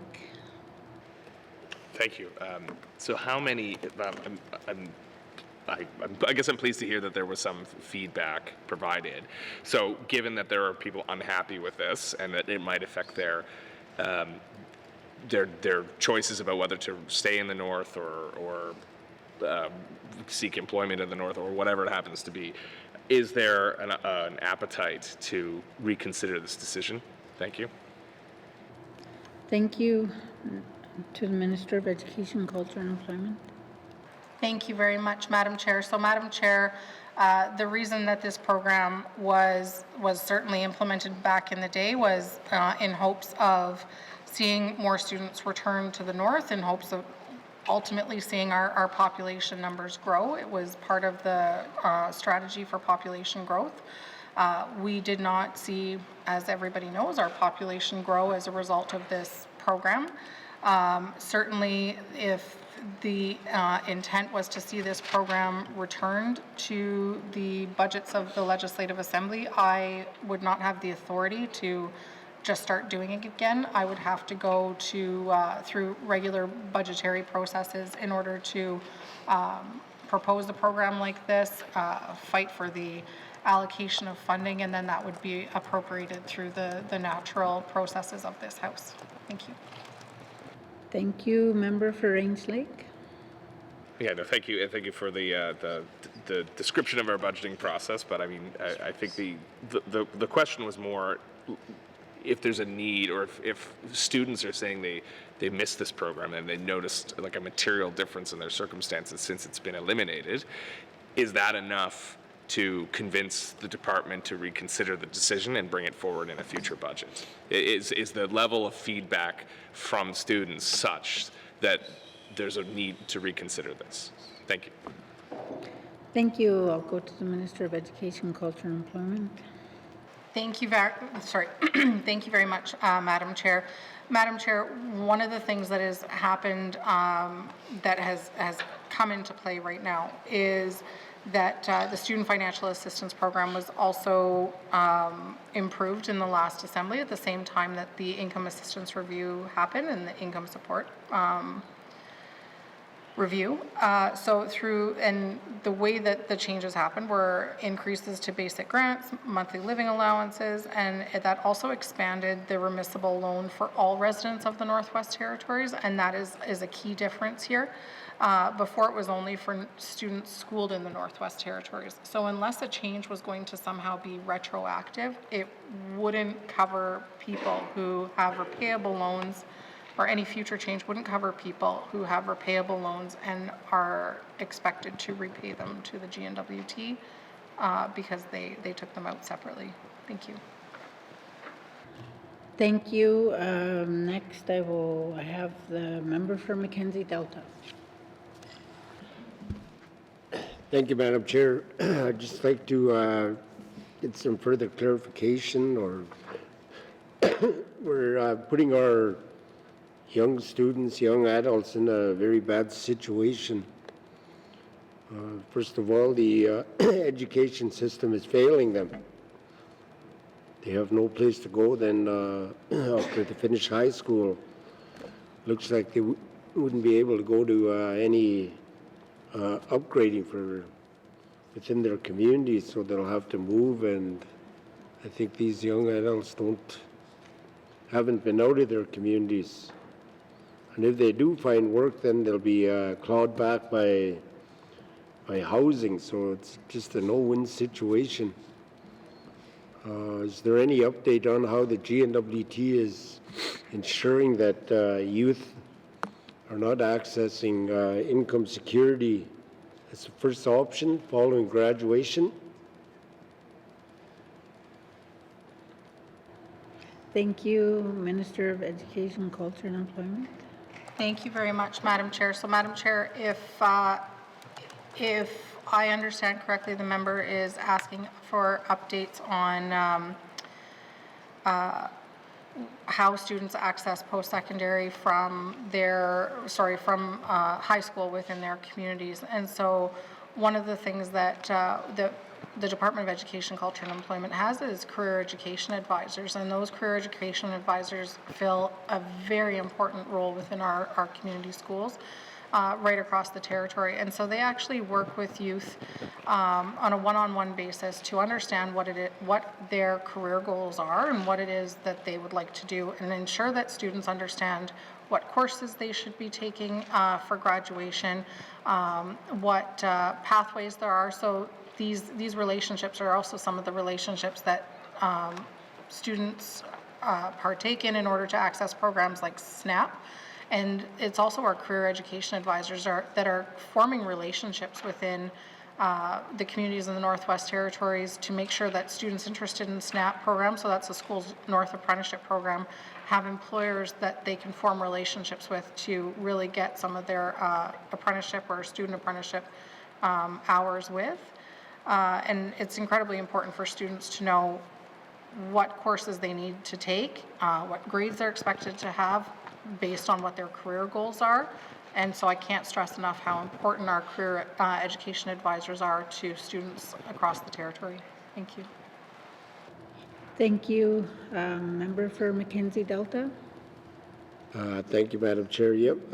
When you witness a recent graduate in the adult education system, as I witnessed, I was getting refreshing in my math, and a recent graduate was in the same classroom. But this individual is having problems with simple math, like multiplications and dividing. And you expect that person to go into trades with those kind of credentials? I don't think so.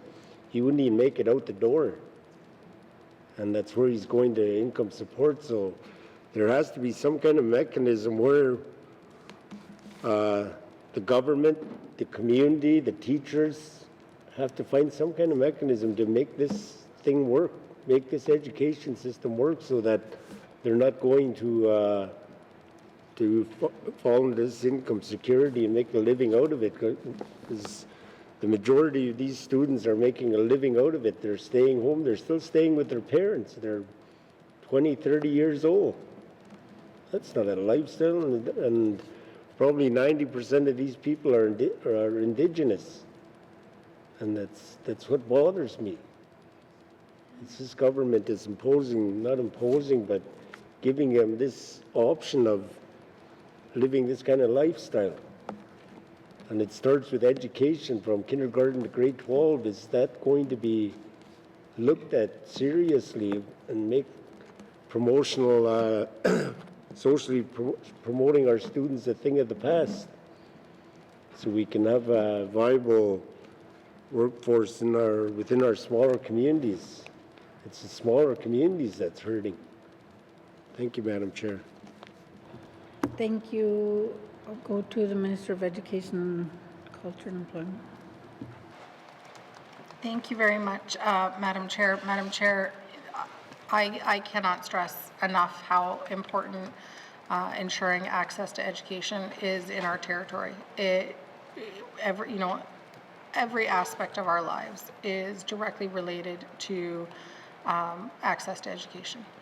And access to education, I can say, is incredibly important to me. We are working certainly very hard within the Department of Education, Culture and Employment to address the need to improve the education outcomes of students right across the territory. And I would be happy as well to sit down with the member and show some of the actions that have taken place over the last, I believe, 3 years, and not all 3 years ago, but over time, over the last 3 years. And really what jump-started a lot of it was the report from the Auditor General of Canada that really came up to the Northwest Territories and said, you guys need to,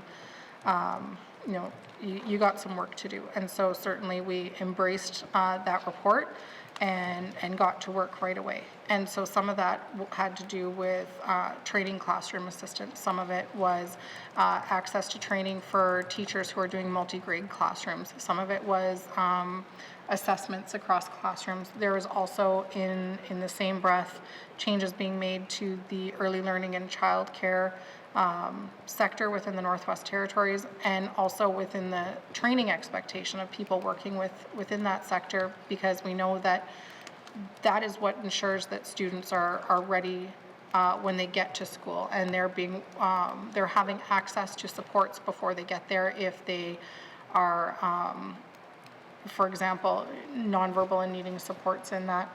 The other thing that's incredibly important as part of this work that is taking place over the course of this term is changes to the Education Act. And I cannot stress enough how important that is, because that is a piece of legislation that is going to be done in collaboration with Indigenous governments.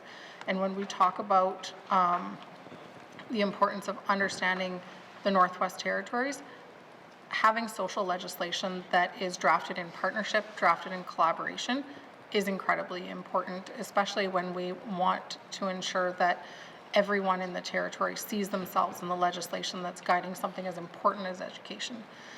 So that is incredibly important work that's being done. But I hear the member, and the member is looking for solutions today. And I think that working together and ensuring that some of the programs that I spoke of earlier, so whether it's the SNAP program, or it is the wage subsidy, or working with within the community, for example, with modular learning, and for example, like Fort Smith and the success they've seen through their Phoenix program. They had 18 graduates in that program in a community the size of Fort Smith last year. And I cannot speak highly enough of the program and being able to accept that we need to meet students where they're at and support them to grow from there, and support them to successfully complete their education from there. So there are solutions and frameworks of solutions that the Department of Education puts together, and it really does take all levels of government and organizations working together to see the success of students across the territory. I'll stop there, Madam Chair. Thank you. Member for Mackenzie Delta. Thank you, Madam Chair. Yep, I've tried to listen, but it's just being repetitive and, going in circles. But it starts with education. She stated that there has been some work done in regards to education the last 3 years, but I haven't seen any changes in the last 10 years. And one of my concerns is socially promoting our children. I know there's some students, some parents who have concerns, and they're willingly they keep their children behind, or worst comes to worst, they send them to another jurisdiction like the Yukon, where they can get a better education, or maybe one of the bigger regional centers. But our smaller communities are just not benefiting from this education system.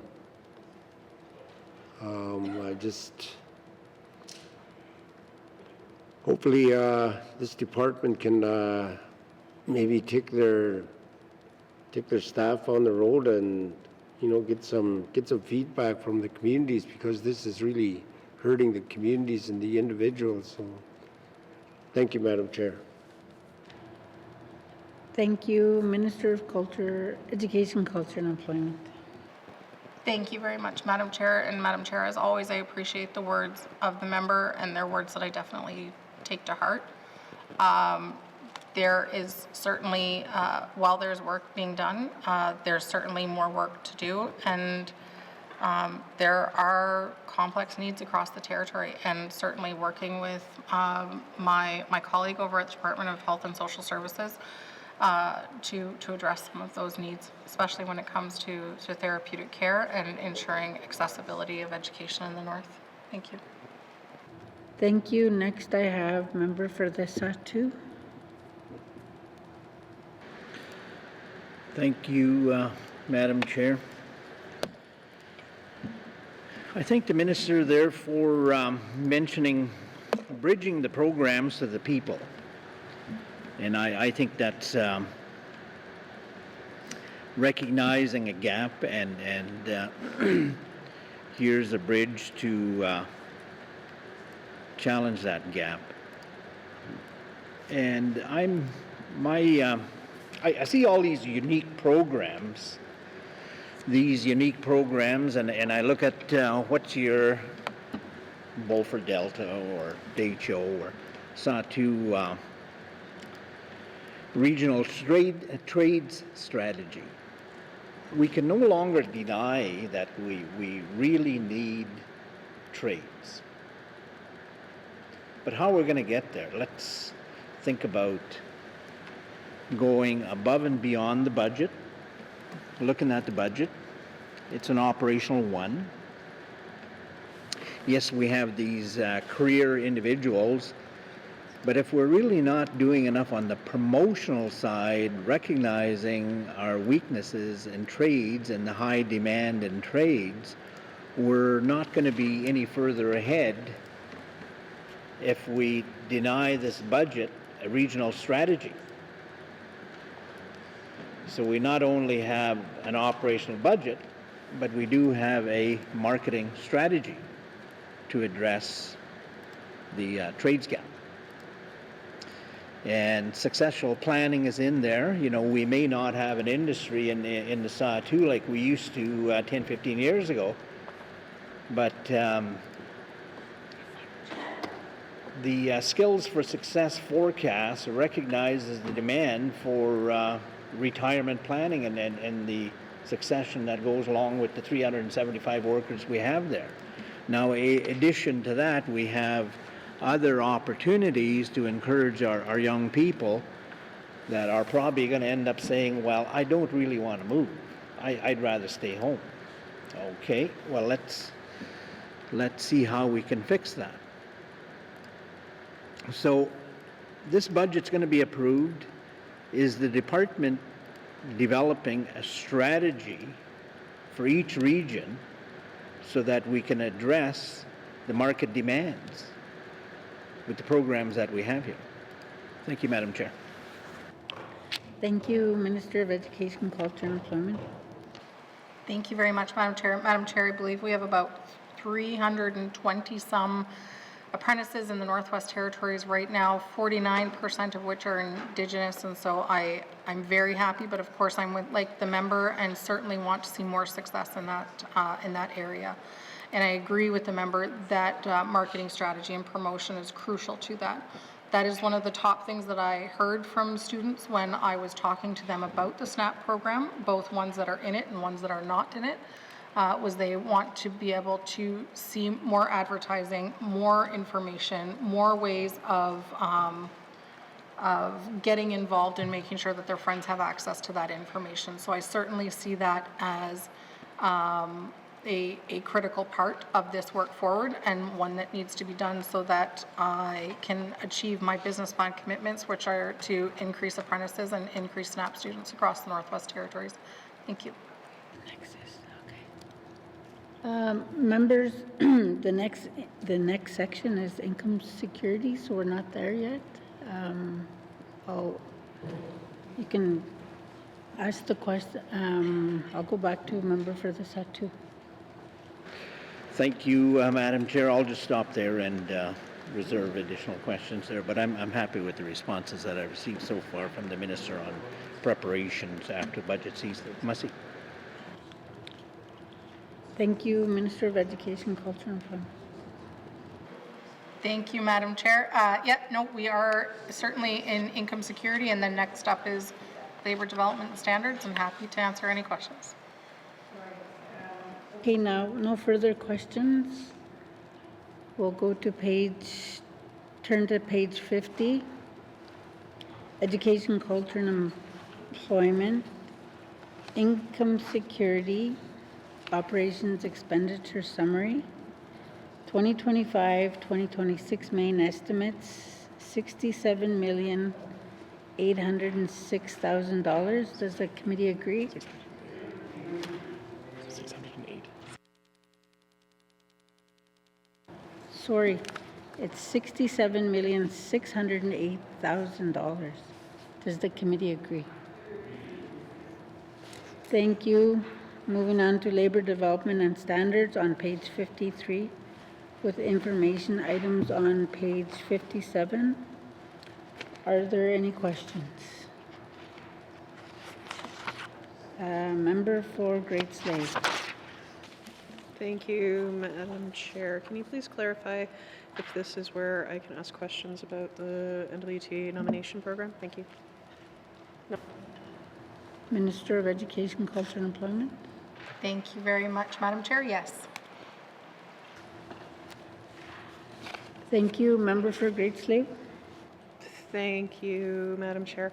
I'm going to be pretty basic today. I have more things to say about this throughout the coming weeks, but can the Minister please explain how we plan to meet our targets in the business plan with the new limits placed upon us by the federal government? Thank you, Madam Chair.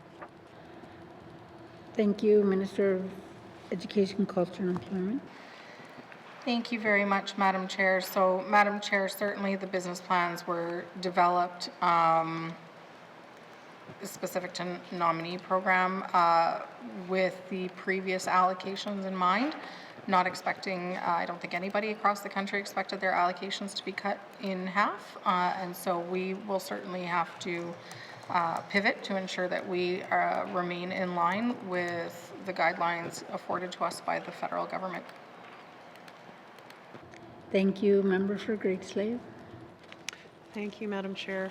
And yeah, specifically, I'm interested in the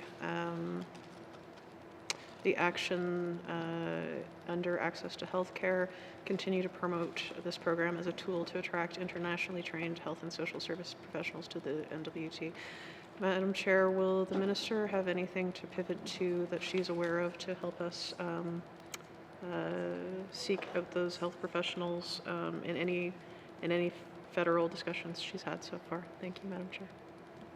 Thank you. We'll go to the Minister of Education, Culture and Employment. Thank you very much, Madam Chair. So, Madam Chair, our conversations with the federal government have largely been at increasing numbers across the board. Certainly, as other jurisdictions, we have not seen success in that one.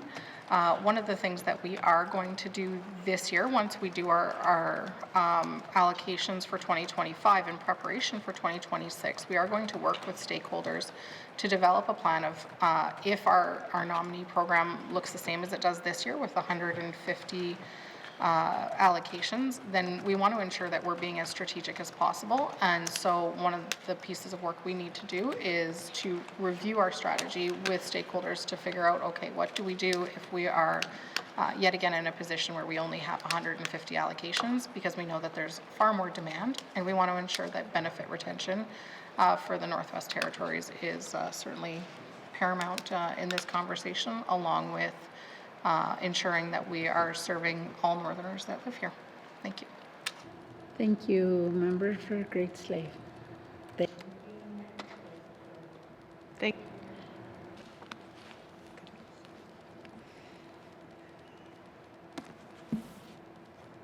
Thank you, Madam Chair. I'm good. Thank you. Next, I have member for Rains Lake. Thank you, Mr. Speaker, Madam Chair. Oh, it's not like me. Long night. I also have questions about the NTNP program.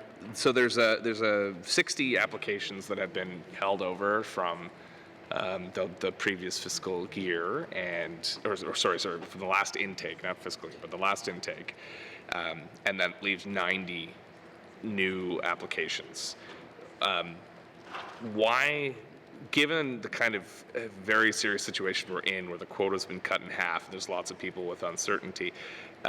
Why are we not basing the intake on true equity, where there's a level playing field for everyone, and then when they evaluate the applications, they base urgency into it? Because we're already doing that, I guess, with the 90 applications, we are basing urgency of permits, of expiring work permits.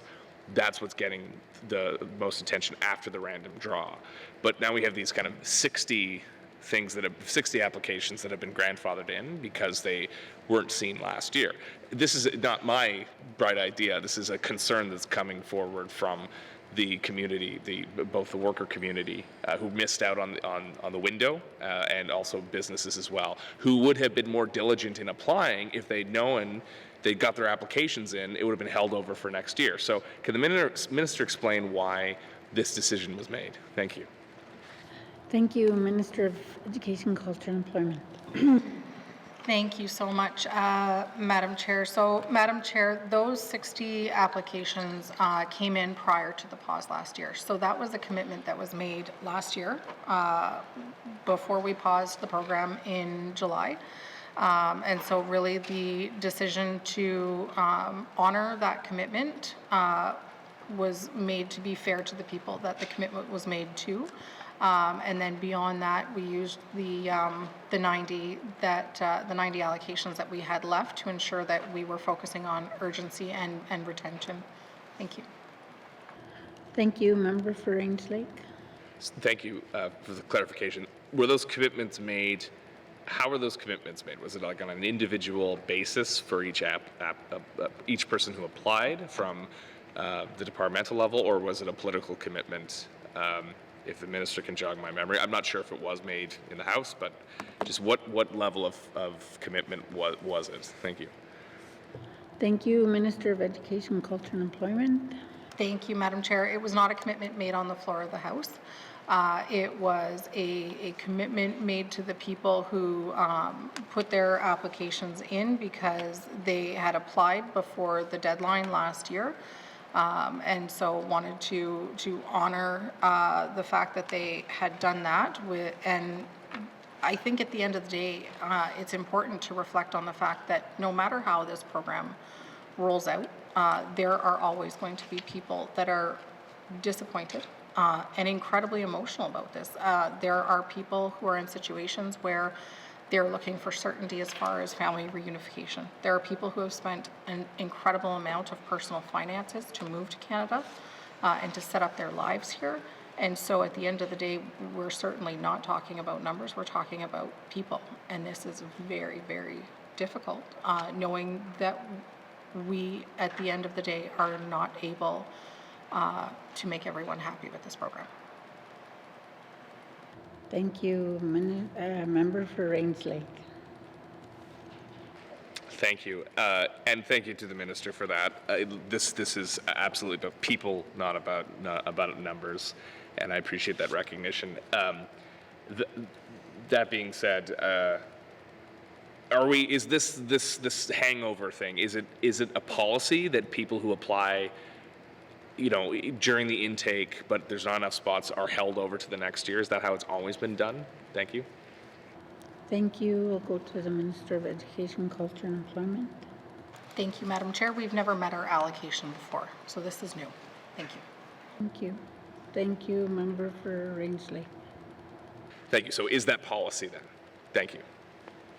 Thank you. We'll go to the Minister of Education, Culture and Employment. Thank you very much, Madam Chair. No, it does not exist in policy. Thank you. Member for Rains Lake. Thank you. So if in this current intake for the 90 spots, if there's 200 applications or 500 applications or whatever it may be, because there's going to be more than available spots, that's the predicament we find ourselves in. If there's a change in quota, are we going to do the same thing where people who apply to this intake are held over in case there's an expansion of quota in the future? Thank you. Thank you. I'll go to the Minister of Education, Culture and Employment. Thank you very much, Madam Chair. Madam Chair, knowing what we know now, I am not making any commitments for 2026. What we did when we paused the reopening of the program in January of this year was we actually went and we sat down with stakeholders before we relaunched the program under new expectations and new parameters. So the work that we're going to do this year in 2025 is sit down with our stakeholders and determine what the program is going to look like in 2026. And so before we've had the opportunity to do that, I won't be making any commitments as to what 2026 will look like.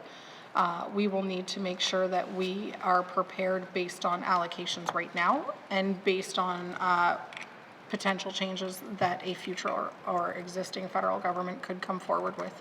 Unfortunately, as far as allocation numbers are concerned, we really are at the mercy of the decisions of the federal government. Thank you. Thank you. I'll go to the member for Rains Lake.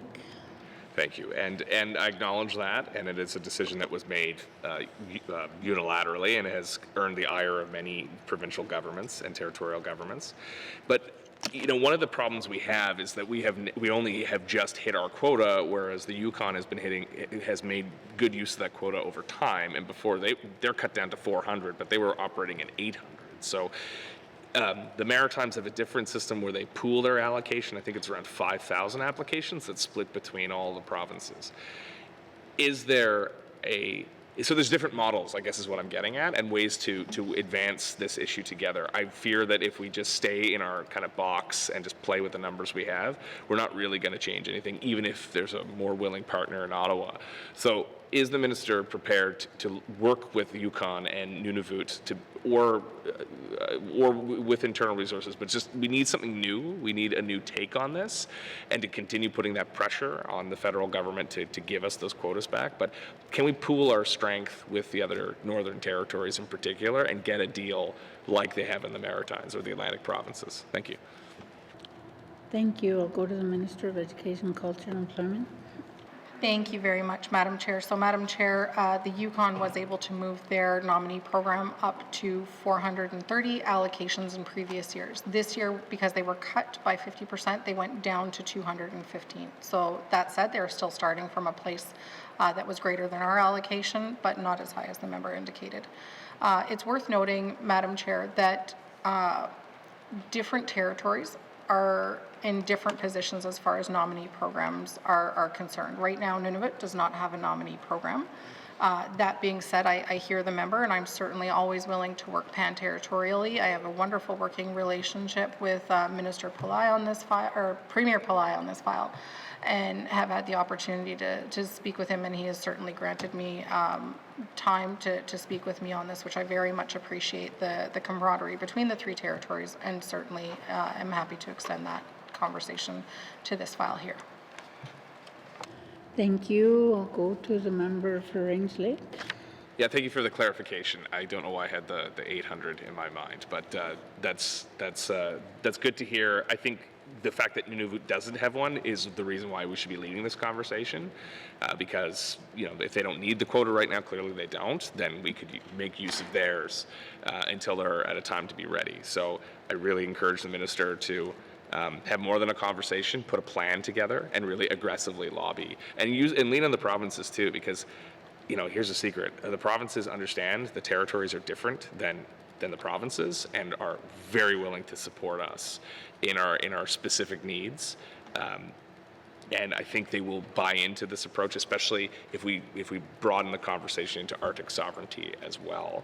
So I strongly encourage the minister to put a plan together, or at least a concept together that can be shared with Premier Pillai, and I'm not sure who the minister responsible is in Nunavut as well, but build a coalition and find a number that works for all three territories that we can share, and bring that to the desk of the Minister of Citizenship and Refugees. Thank you. To Immigration and Refugees. Thank you.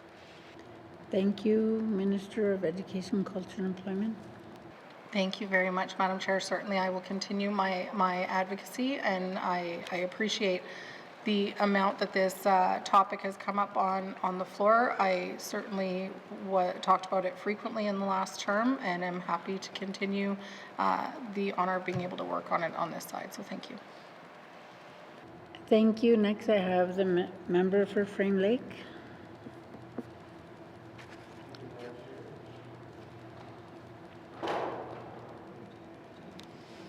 Thank you, Madam Chair. Just give me a sec here to find my note. Okay.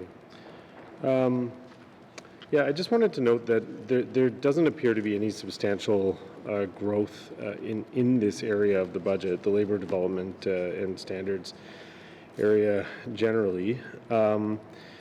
However, a number of goals in the business plan, and certainly the mandate of this government, speaks to increasing workforce, and I could go through the process of listing off a bunch, but I'll ask questions about business plan in a sec. Can I just ask the high-level question first? How is this division supporting the priorities of this mandate, particularly in supporting labor market training and development efforts, and indeed growing the workforce in the Northwest Territories?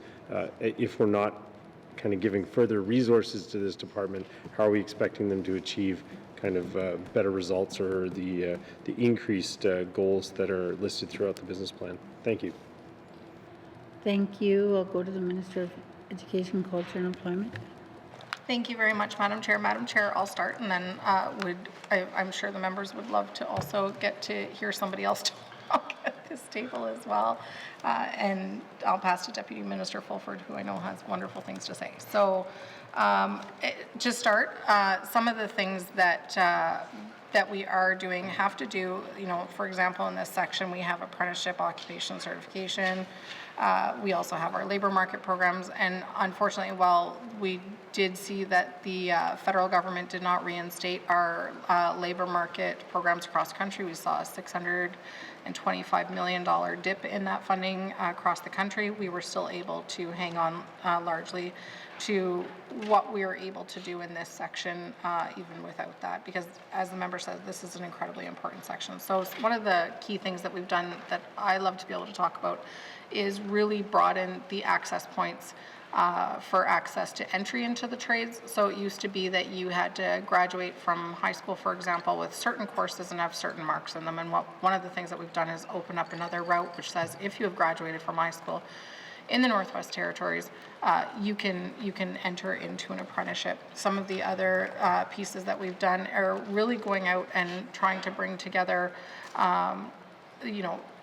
the programs that we have within education, culture, and employment, and the residents that are trying to access them. So certainly working with our Dev Corps, who are putting together their own training and workforce development tools as well. And then we also have our Skills for Success. And with that, Madam Chair, I would love to pass to the Deputy Minister, who can speak in greater detail. Thank you. Deputy Minister.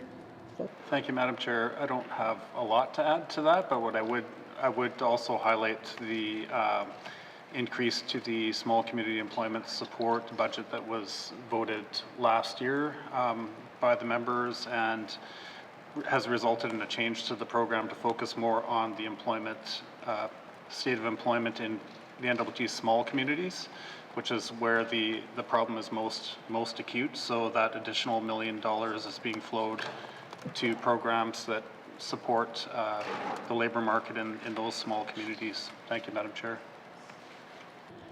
Thank you. I'll go to the member for Frame Lake. Thank you, Madam Chair. And thank you for those answers. So maybe I'll turn to some of the targets in the business plan, and just want to say, I do appreciate that they've established targets. This is something that I raised during the last review. I guess my my comment now is, the targets are still,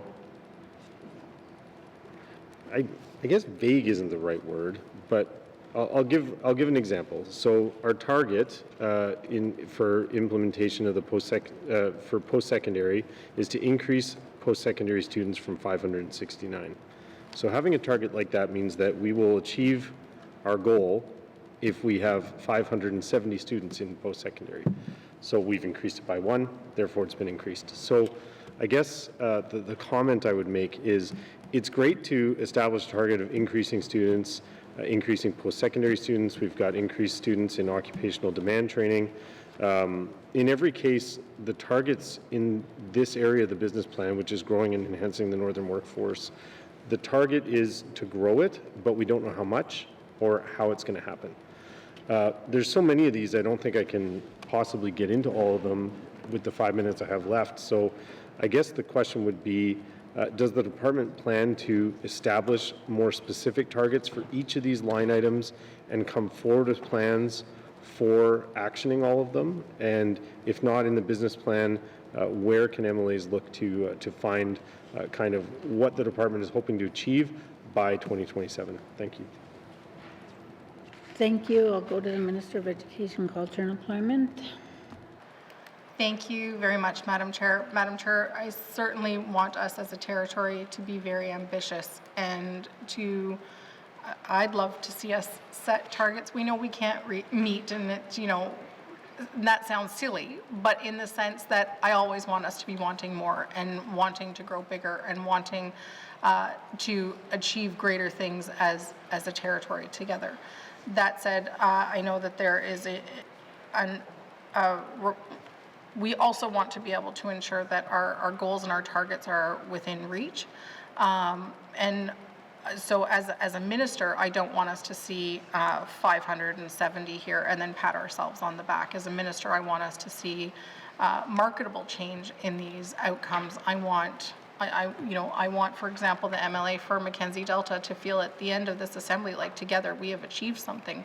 I want, the member for the Sawtoo who comes and talks to me quite frequently about trades training to feel that we've made significant differences in his region. And I think that is important at this point in time.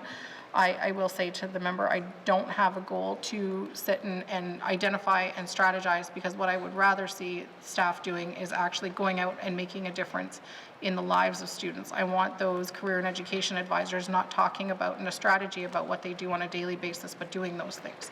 So I hear the member, I hear the desire for documents like that.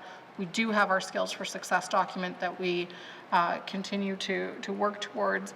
And strategies like that, but I don't want to create new ones. I want staff out there working with residents and with Northerners. Thank you. Thank you. I'll go to the member for Frame Lake. Okay, thank you, Madam Chair. And I guess what I would say in response to that is that the difficulty is I'm not necessarily looking for documents per se. I don't think that staff time is necessarily best spent kind of just producing plans and reports all the time.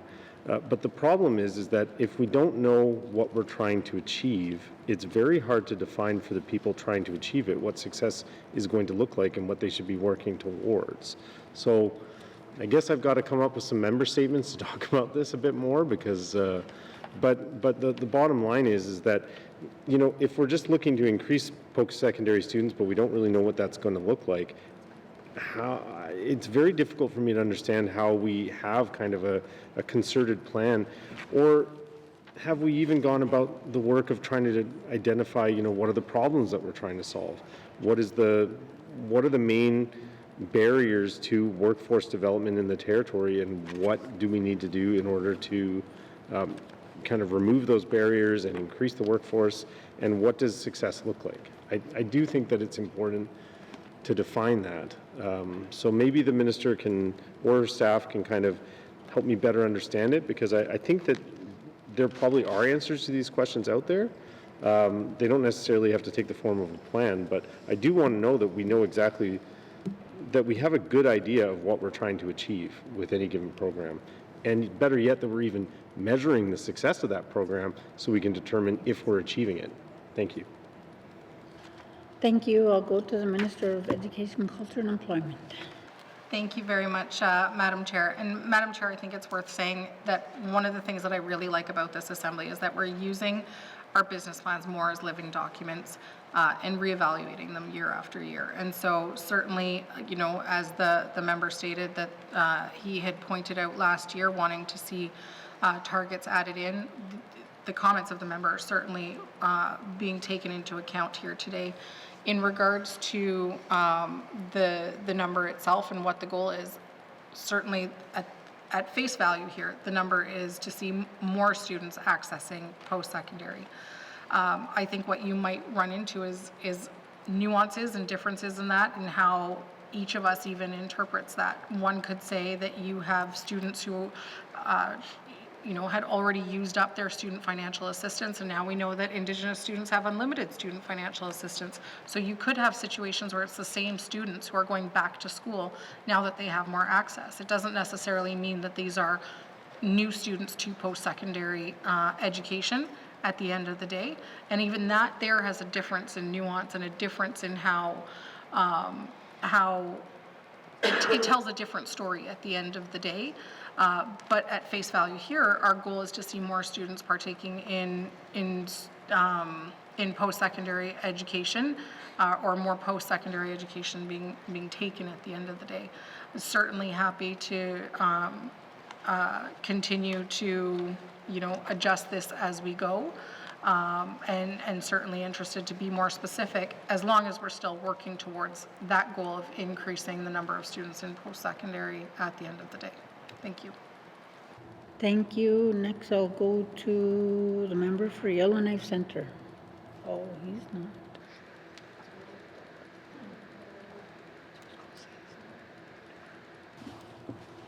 I'll go to the member for Yellowknife North. Thank you, Madam Chair. So I wanted to first zero in on, the labor market programs, and looking at the goal that has been set out in the business plan to increase, let me just bring up business plan, to maintain or increase the uptake. And so I noticed that so far, between 2022, 23, and then the following year, 23, 24, in fact, there was a decrease in the number of clients and the number of employers that were participating in the labor market programs. Fairly significant, so from 188 to 156 clients in 23, 24, and then from 71 to 63 employers. I also note that there was a significant drop in funding between those 2 years, and we're maintaining that lower level of funding. Like, what is the department's plan to actually try to raise those numbers if we're actually seeing a drop so far? Thank you, Madam Chair. Thank you. I'll go to the Minister of Education, Culture and Employment. Thank you very much, Madam Chair. Madam Chair, if I can say to members, if they want me to follow along in the business plan, it would be helpful if they gave me a page number. So in regards to the changes in the labor development and standards section, we've gone from 2024-25 main estimates of 17 million, and now we're sitting at 25, 26 million, estimates of $18.9 million. And so if the member is wanting me to reference a different section, very, very happy to speak to specific sections and what the changes might be. As far as changes in number of employers itself, I guess in that case would venture to pass to Assistant Deputy, no. I am going to say that at the end of the day, I don't have the data that would show, on hand right now who those employers are and kind of what that would look like. There's certainly going to be fluctuations year over year. And our staff are going to continue to work with residents in order to increase, first of all, through my ITI hat, the number of self-employed persons that we have across the territory.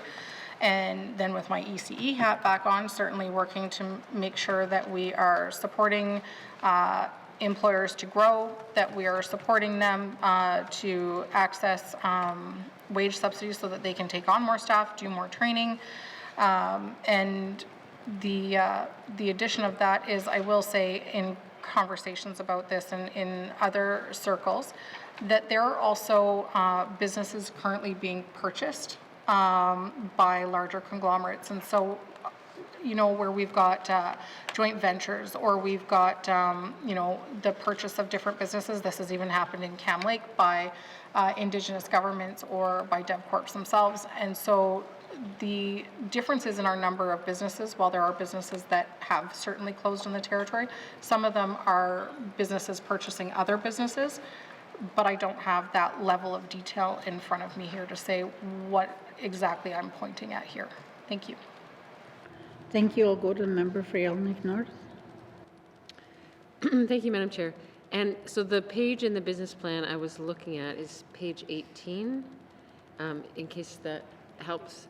But on a related topic, in the budget we've got the trades and occupations wage subsidy, that's same as last year, so 922,000. Is this fully subscribed? So those are grants to provide financial assistance to employers to hire Northerners and support that individual as they get apprenticeship or occupation certification. Can the minister tell us whether that's fully subscribed, and is there more demand for this program than we can offer with the 922,000 that's allocated to it? Thank you, Madam Chair. Thank you. I'll go to the member for Minister for Education, Culture and Employment. Thank you, Madam Chair. Madam Chair, I can say in previous years, these programs all have not been fully subscribed. One of the goals that I certainly have is I want to see them fully subscribed. I want to see them in communities doing the good work of supporting employers to hire people, to do the training, to purchase equipment they need to purchase in order to support somebody's learning and experience on the job. And so certainly a goal of mine is to see these programs absolutely fully subscribed across the territory. Thank you. Thank you. I'll go to the member for Yellowknife North. Thank you, Madam Chair. And so just to confirm, so the next one down the list, the Workforce Development Agreement, which also provides grants for both individuals and employers to help with training, supports, employment partnerships. Can the minister confirm whether that one is fully subscribed, or that's also still an aspiration or goal to actually spend all that money? Thank you, Madam Chair. Thank you. I'll go to the Minister for Education, Culture and Employment. Thank you very much, Madam Chair. Madam Chair, when I'm talking about the programs, I'm talking about all of our labor market programs as a whole have not been all fully subscribed. To compare the numbers of where each of them have been at, I would need to get back to the member as far as their subscription rates. Thank you. Thank you. I'll go to the member for Yellowknife North. Thank you, Madam Chair. I know that there's also been a lot of work to try to ramp up the SNAP program, and that might help feed into some of these programs, right? So if we're getting more students, leading them towards apprenticeships, then we'll see more uptake as they get a bit older. And so it does seem like there has been some increases. Okay, and so now I'm looking at page 14 in the business plan. There has at least been an increase from 5 to 6. Okay, if I go up. In any case, has the minister tried to identify, like, what are the barriers to expanding that SNAP program even more, to have it be taken up by even more students across the territory? I know it's been stuck at sort of, it's been active in 4 regions of the territory. I know one of the goals is to expand it to more of the communities and more of the regions in the territory, and that hasn't seemed to happen so far. Does the minister have any insights into what's stopping it from expanding to more regions or attracting more people? Thank you, Madam Chair. Thank you, member. I'll go to the Minister of Education, Culture and Employment. Thank you very much, Madam Chair. So absolutely, Madam Chair, I don't think it would be a shock to anybody in this room that I am obsessed with the SNAP program. And the member is 100% right. I want to see this program in not just every region. I would love us to be overambitious and see it in every single community, because I think at the end of the day, it would serve the entire territory in such a positive way. So this program really over the course of the last 4 years has exploded in numbers. And that is in gratitude to the staff at ECE that have really hit the pavement and really hit the road in making those relationships. And so what is the biggest thing that we need in the territory in order to make this program work, especially in every single community across the territory? We need those relationships. We need employers who have journey persons on staff who are willing to take on a SNAP student. That is the number one thing that we need here. If we can find those relationships, we can certainly turn around and find the students, but first and foremost, we need those employers willing to take on students. And I'll stop there. Thank you. Thank you. I'll go to the member for Yellowknife North. Thank you, Madam Chair. It does make sense, and I look forward to sort of further conversations with the minister and colleagues for us to brainstorm and find pathways forward to, find more journey persons to take on apprentices, find more employers. And I should clarify too, when I was talking about moving from 5 to 6, so there's more SNAP student participants in that, but it's that there were 5 SNAP students registered as apprentices, and then it's gone to now 6 registered as apprentices. My last question, so also another big highlight in the business plan, which I know the minister is a big fan of, is the laddering programs. And it talks about the number of laddering programs we're trying to increase and the number of students. But can the minister explain what exactly is a laddering plan and how we count them, or how we know, if we're going from 35 to something, what is a laddering plan and how do you count them? Thank you, Madam Chair. Thank you. I'll go to the Minister of Education, Culture and Employment.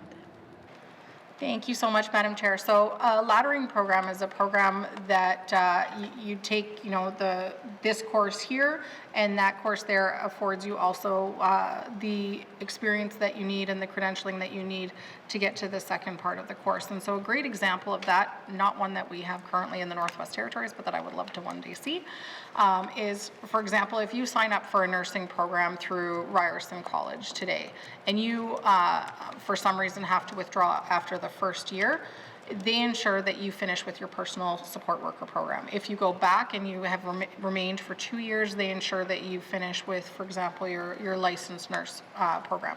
If you stay for all 4 years, you finish with your registered nursing program. So that's an example of a laddering program, is where based on how many years you stay, you still finish every year with a different credential. And what that accounts for is, we know that life comes up. We know that everyone's living circumstances are different, and people might have, have an intention to be on a program for 4 years, but that's not always what people are able to do. So laddering programs allow us to build on our experience within our education and training system. So that are the types of programs that we have in the territory. Thank you. Thank you. With that, members, we will have a short break. Thank you.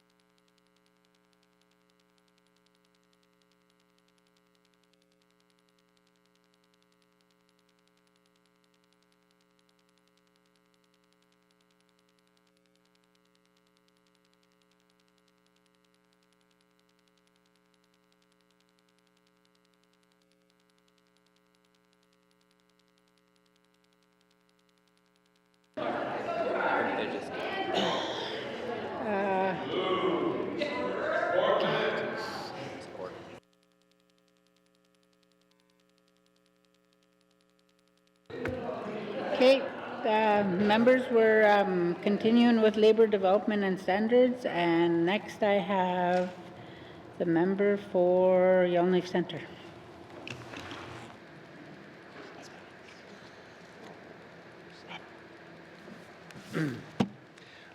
Thank you, Madam Chair. Sorry, earlier I was unavailable, my computer died. So I did want to appreciate the opportunity to return to this. I did want to follow up on what has been done or said about the nominee program with respect to the numbers. Maybe the minister can enlighten on that, or the department, as to what action they've actually specifically taken to demonstrate they need the current numbers. Thank you. Thank you. I'll go to the Minister from Education, Culture and Employment. Thank you very much, Madam Chair. Madam Chair, this is not a conversation between myself and the federal government or the federal minister that just started in January. We have, over the course of my time in this role, had the opportunity to be forming that relationship with the federal minister, have had the opportunity to have conversations with the federal minister around the importance of this program and the importance of building, continuing to build a workforce in the Northwest Territories. And as we continue to make improvements to our own workforce development here in the Territory, we still have needs beyond that, as I know the member knows as well. And so certainly when it came down to our program being cut, making phone calls to the federal government, both from a political level and then also advocating as well from an officials level. Thank you. Thank you. I'll go to the member for Yellowknife Centre. Thank you, Madam Chair. So is the minister saying she made a phone call? Is the result, or can she explain what proposal response has been provided? I've asked for actions, so I heard phone call. So what else has been done? Thank you. Thank you, Minister of Education, Culture and Employment. Thank you very much, Madam Chair. Madam Chair, is in regards to the federal government specifically, my advocacy and actions have been through letters and through phone calls. Thank you. Thank you. I'll go to the member for Yellowknife Centre. Can the minister provide those to committee members? Thank you. I'll go to the Minister of Education, Culture and Employment. Thank you very much, Madam Chair. Madam Chair, I'd be happy to provide both the letter that I received from the federal government and the ones that went back. Thank you. Thank you. I'll go to the member for Yellowknife Centre. Just to be clear, she said she would provide the letter she sent and the letter she received back, I assume. Thank you. Thank you. I'll go to the Minister for Education, Culture and Employment. Thank you very much, Madam Chair. Madam Chair, as long as there's no issue with confidentiality in regards to the federal letter, then I'm certainly happy to provide it, but I would certainly need to respect the federal government as well. Thank you. Thank you. Member for Yellowknife Centre. So just to be clear again, is the minister's letter confidential, and was she suggesting she'll provide that to members? Maybe we'll do these one at a time. Thank you. Thank you. I'll go to the minister. Thank you, Madam Chair. Madam Chair, I am more than happy to send the letters that I have sent to the federal government and share those with committee. Thank you. Member for Yellowknife Centre. What partners specifically, and I'm referring to business partners, that is in the City of Yellowknife or the Territory at large, that we met with to discuss this particular challenge, as well as to appreciate the impacts that these changes have had? Thank you. Thank you. I'll go to the minister. Thank you very much, Madam Chair. Certainly, Madam Chair, I hear a lot about this program from my own constituents who I represent. And then in regards to advocacy with stakeholders that we had the opportunity to hear from and the opportunity to work with at the department in relation to this program here, there was the Chamber of Yellowknife and the Chamber of the Northwest Territories, sorry, Chamber of Commerce Yellowknife and the Northwest Territories Chamber of Commerce, and also Sedetno, and then in addition to that, individual business owners as well. Thank you. I'll go to the member for Yellowknife Centre. Thank you, Madam Chair. What actions or commitments has the minister provided these organizations with respect to responses to these changes? Thank you. Thank you. I'll go to the minister. Thank you very much, Madam Chair. So, Madam Chair, any outreach that I have received, I have responded to. And then the overall response would be meeting with stakeholders to determine their feedback through consultation. And then the result of that is the program that we announced on February, last Friday, 21st, February 21st. And that's the program that, that relaunches this week here. Thank you. Thank you. I'll go to the member for Yellowknife Centre. Thank you, Madam Chair. As to what actions or commitments has the minister made to these organizations? Thank you. Thank you. I'll go to the Minister of Education, Culture and Employment. Thank you very much. Our commitment was to relaunch the program after hearing from them. So we listened to them, we took into account their perspectives and relaunched the program, Madam Chair. There was no commitments made at the meeting because, of course, needed to ensure that we were weighing all of the facts and balancing everything out and putting together a program at the end of the day that, that we felt was fair. Thank you. Thank you. I'll go to the member for Yellowknife Centre. Was the program relaunching itself, or did it take some intervention by the department and the minister? Thank you. Thank you. I'll go to the minister. Sorry, was the question, did the program relaunch itself? Yes.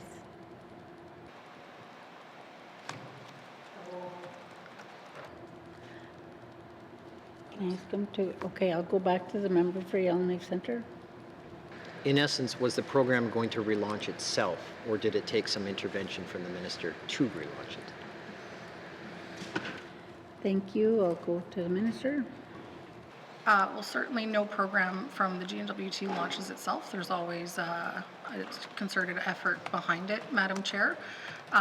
It was end of day back in January when we learned of a drastic cut to our allocation numbers of the nominee program from the federal government.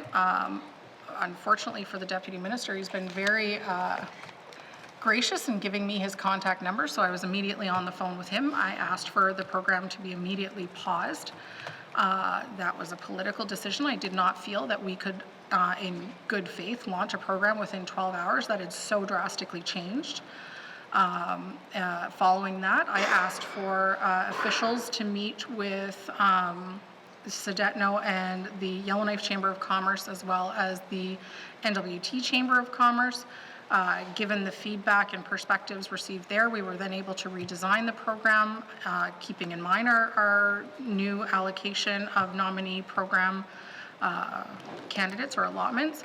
And then from there, we I made a commitment on the floor of the House to members here and to residents that they would have time with the new parameters of the program before we relaunched it. So that is what we have given to people as of Friday, and the program will relaunch this week. It will be open for 1 week in order to give people an opportunity to get their applications in. I did feel that it was important that we give people that time because, as we know, technology sometimes doesn't always work the way we want it to. Thank you very much, Madam Chair. Thank you. I'll go to the member for Yellowknife Centre. Was the lottery concept part of the redesign by the department? Thank you. Thank you. I'll ask the Minister of Education, Culture and Employment. Thank you very much, Madam Chair. Yes, that was part of the redesign. Thank you. I'll go to the member for Yellowknife Centre. So how did it come up with that the lottery is the best or most efficient way of doing this, noting that it was given a week's notice that they would open it up for applications, 60 were already allocated, in other words, unavailable, and the remainder would be open for anybody who were able to put a package together. Was there no consideration to evaluation of impacts of these particular jobs or on positions not being filled? Thank you. Thank you. I'll go to the Minister of Education, Culture and Employment. Thank you very much, Madam Chair. Madam Chair, as I've said multiple times in the House, and I think it's really important to say again, that there is absolutely no way for us to design a program that would have satisfied everybody in the territory who wanted to be a part of it. I am very sensitive to that. I am very empathetic to that. There's no way for us with 150 allocations to meet a demand that is far greater than that. And so there is no way for, I knew there was going to be no way for us to launch a program that was going to be perfect in everyone's eyes. I take full responsibility for the request of the lottery approach. It was something that we went back under my direction to the federal government and asked for. My concern was fairness in this process, and I didn't feel that launching a program on first come, first serve, where we could end up with technical issues, where we could end up with people in a panic the night before and the day of and the morning of, trying to be the first one out of the gates. I thought it would be unfair, because you end up with situations where people have themselves and their 10 best friends waiting to put their application in. You end up with situations where the person with more data and the fastest internet being able to become part of that first come, first serve situation. And so having a more randomized approach meant that if somebody made the criteria and they met the deadline, that it did not hinge on them having the fastest internet or the most friends that could submit applications at the end of the day. Thank you. Thank you. Next, I have member for the Satu. Thank you, Madam Chair. I recall a number of years ago the two Indigenous organizations there, the GTC and the Clean Show, acquiring substantial amount of training funds through Skills Canada. And I thought that was quite complementary to the training plan that they outlined in the article there. And I'm just wondering if there's some departmental efforts in acquiring a partnership for accessing some of the Skills Canada funding available. Thank you, Madam Chair. Thank you. I'll go to the Minister. Thank you very much, Madam Chair. So, Madam Chair, when it comes to Skills Canada, we still do put money in for Skills NWT. I believe we put in $70,000. And that is matched through funding as well from the federal government. There's also Skills for Success that we had funding for through the federal government. That funding has since sunset. And then we also have labor market dollars that we get through the federal government. As I previously mentioned here this evening, $625 million of that funding was sunset across the country. That is, of course, met with not a lot of support from provincial and territorial ministers. I was just on an FTP call that spoke to this again earlier today. That's the FLMM table. And I'm using an acronym against my better judgment, and I can't remember what it stands for, but it's the Labor Market Ministers table. And we are constantly and consistently advocating for the reinstatement of that $625 million, especially right now with what is happening south of our border. Those dollars are incredibly important across the country. Thank you, Madam Chair. Thank you. I'll go to the member for the Satu. Thank you, Madam Chair, and thank to the Minister for that reply. As I recall there, I said it was really a substantial amount of training dollars. I was quite surprised it was into the several millions of dollars for their training plan. So I thought to myself when I seen it here, and if you're having discussions with the federal level, I'm quite fine with that there. I just see an opportunity, and I'm just wondering if the Minister is on it, which I take she is, to acquire a maximum amount of capital there for our training plans. Masi. Thank you. Do you want to respond, Minister? Minister of Education, Culture, and Employment. Thank you. Thank you very much, Madam Chair, and I appreciate the member's words. Certainly, any dollars for whether it's housing or training or both of them together or education or any part of that that comes to the territory is a win for the whole territory. And so if the federal government is creating deals and partnerships with Indigenous governments across the territory, that is certainly something that I absolutely support. I think that any dollars into the territory is a good news story for all of us. Thank you. Thank you, Minister. No further questions.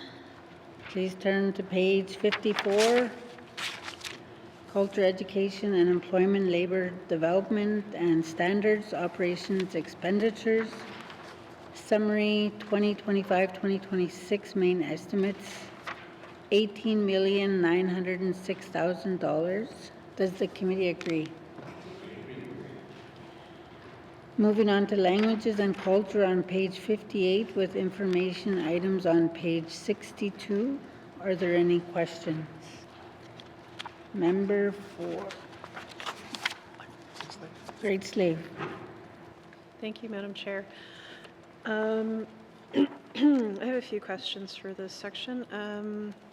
In business plan, page 28 for the minister, it speaks to ECE's desire to include heritage resources in emergency planning. So I note that ECE has updated its business continuity plan, but could the minister explain if this is just for GNWT assets or is the department working to support other cultural organizations that it provides financial assistance to? Thank you, Madam Chair. Thank you. I'll go to the Minister of Education, Culture and Employment. Thank you very much, Madam Chair. Madam Chair, can I pass to the Deputy Minister to speak in detail on this one? Thank you. Thank you. Deputy Minister Fulford. Thank you, Madam Chair. What this is really aimed at is archaeological resources, so on the land, if you can imagine, and you've heard the stories of climate change causing the erosion of places that used to be inhabited, particularly along the Beaufort Sea, and making sure that we're planning for those climate change events that are actually destroying the archaeological heritage potentially of the NWT if we're not able to plan for and mitigate and record for those events. So that's what we're talking about there. Thank you, Madam Chair. Thank you. I'll go to the member for Great Slave. Thank you, Madam Chair. So I note in the progress to date on that item that you also mentioned archival records, and that's kind of what keyed me to asking about that, because there are archival records outside of the GNWT's ownership within the territory. So I assume that just means archival records that speak to those heritage resources. Thank you, Madam Chair. Thank you. I'll go to the Minister of Education, Culture and Employment. Thank you, Madam Chair. Madam Chair, I'd like to pass back to the Deputy Minister. Thank you. Deputy Minister Fulford. Thank you, Madam Chair. And that is the other piece of it is the archival records. It does really speak to those archival records that the GNWT has control over. Thank you, Madam Chair. Thank you. I'll go back to the member for Great Slave. Yeah, thank you for that clarity, and thank you, Madam Chair. On page, sorry, there's two page numbers on this, 36 or 38, I apologize, but it's in your business plan, policy initiatives, speaking to Indigenous language service standards.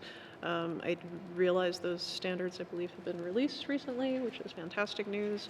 But I am curious what monitoring and evaluation plan for review of that rollout, what benchmarks the standards are meant to reach.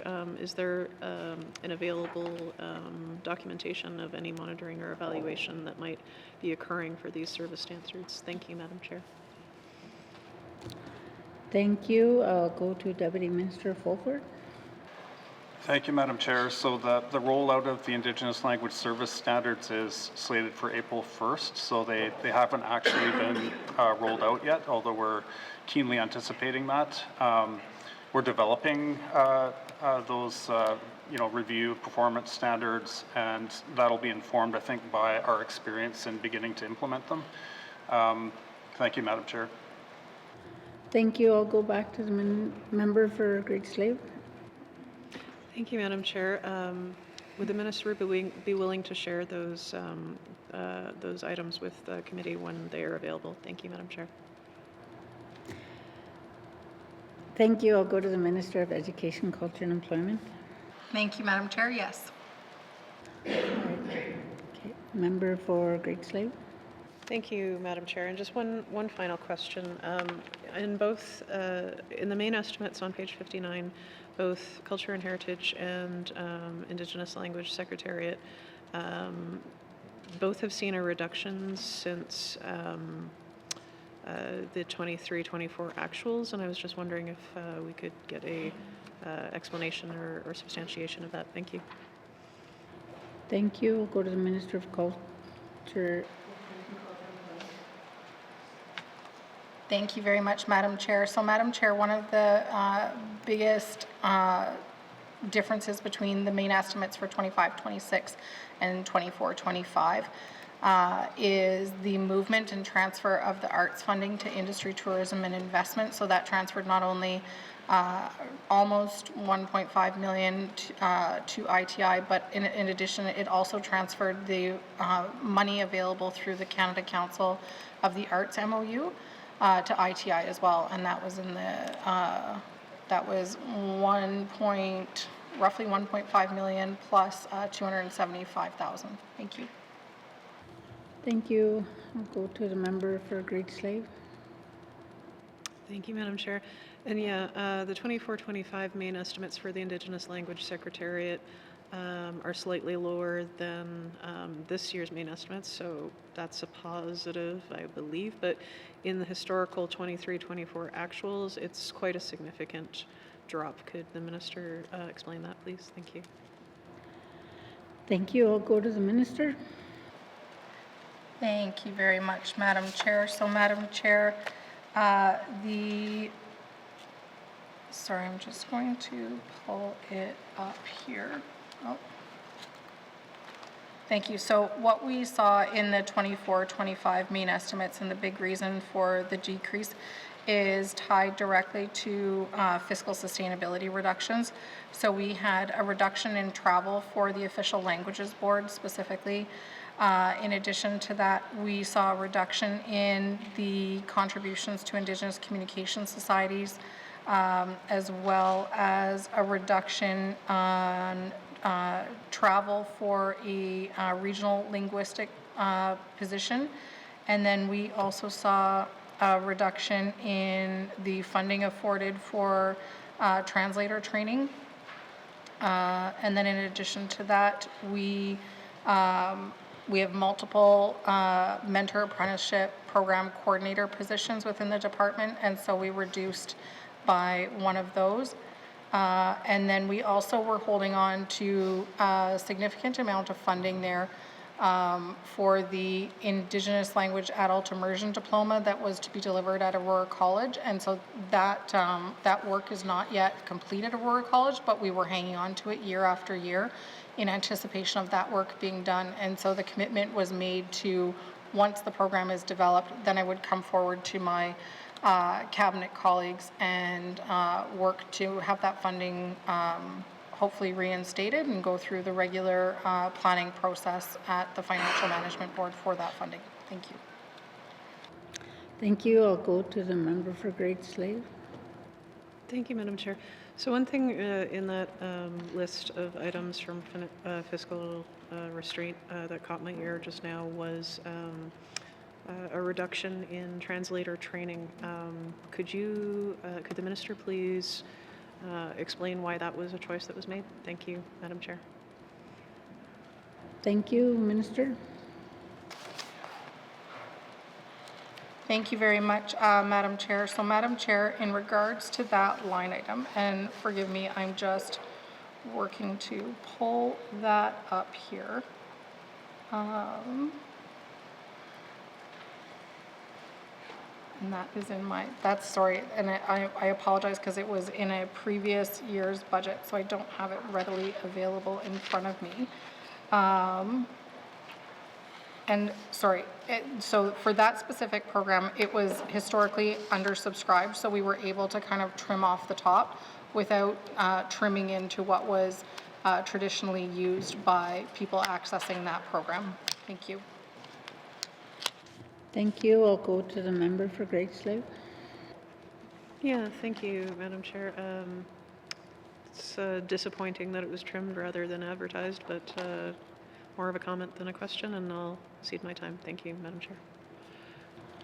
Thank you. Next, I have the member for Malfoy. Okay. Thank you. For the indigenous language to promote. That's good. Now I see here indigenous language broadcasting, and it did went down from 23, 24, because I know that that's another way to encourage and support indigenous language, to promote indigenous language. Can the minister explain why indigenous language broadcasting there's a decrease in the budget for the upcoming fiscal year? Thank you. Thank you. I'll go to the minister. Thank you very much, Madam Chair. So, Madam Chair, that was part of our fiscal sustainability reductions, and so what we were able to do is, and that was last year's reductions that were already done in the previous main estimates, but what we were able to do is look at programs that were historically undersubscribed and trim off the top of them. But we continue to make investments into, for example, our mentorship apprenticeship program that saw 37 pairs this year. We continue to make investments, for example, in our education instructor, languages instructor program that is in schools in multiple regions in the territory right now. We continue to fund, for example, our Indigenous Languages Scholarship Program that has seen increases year over year of students taking part in it. So we are still making significant investments, but have found ways to trim from some programs in order to ensure that we're investing in other programs that are oversubscribed across the GNWT. Thank you. Thank you. I'll go to the member for Malfoy. Thank you. You did mention interpreter translator, or I've been asking too, not just me, but there's a lot of people have asked. Interpreter translator program, it was offered through Aurora College at one time. It was a pilot project, and I know it was popular at that time, and I'm sure a lot of our interpreter translator that are in here probably went through that program as well. Interpreting is it is important, it is important to promote and save the indigenous language. Even in a lot of our communities, when they have meetings, they do it in both language. They have interpreters, translators available, but they are aging. So I know that the schools are promoting it, but we do need the interpreters, translators, like the one that we have here in the building, that are interpreting. Simultaneous interpretation, it's not easy, going from English to the indigenous language or vice versa. So I just wanted to know if there's any plan. I don't see it in the business plan, but maybe possibly to do an interpreter translator program, pilot project. We have a facility. Either you can do it in the regions, or there's other places that we can have that program. This is going to be one way of preserving our language. And we know that many of our young people in our small communities, they're not practicing as much. And there's not too many speakers, in a lot of places as well, So I just want to know if there's a plan to do some kind of a pilot project, interpreter translator program in the near future. Thank you. Thank you. Go to the minister. Thank you very much, Madam Chair, and I'm so happy that the member from Montfrey brought this up. This is certainly very top of mind. I know that a lot of us in this House have had an opportunity to have really incredible relationships with a lot of the interpreters in this House. And, you know, they do far more than interpret for us. They definitely also take care of our hearts on a daily basis. And so I know that a lot of us get some pretty good hugs coming into this room and a good reset from a lot of the people who, you know, surround us and do such a good job of reminding us why we're here on a daily basis. And so I really appreciate the member bringing that up.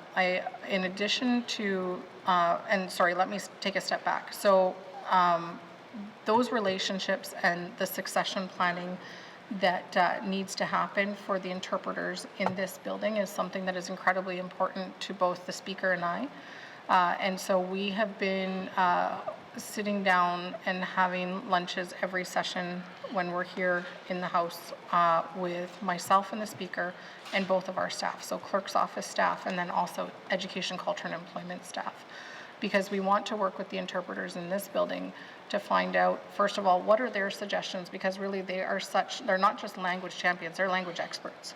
And so we have so much to learn from them in order to learn how we can put together a program that really fuels language in this building. But it's not just about what happens in this building as well. It's about what happens outside this building and really creating language communities right across the territory. And so last week I also had the opportunity to sit down with our official languages board and made a commitment to them that absolutely I want for all of us at the end of our time together, because they're on terms as well, but we're all here because we want to see good work done. And so it takes us working together in order to make sure that we are doing meaningful work and at the end of the day have something to show for it. And so all that to say, there absolutely, as far as succession planning, there are good conversations happening in terms of a deliverable, like a course at Aurora College. We now have Dr. Angela James as the president of Aurora College. She comes from the Indigenous Languages Secretariat. So me saying that she definitely has a very personal interest in the success of language in the territory, I don't think I'm speaking out of turn. And so where we're at right now is so Aurora College does have an intent to have take up a space within language development in the Northwest Territories, and I have made the commitment that when they have that program ready, to bring it forward to the Financial Management Board for the funding that we removed from this budget. But I couldn't keep hanging on to funding that we weren't using for the purposes that we committed to this House for using. So I, in good faith, in respect of the processes that we have here in the House, let go of that funding so we could put it to something that was actually appropriated by this House. But absolutely, I continue to have meetings with Aurora College, just had one yesterday. Indigenous languages did come up as well. Thank you. Thank you. Member for Mahwah. Well, yeah, that's a good information to know, and it's not just only with the with Aurora College, but this could be done in partnership with the Indigenous government or organizations, because the school are doing their part, but we need more. And it's kind of disappointing that, that we had to get rid of that program. But it would be nice if we can build on other programs to promote the Indigenous language. It doesn't have to be in the regional center, but each region can do their own. But I think this is where the partnership is important with the Indigenous government or organizations. to preserve our language.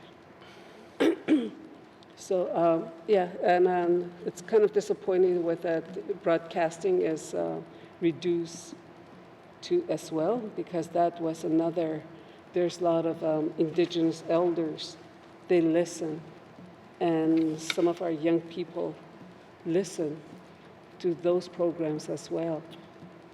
And it is important. So it's more of a comment, but I would like to see some kind of a program maybe within the next fiscal budget, create a partnership with the Indigenous government to see how we can bring some of those programs back to revive our language. Thank you. Thank you. Minister, would you like to respond? Minister of Education, Culture, Employment. Thank you very much, Madam Chair. Madam Chair, what I think is really important to capture here is that there's over $5 million a year that the GNWT receives from the federal government, specifically for Indigenous languages, and that funding is funneled straight to Indigenous governments, and Indigenous governments determine what their programs, their community-based programs will be, and certainly have the support of ECE for that. I absolutely agree with the member that revitalization of Indigenous languages across the territory is incredibly important and is one that we need to take seriously, and we need to take it seriously right now. So what we have as well within the Department of Education, Culture and Employment is a brand new ADM position that was supported by this House. That position is specifically for languages and culture, and I can tell you that the individual who very excitedly accepted that role has not had a spare minute since he walked into it. He was with me last week as we sat with the Official Languages Board. It was a very busy week last week as far as Indigenous language revitalization is concerned, and we were also able to celebrate all of our MAP pairs and MAP partners. And so even though Aurora College is not yet doing a specific Indigenous languages course or diploma course, there is still good work being done both from Indigenous governments and then also through the mentor apprenticeship program that pairs people up, so people have the opportunity in a very organized fashion to be going through language training, and some of the interpreters in this House are some of the mentors that work in that program. So I mean, I can't celebrate the interpreters that we have in this Legislative Assembly enough. They really are the best of the best, and I very much appreciate the work they do, not only in here, but also in communities as well. Merci. Thank you. No further questions. Please turn to page 59. Education, Culture and Employment, Languages and Cultural Operations Expenditures Summary. 2025-2026 main estimates. $16,557,000. Does the committee agree? Thank you. Are there any addition? There are additional information items on page 63 to 69. Are there any questions? Member for Inuvik Bootleg. Thank you, Madam Chair. Madam Chair, I just have a couple of questions, one on the Aurora College programs and services. Obviously, as you read through this document, you can see they highlight the 21 community learning centers. It speaks about the college providing community-based adult literacy and adult-based education programs. So given the recent announcement by the Board of Directors for Aurora College that they'll no longer be supporting the adult learning centers, I'm wondering if the Minister now has a plan and how that the Department will be taking on that mandated item to ensure that that important work continues to get done. Thank you. Thank you, Minister of Education, Culture and Employment. Thank you very much, Madam Chair. So, Madam Chair, certainly appreciate the member referencing that the community learning centers are still captured within our main estimates book. Certainly the announcement from Aurora College came after the books were printed and in all of our hands. So that change is not reflected here. So regardless of whether or not Aurora College plans to operate the 21 community learning centers, there is still a responsibility for adult learning and basic education across the Northwest Territories, and from the perspective of the Department of Education, a mandate to ensure that education is accessible in communities. And so currently we're working with Aurora College to understand if their plan does still basically accommodate the mandate. Thank you. Thank you. We'll go to the member for Nuvik Boot Lake. Madam Chair. Thank you, Madam Chair. No, and I appreciate that, but I think the college made it fairly clear that their mandate is not to support that they are going to shut down, indeed, the adult literacy and basic education program. So I guess further than waiting for the college to say, yes, we are going to do it, because they basically said they were, is this something that the department, the minister, is going to commit to ensuring that if that's the case, that we do continue to use these learning centers and keep them open? Thank you.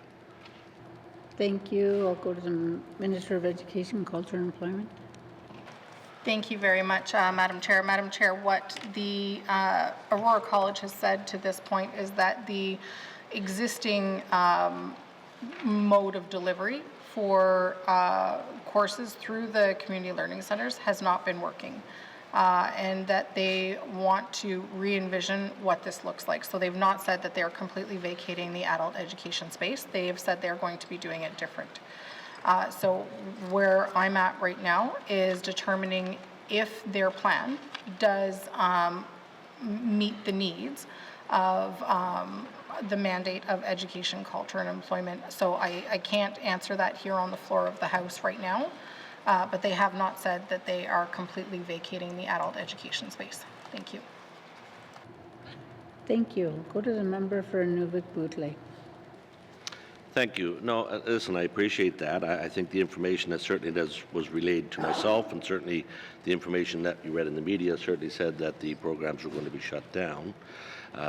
If indeed the college is looking at either working through NGOs, working with Indigenous governments to continue that program as it exists, but maybe through different bodies, I'd certainly be interested in hearing that.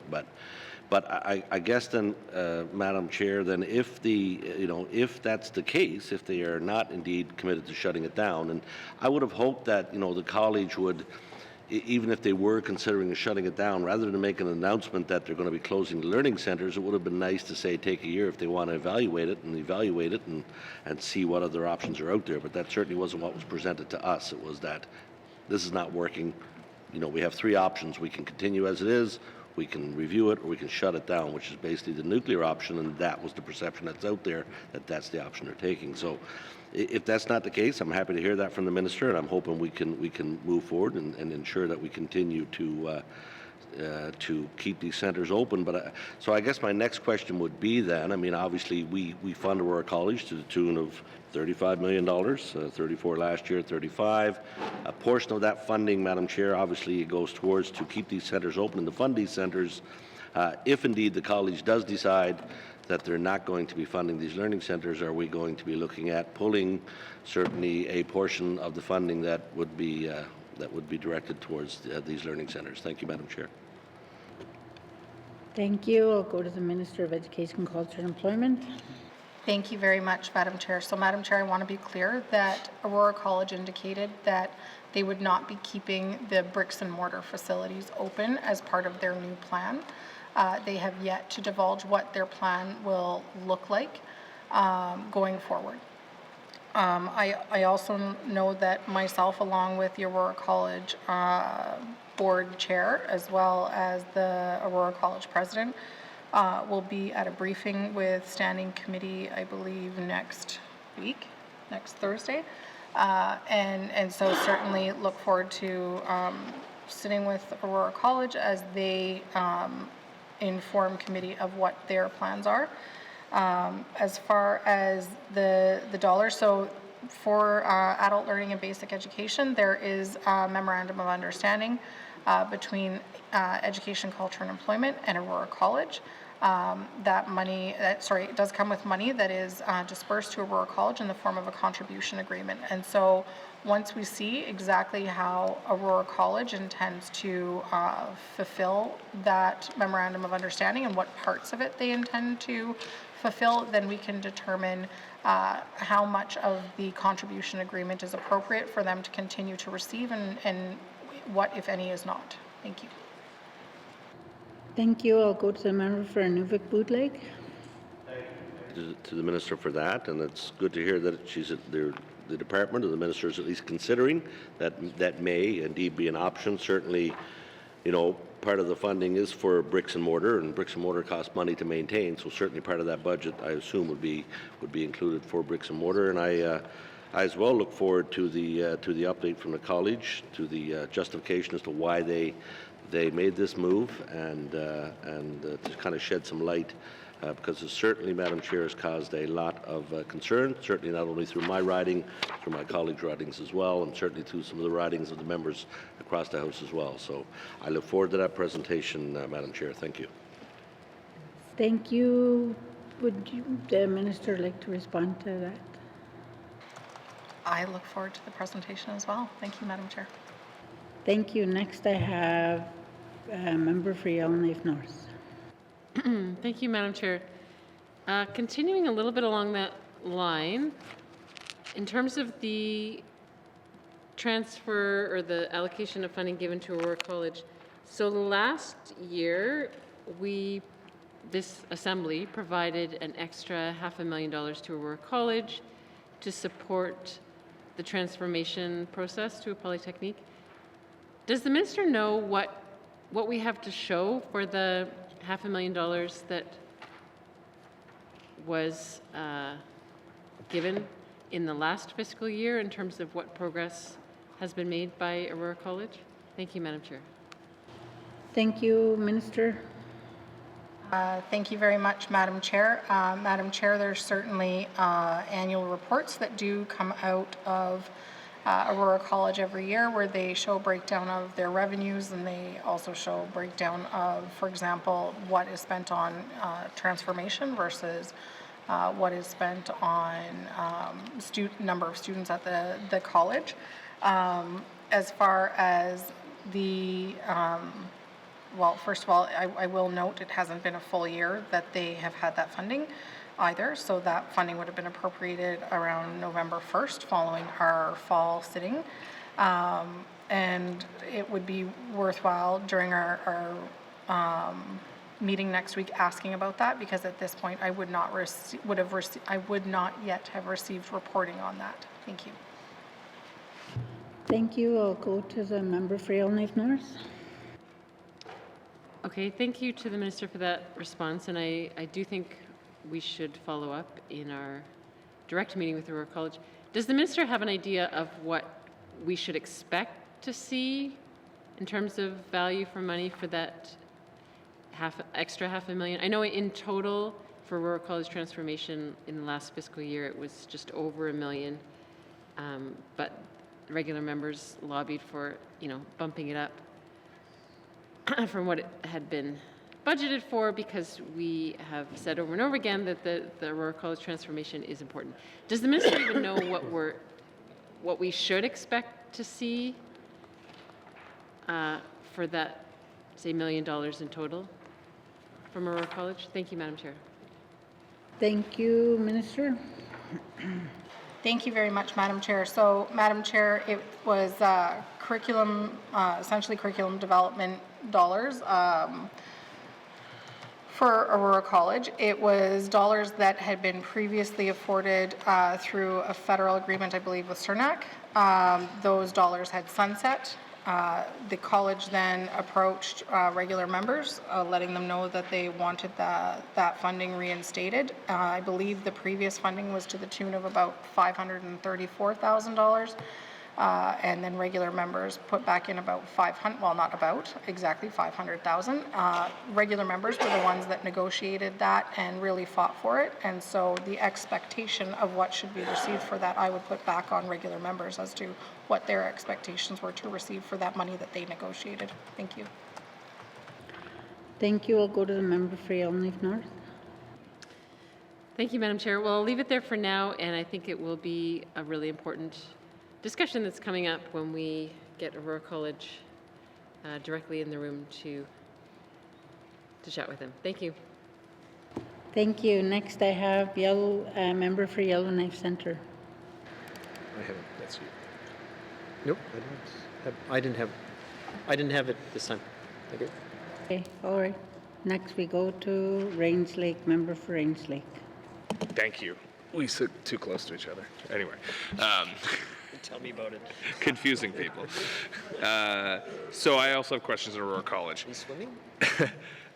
The minister just said that one of the concerns, so when looking at adult education and the closure of the community learning centers, not just, but earlier, said that we need to make sure that their programming meets the needs of ECE.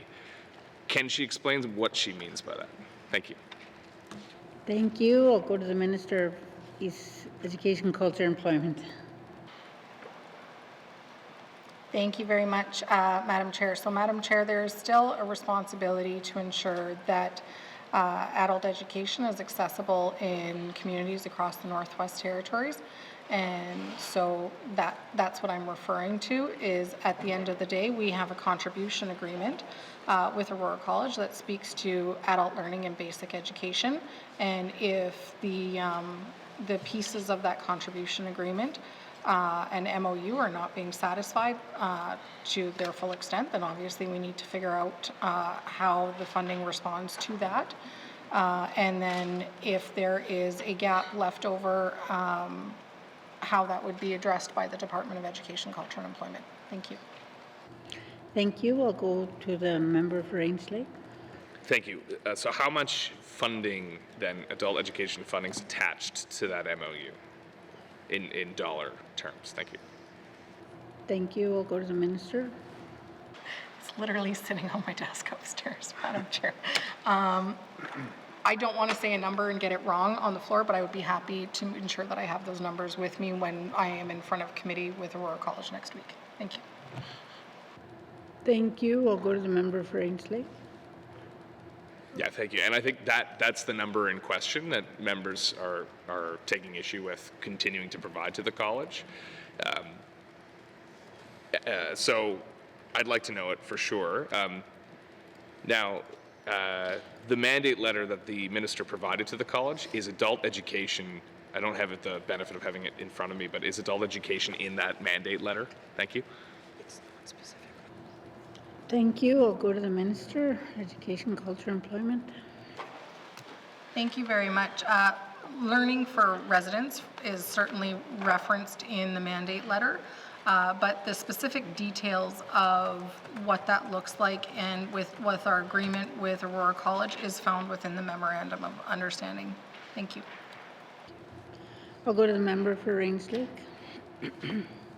Thank you. So when was the minister? So I've heard that obviously we're all surprised when the decision was made and caught off guard, but my understanding is that this was not a completely novel idea, that there had been talks about this programming.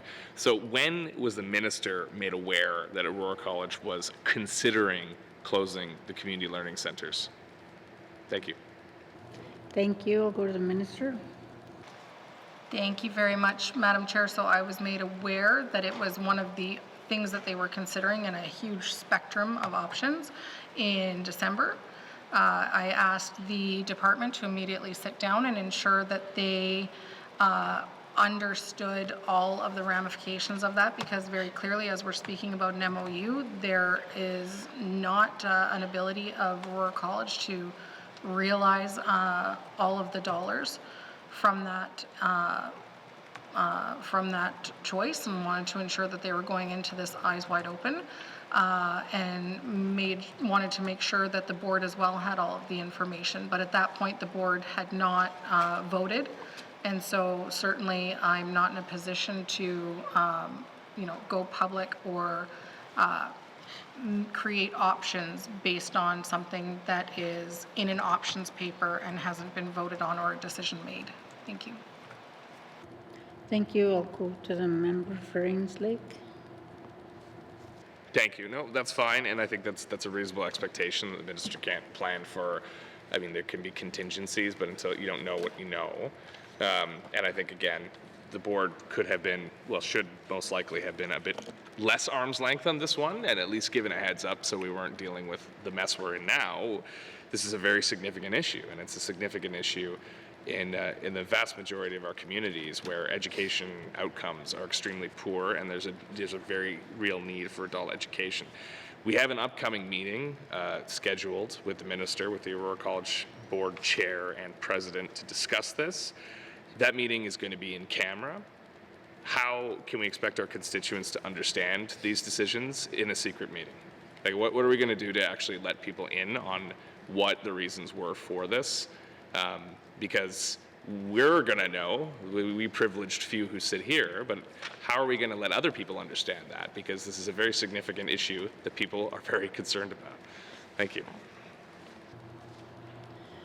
Thank you. Just for your information, the meeting will be public, so, but I can refer to the Minister of Education, Culture, and Employment. Thank you very much, Madam Chair. Madam Chair, I'm always happy to do as much as we possibly can in public, and I would hope that committee would be willing to do this meeting in public. Thank you. Thank you. I'll go back to the member for Rains Lake. Okay, thank you. That's the expectation. I'm glad we cleared that up for the record, and anyone watching, it will be broadcast, so you're welcome to tune in. Millions of subscribers. Millions of subscribers. Millions of subscribers. So I guess fundamentally as well, is the process for the Aurora College budgeting as well, even though they're at arm's length, does it work similar to other, like the Health Authority, for example, where the total contribution, so the $35 million we provide to Aurora College, that's on the books, but they then submit a budget, the minister reviews it and approves it to make sure it conforms to the mandate. Is it a similar process for Aurora College's budget as well currently? Thank you. Thank you. I'll go to the Minister of Education, Culture, and Employment. Thank you very much, Madam Chair. Madam Chair, it's not a situation where I'm going through their budget line by line with them. They have base funding that they get through this process here. If, for example, if they have a need for forced growth, a great example of that I believe is in this is their it is in this is the forced growth for their lease payments and such. That's something that would come through the Financial Management Board. It would go through our normal vetting processes with that, but line by line, they're not going through the budget with me, and I don't have eyes on what the exact breakdown of this would be in that arm's length relationship. Thank you. Thank you. I'll go to the member for Rains Lake. Thank you. So, I mean, is this an arm's length academic institution or agency? Because, you know, they,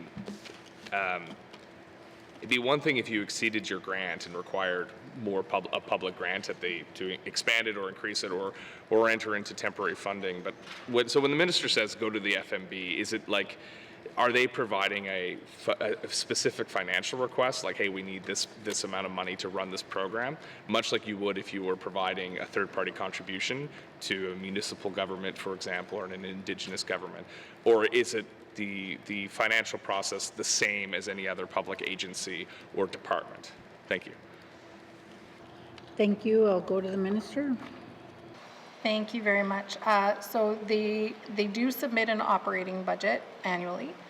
For example, if they need new funding above and beyond where they're at for new programming, like for example, we've talked about the Indigenous Languages Diploma.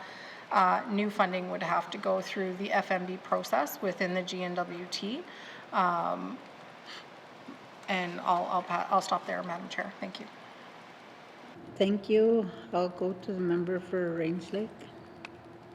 Thank you. I mean, certainly there's a lot to talk about with Aurora College, but like it's not an arm's length academic institution as I understand it. It's one thing to fund the college to do a program like an Indigenous languages certificate, but it still feels very much like it's always been run. And I think that's my fundamental concern. They still don't have a foundation put in place to do fundraising.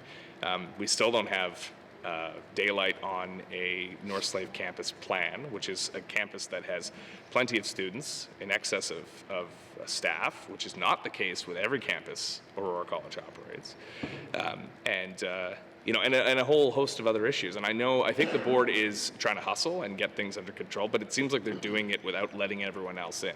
This is an area of extreme interest. We'll have this discussion at a standing committee, but I mean, we need to do better with Aurora College, fundamentally. Thank you. Thank you. Next I have member, okay, yeah, Minister, you can respond. Thank you. Thank you very much, Madam Chair. So, Madam Chair, to respond to the member's question, it is still a public agency under the Financial Administration Act.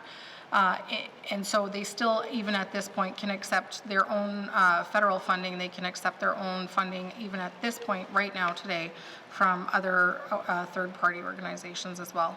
It's also worth noting that certainly the college legislatively is at a bit of an interim phase here. So there was the launch of the Aurora Colleges Act in the previous assembly.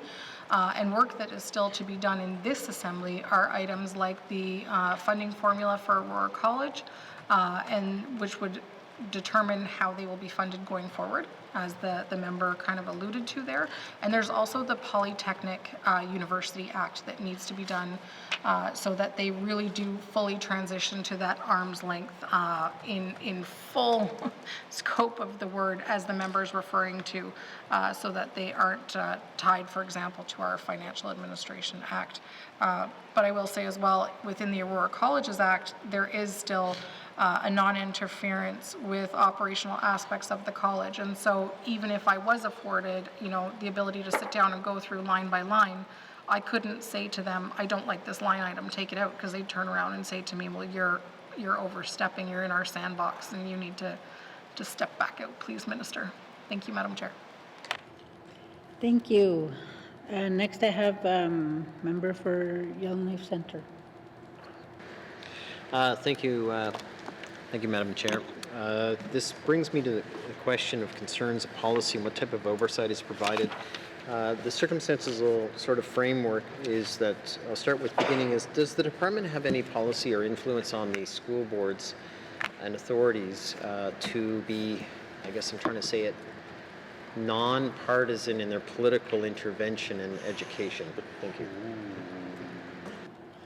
Thank you, Minister of Education, Culture and Employment. I'm wondering if the minister can be, or if the member can be more specific or direct about what they would like to get to here. Thank you. Member for YK Centre, can you be more specific in your question? Thank you. So when a student in a school is shamed for liking Trump, and I'm not here to speak for the individual of Trump, that is, but where I worry that the parent has to deal with children who've just been shamed on that, or the school, be it the school, the teachers, etc. As an example, if you want an example, this is a real one. What policies do we have on that if teachers are providing their individual personal opinions, and hence that's trickled down and shaming individual students? Now, I want to be absolutely clear, Madam Chair, in no way would I be defending that orange guy. Don't misunderstand, I have no like for that man at all, but I respect he's been elected. The reality is that my concern is what type of oversight is provided by the departments, such as guidance or policy, that if people in a free and democratic society like one person or the other, that they shouldn't be shamed and humiliated in classes or feel the pressure of bullying in the schools because they choose something different than, say, we would choose. Thank you. Thank you. I'll go to the Minister. Thank you very much. Madam Chair, it is very helpful, so thank you to the member for being specific about what they're looking for. And so we do in the Northwest Territories have safe schools regulations. It is the responsibility of all schools across the territory to ensure that they're providing safe, equitable, and an inclusive schooling environment to their students.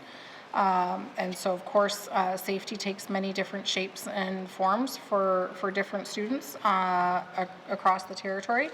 And education bodies are required to hold staff accountable for how they behave in that regard.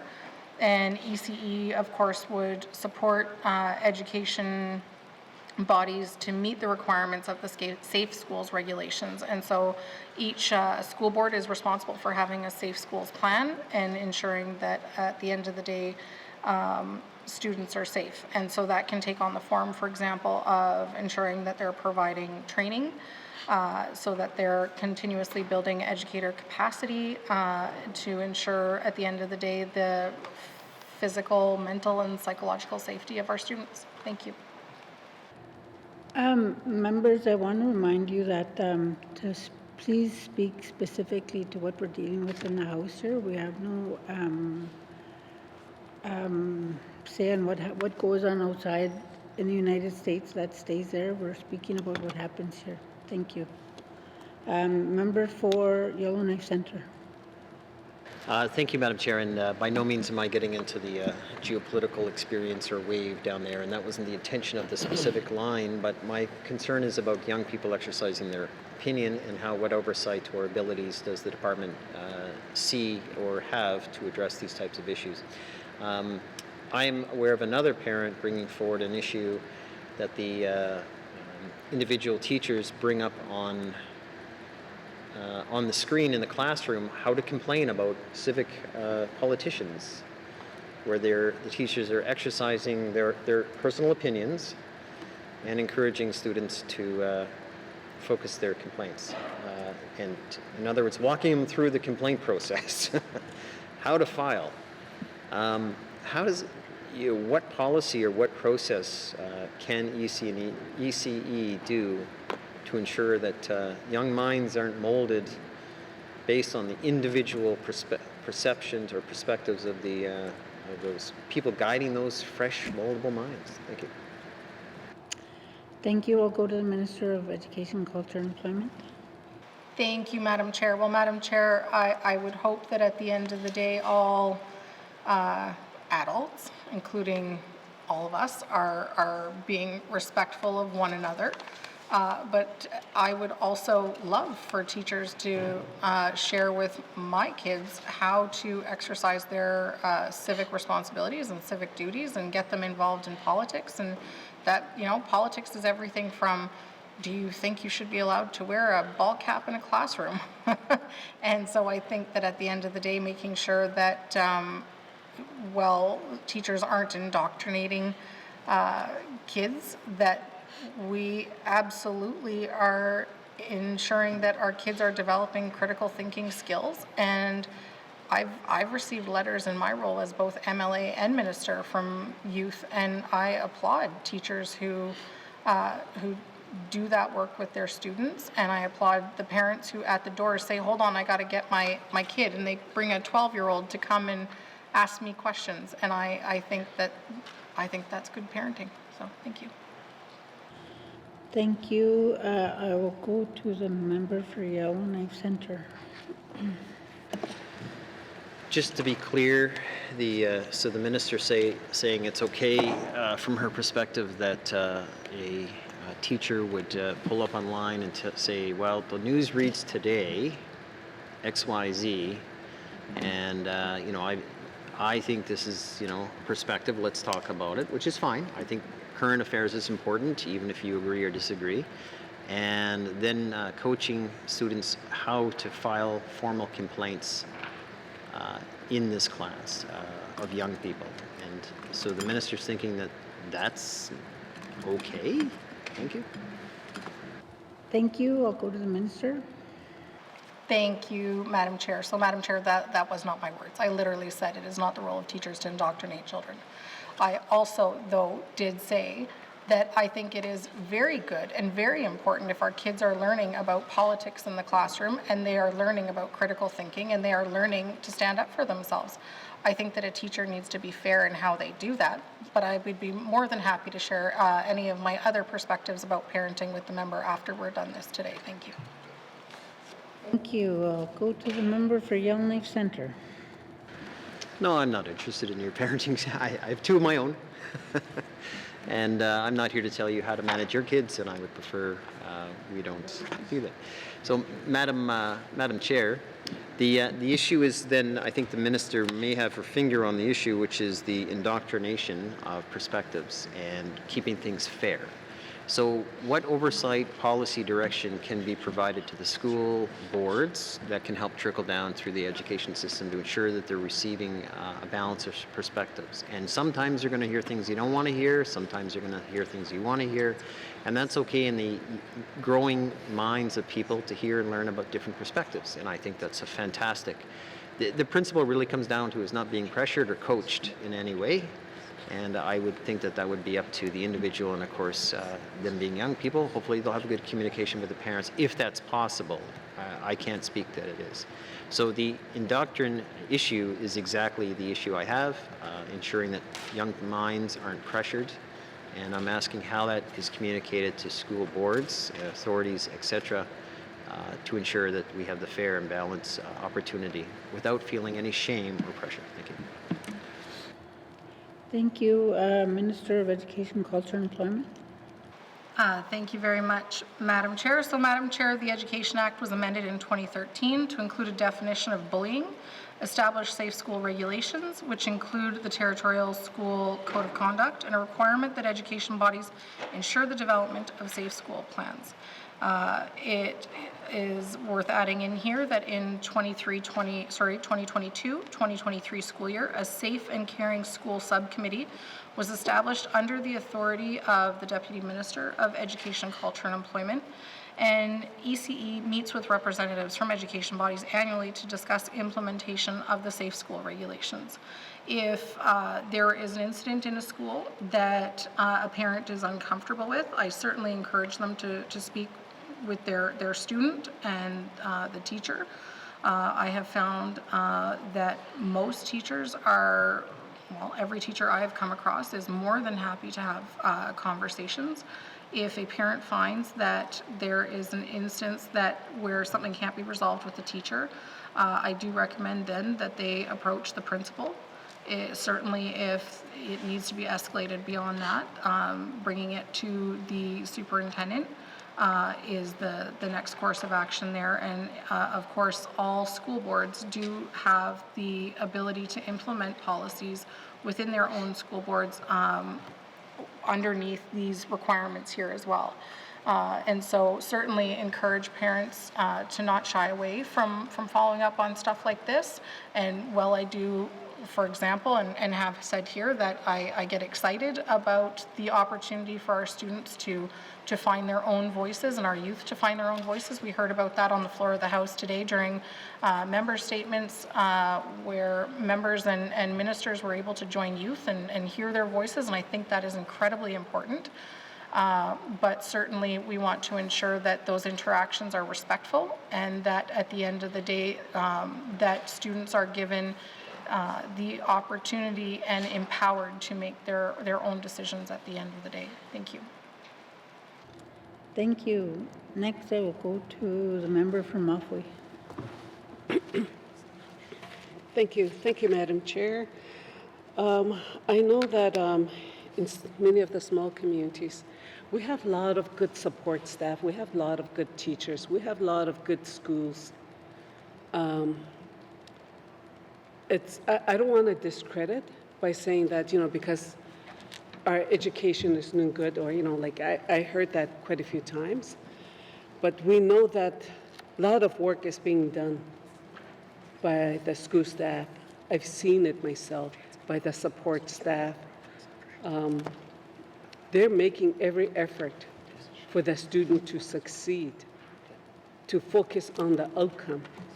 But there is a problem. There's there's a lot of problems, but one of the problems is that we know there's a lot of social issues in small communities with drugs, alcohol. There's all kinds of issues. So we do have a problems where the absentees.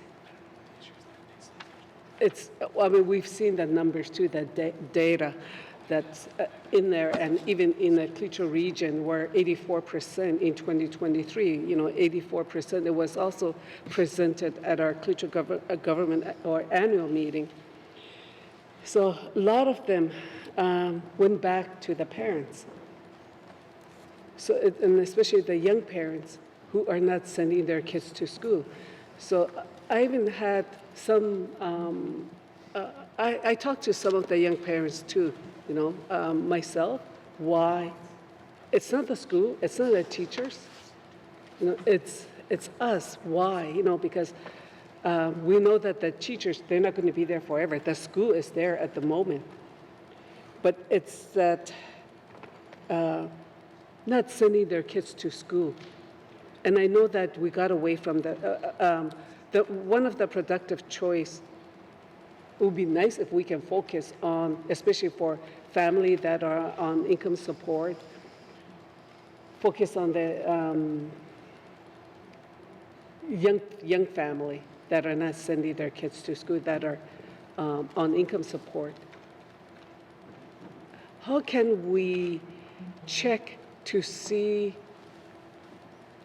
family that are on income support sending their kids to school? Is there any way or where in the legislation or in this education that one of the productive choices that, in order for a family, but I don't know if it's one of the things that you would want to do, but find a way that we can send the kids to school, or they can send their children to school and not be at home when the school is on, because it's happening a lot in many of the small communities. Even in my region, I see that, like young children should not be at home, but nobody is doing anything. So I know there's a lot of blame on the school or the teachers, that's what they're saying, but I don't, I have a little grandson that goes to school, so that's our job, or not our job, but it's a parent's job, but we're helping the parents, So there's a lot of grandparents that are doing the same thing. But what can we do to help these young parents to start sending their kids to school? And I know that in my region, the Family Preservation Program, they're making an effort. I see them working really hard, really well with the young family. Not to punish them through the income support, but there's got to be something in there because they are our future generations. We need them to be educated because many of the people are reaching the retirement age, and somebody has to take over 20, 30 years from now. And that's, it's like we got to do something. We can't wait another 10 years, 20 years. Something has to be done now for the students to succeed and start focusing on the outcome, the education outcome. So do you have any plan? Is there a plan that education is doing to that we are not aware of, but is there a plan in place where we can start focusing on fixing the absentees of our young children? Is the ECE working with the parents to focus on improving the attendance rate? Thank you, Madam Chair. Thank you. I'll go to the Minister of Education, Culture and Employment. Thank you very much, Madam Chair. Madam Chair, absenteeism of our students across the Northwest Territories is a huge issue and has a direct and significant impact on the education outcomes of NWT children in every single community, in small communities, in regional centers, and in Yellowknife.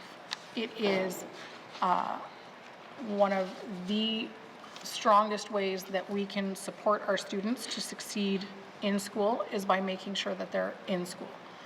And it is remarkable, and I don't have the data with me, but I'd be happy to show the member that when a student misses, even a couple of days here and there, it very quickly adds up to an entire school year, and it's very easy for those days to get away from us. And so this is certainly something that I hear about from one end of the territory to the other.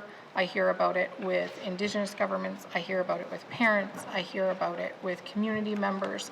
I've even had an elder come and tell me about, they can remember a time where, elders would be sitting in front of the post office yelling at kids that weren't in class and saying, get to school or get a job, but you're not on the streets, off you go. And so I really want to thank the member for bringing this up, because this is incredibly important. There are communities and community governments that are definitely working on this one. For example, even local community leadership and the community as well, working with the school board to advocate jointly for ensuring that at a local level that there is family awareness and that they're encouraging kids to go to school, encouraging families to get their kids to school. There are also communities in the NWT who, small communities in the NWT, are saying, okay, what do our kids want? They want bikes. Let's support them with bikes and get them in the classroom. And if they go to class, they get a bike. So there are different communities that are really focusing on different ways that they can support this, because the member is absolutely right. It is everybody from principals, superintendents, teachers, parents, community members, and kids themselves. Even encouraging a student that is missing in the desk next to them has a huge impact. I think that sometimes we just need to know that we're noticed when we're not around, and whether you're an adult or a child, that you matter in the classroom. I went from even Yellowknife to school. Do you want me to stop talking? Okay, sorry. Thank you. I will go back to the member for Mafui. Yes, thank you. Thank you. I know you got carried away. It is okay, but you being a parent, and I know you've probably seen it all, and us too as well in small communities. I know that we all want our young people to do well in life. We want them to succeed in life. We want them to start working. We don't want them living on a system where, like income support, to be dependent. We want them to be independent. That's what we all want for our young people, because they are our future generations. And another one too is that SFA. I know lately I've been hearing lots of parents, especially in larger regional center, a lot of them are saying, their child is already in the university. Some of them I know, they've been saying that, their child is completing first year, second year, but I haven't heard too many of those from small communities. So I want to ask the minister if this is regarding Student Finance Assistance Program. So if a student does not come back. Sorry, member, I'm going to rise. Noting the clock, I'm going to rise and report the progress.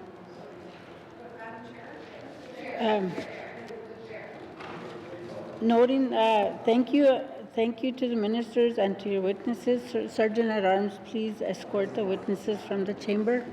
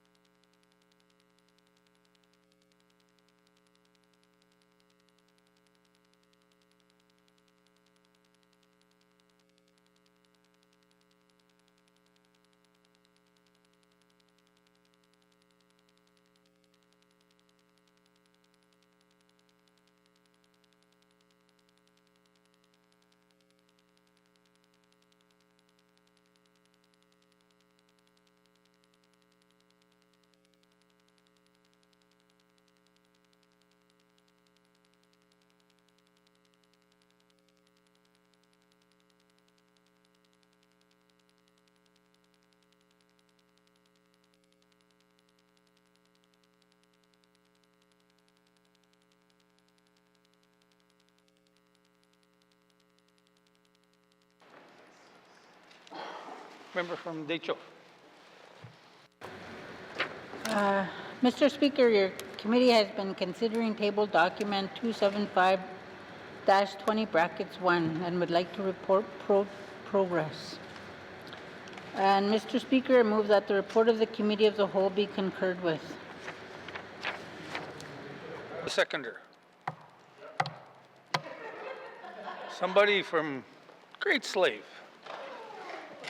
Huh. All those in favor? Opposed? Abstentions? Motion passed. Orders of the day, Mr. Clerk. Thank you, Mr. Speaker. Orders of the day for Wednesday, February 26, 2025 at 1:30 p.m. Prayer or reflection, minister statements, member statements, returns to oral questions, recognition of visitors in the gallery, acknowledgements, oral questions, returns to written questions, replies to the Commissioner's address, petitions, reports of committees on the review of bills, reports of standing and special committees, tabling of documents, notices of motion, motions, notices of motion for first reading of bills, second reading of bills, consideration in committee of the whole of bills and other matters, Bill 12, table document 275-20(1), report of committee of the whole, third reading of bills, orders of the day. Merci, Mr. Speaker. Thank you, Mr. Clerk. This House stands adjourned until Wednesday, February 26, 2025 at 1:30 p.m.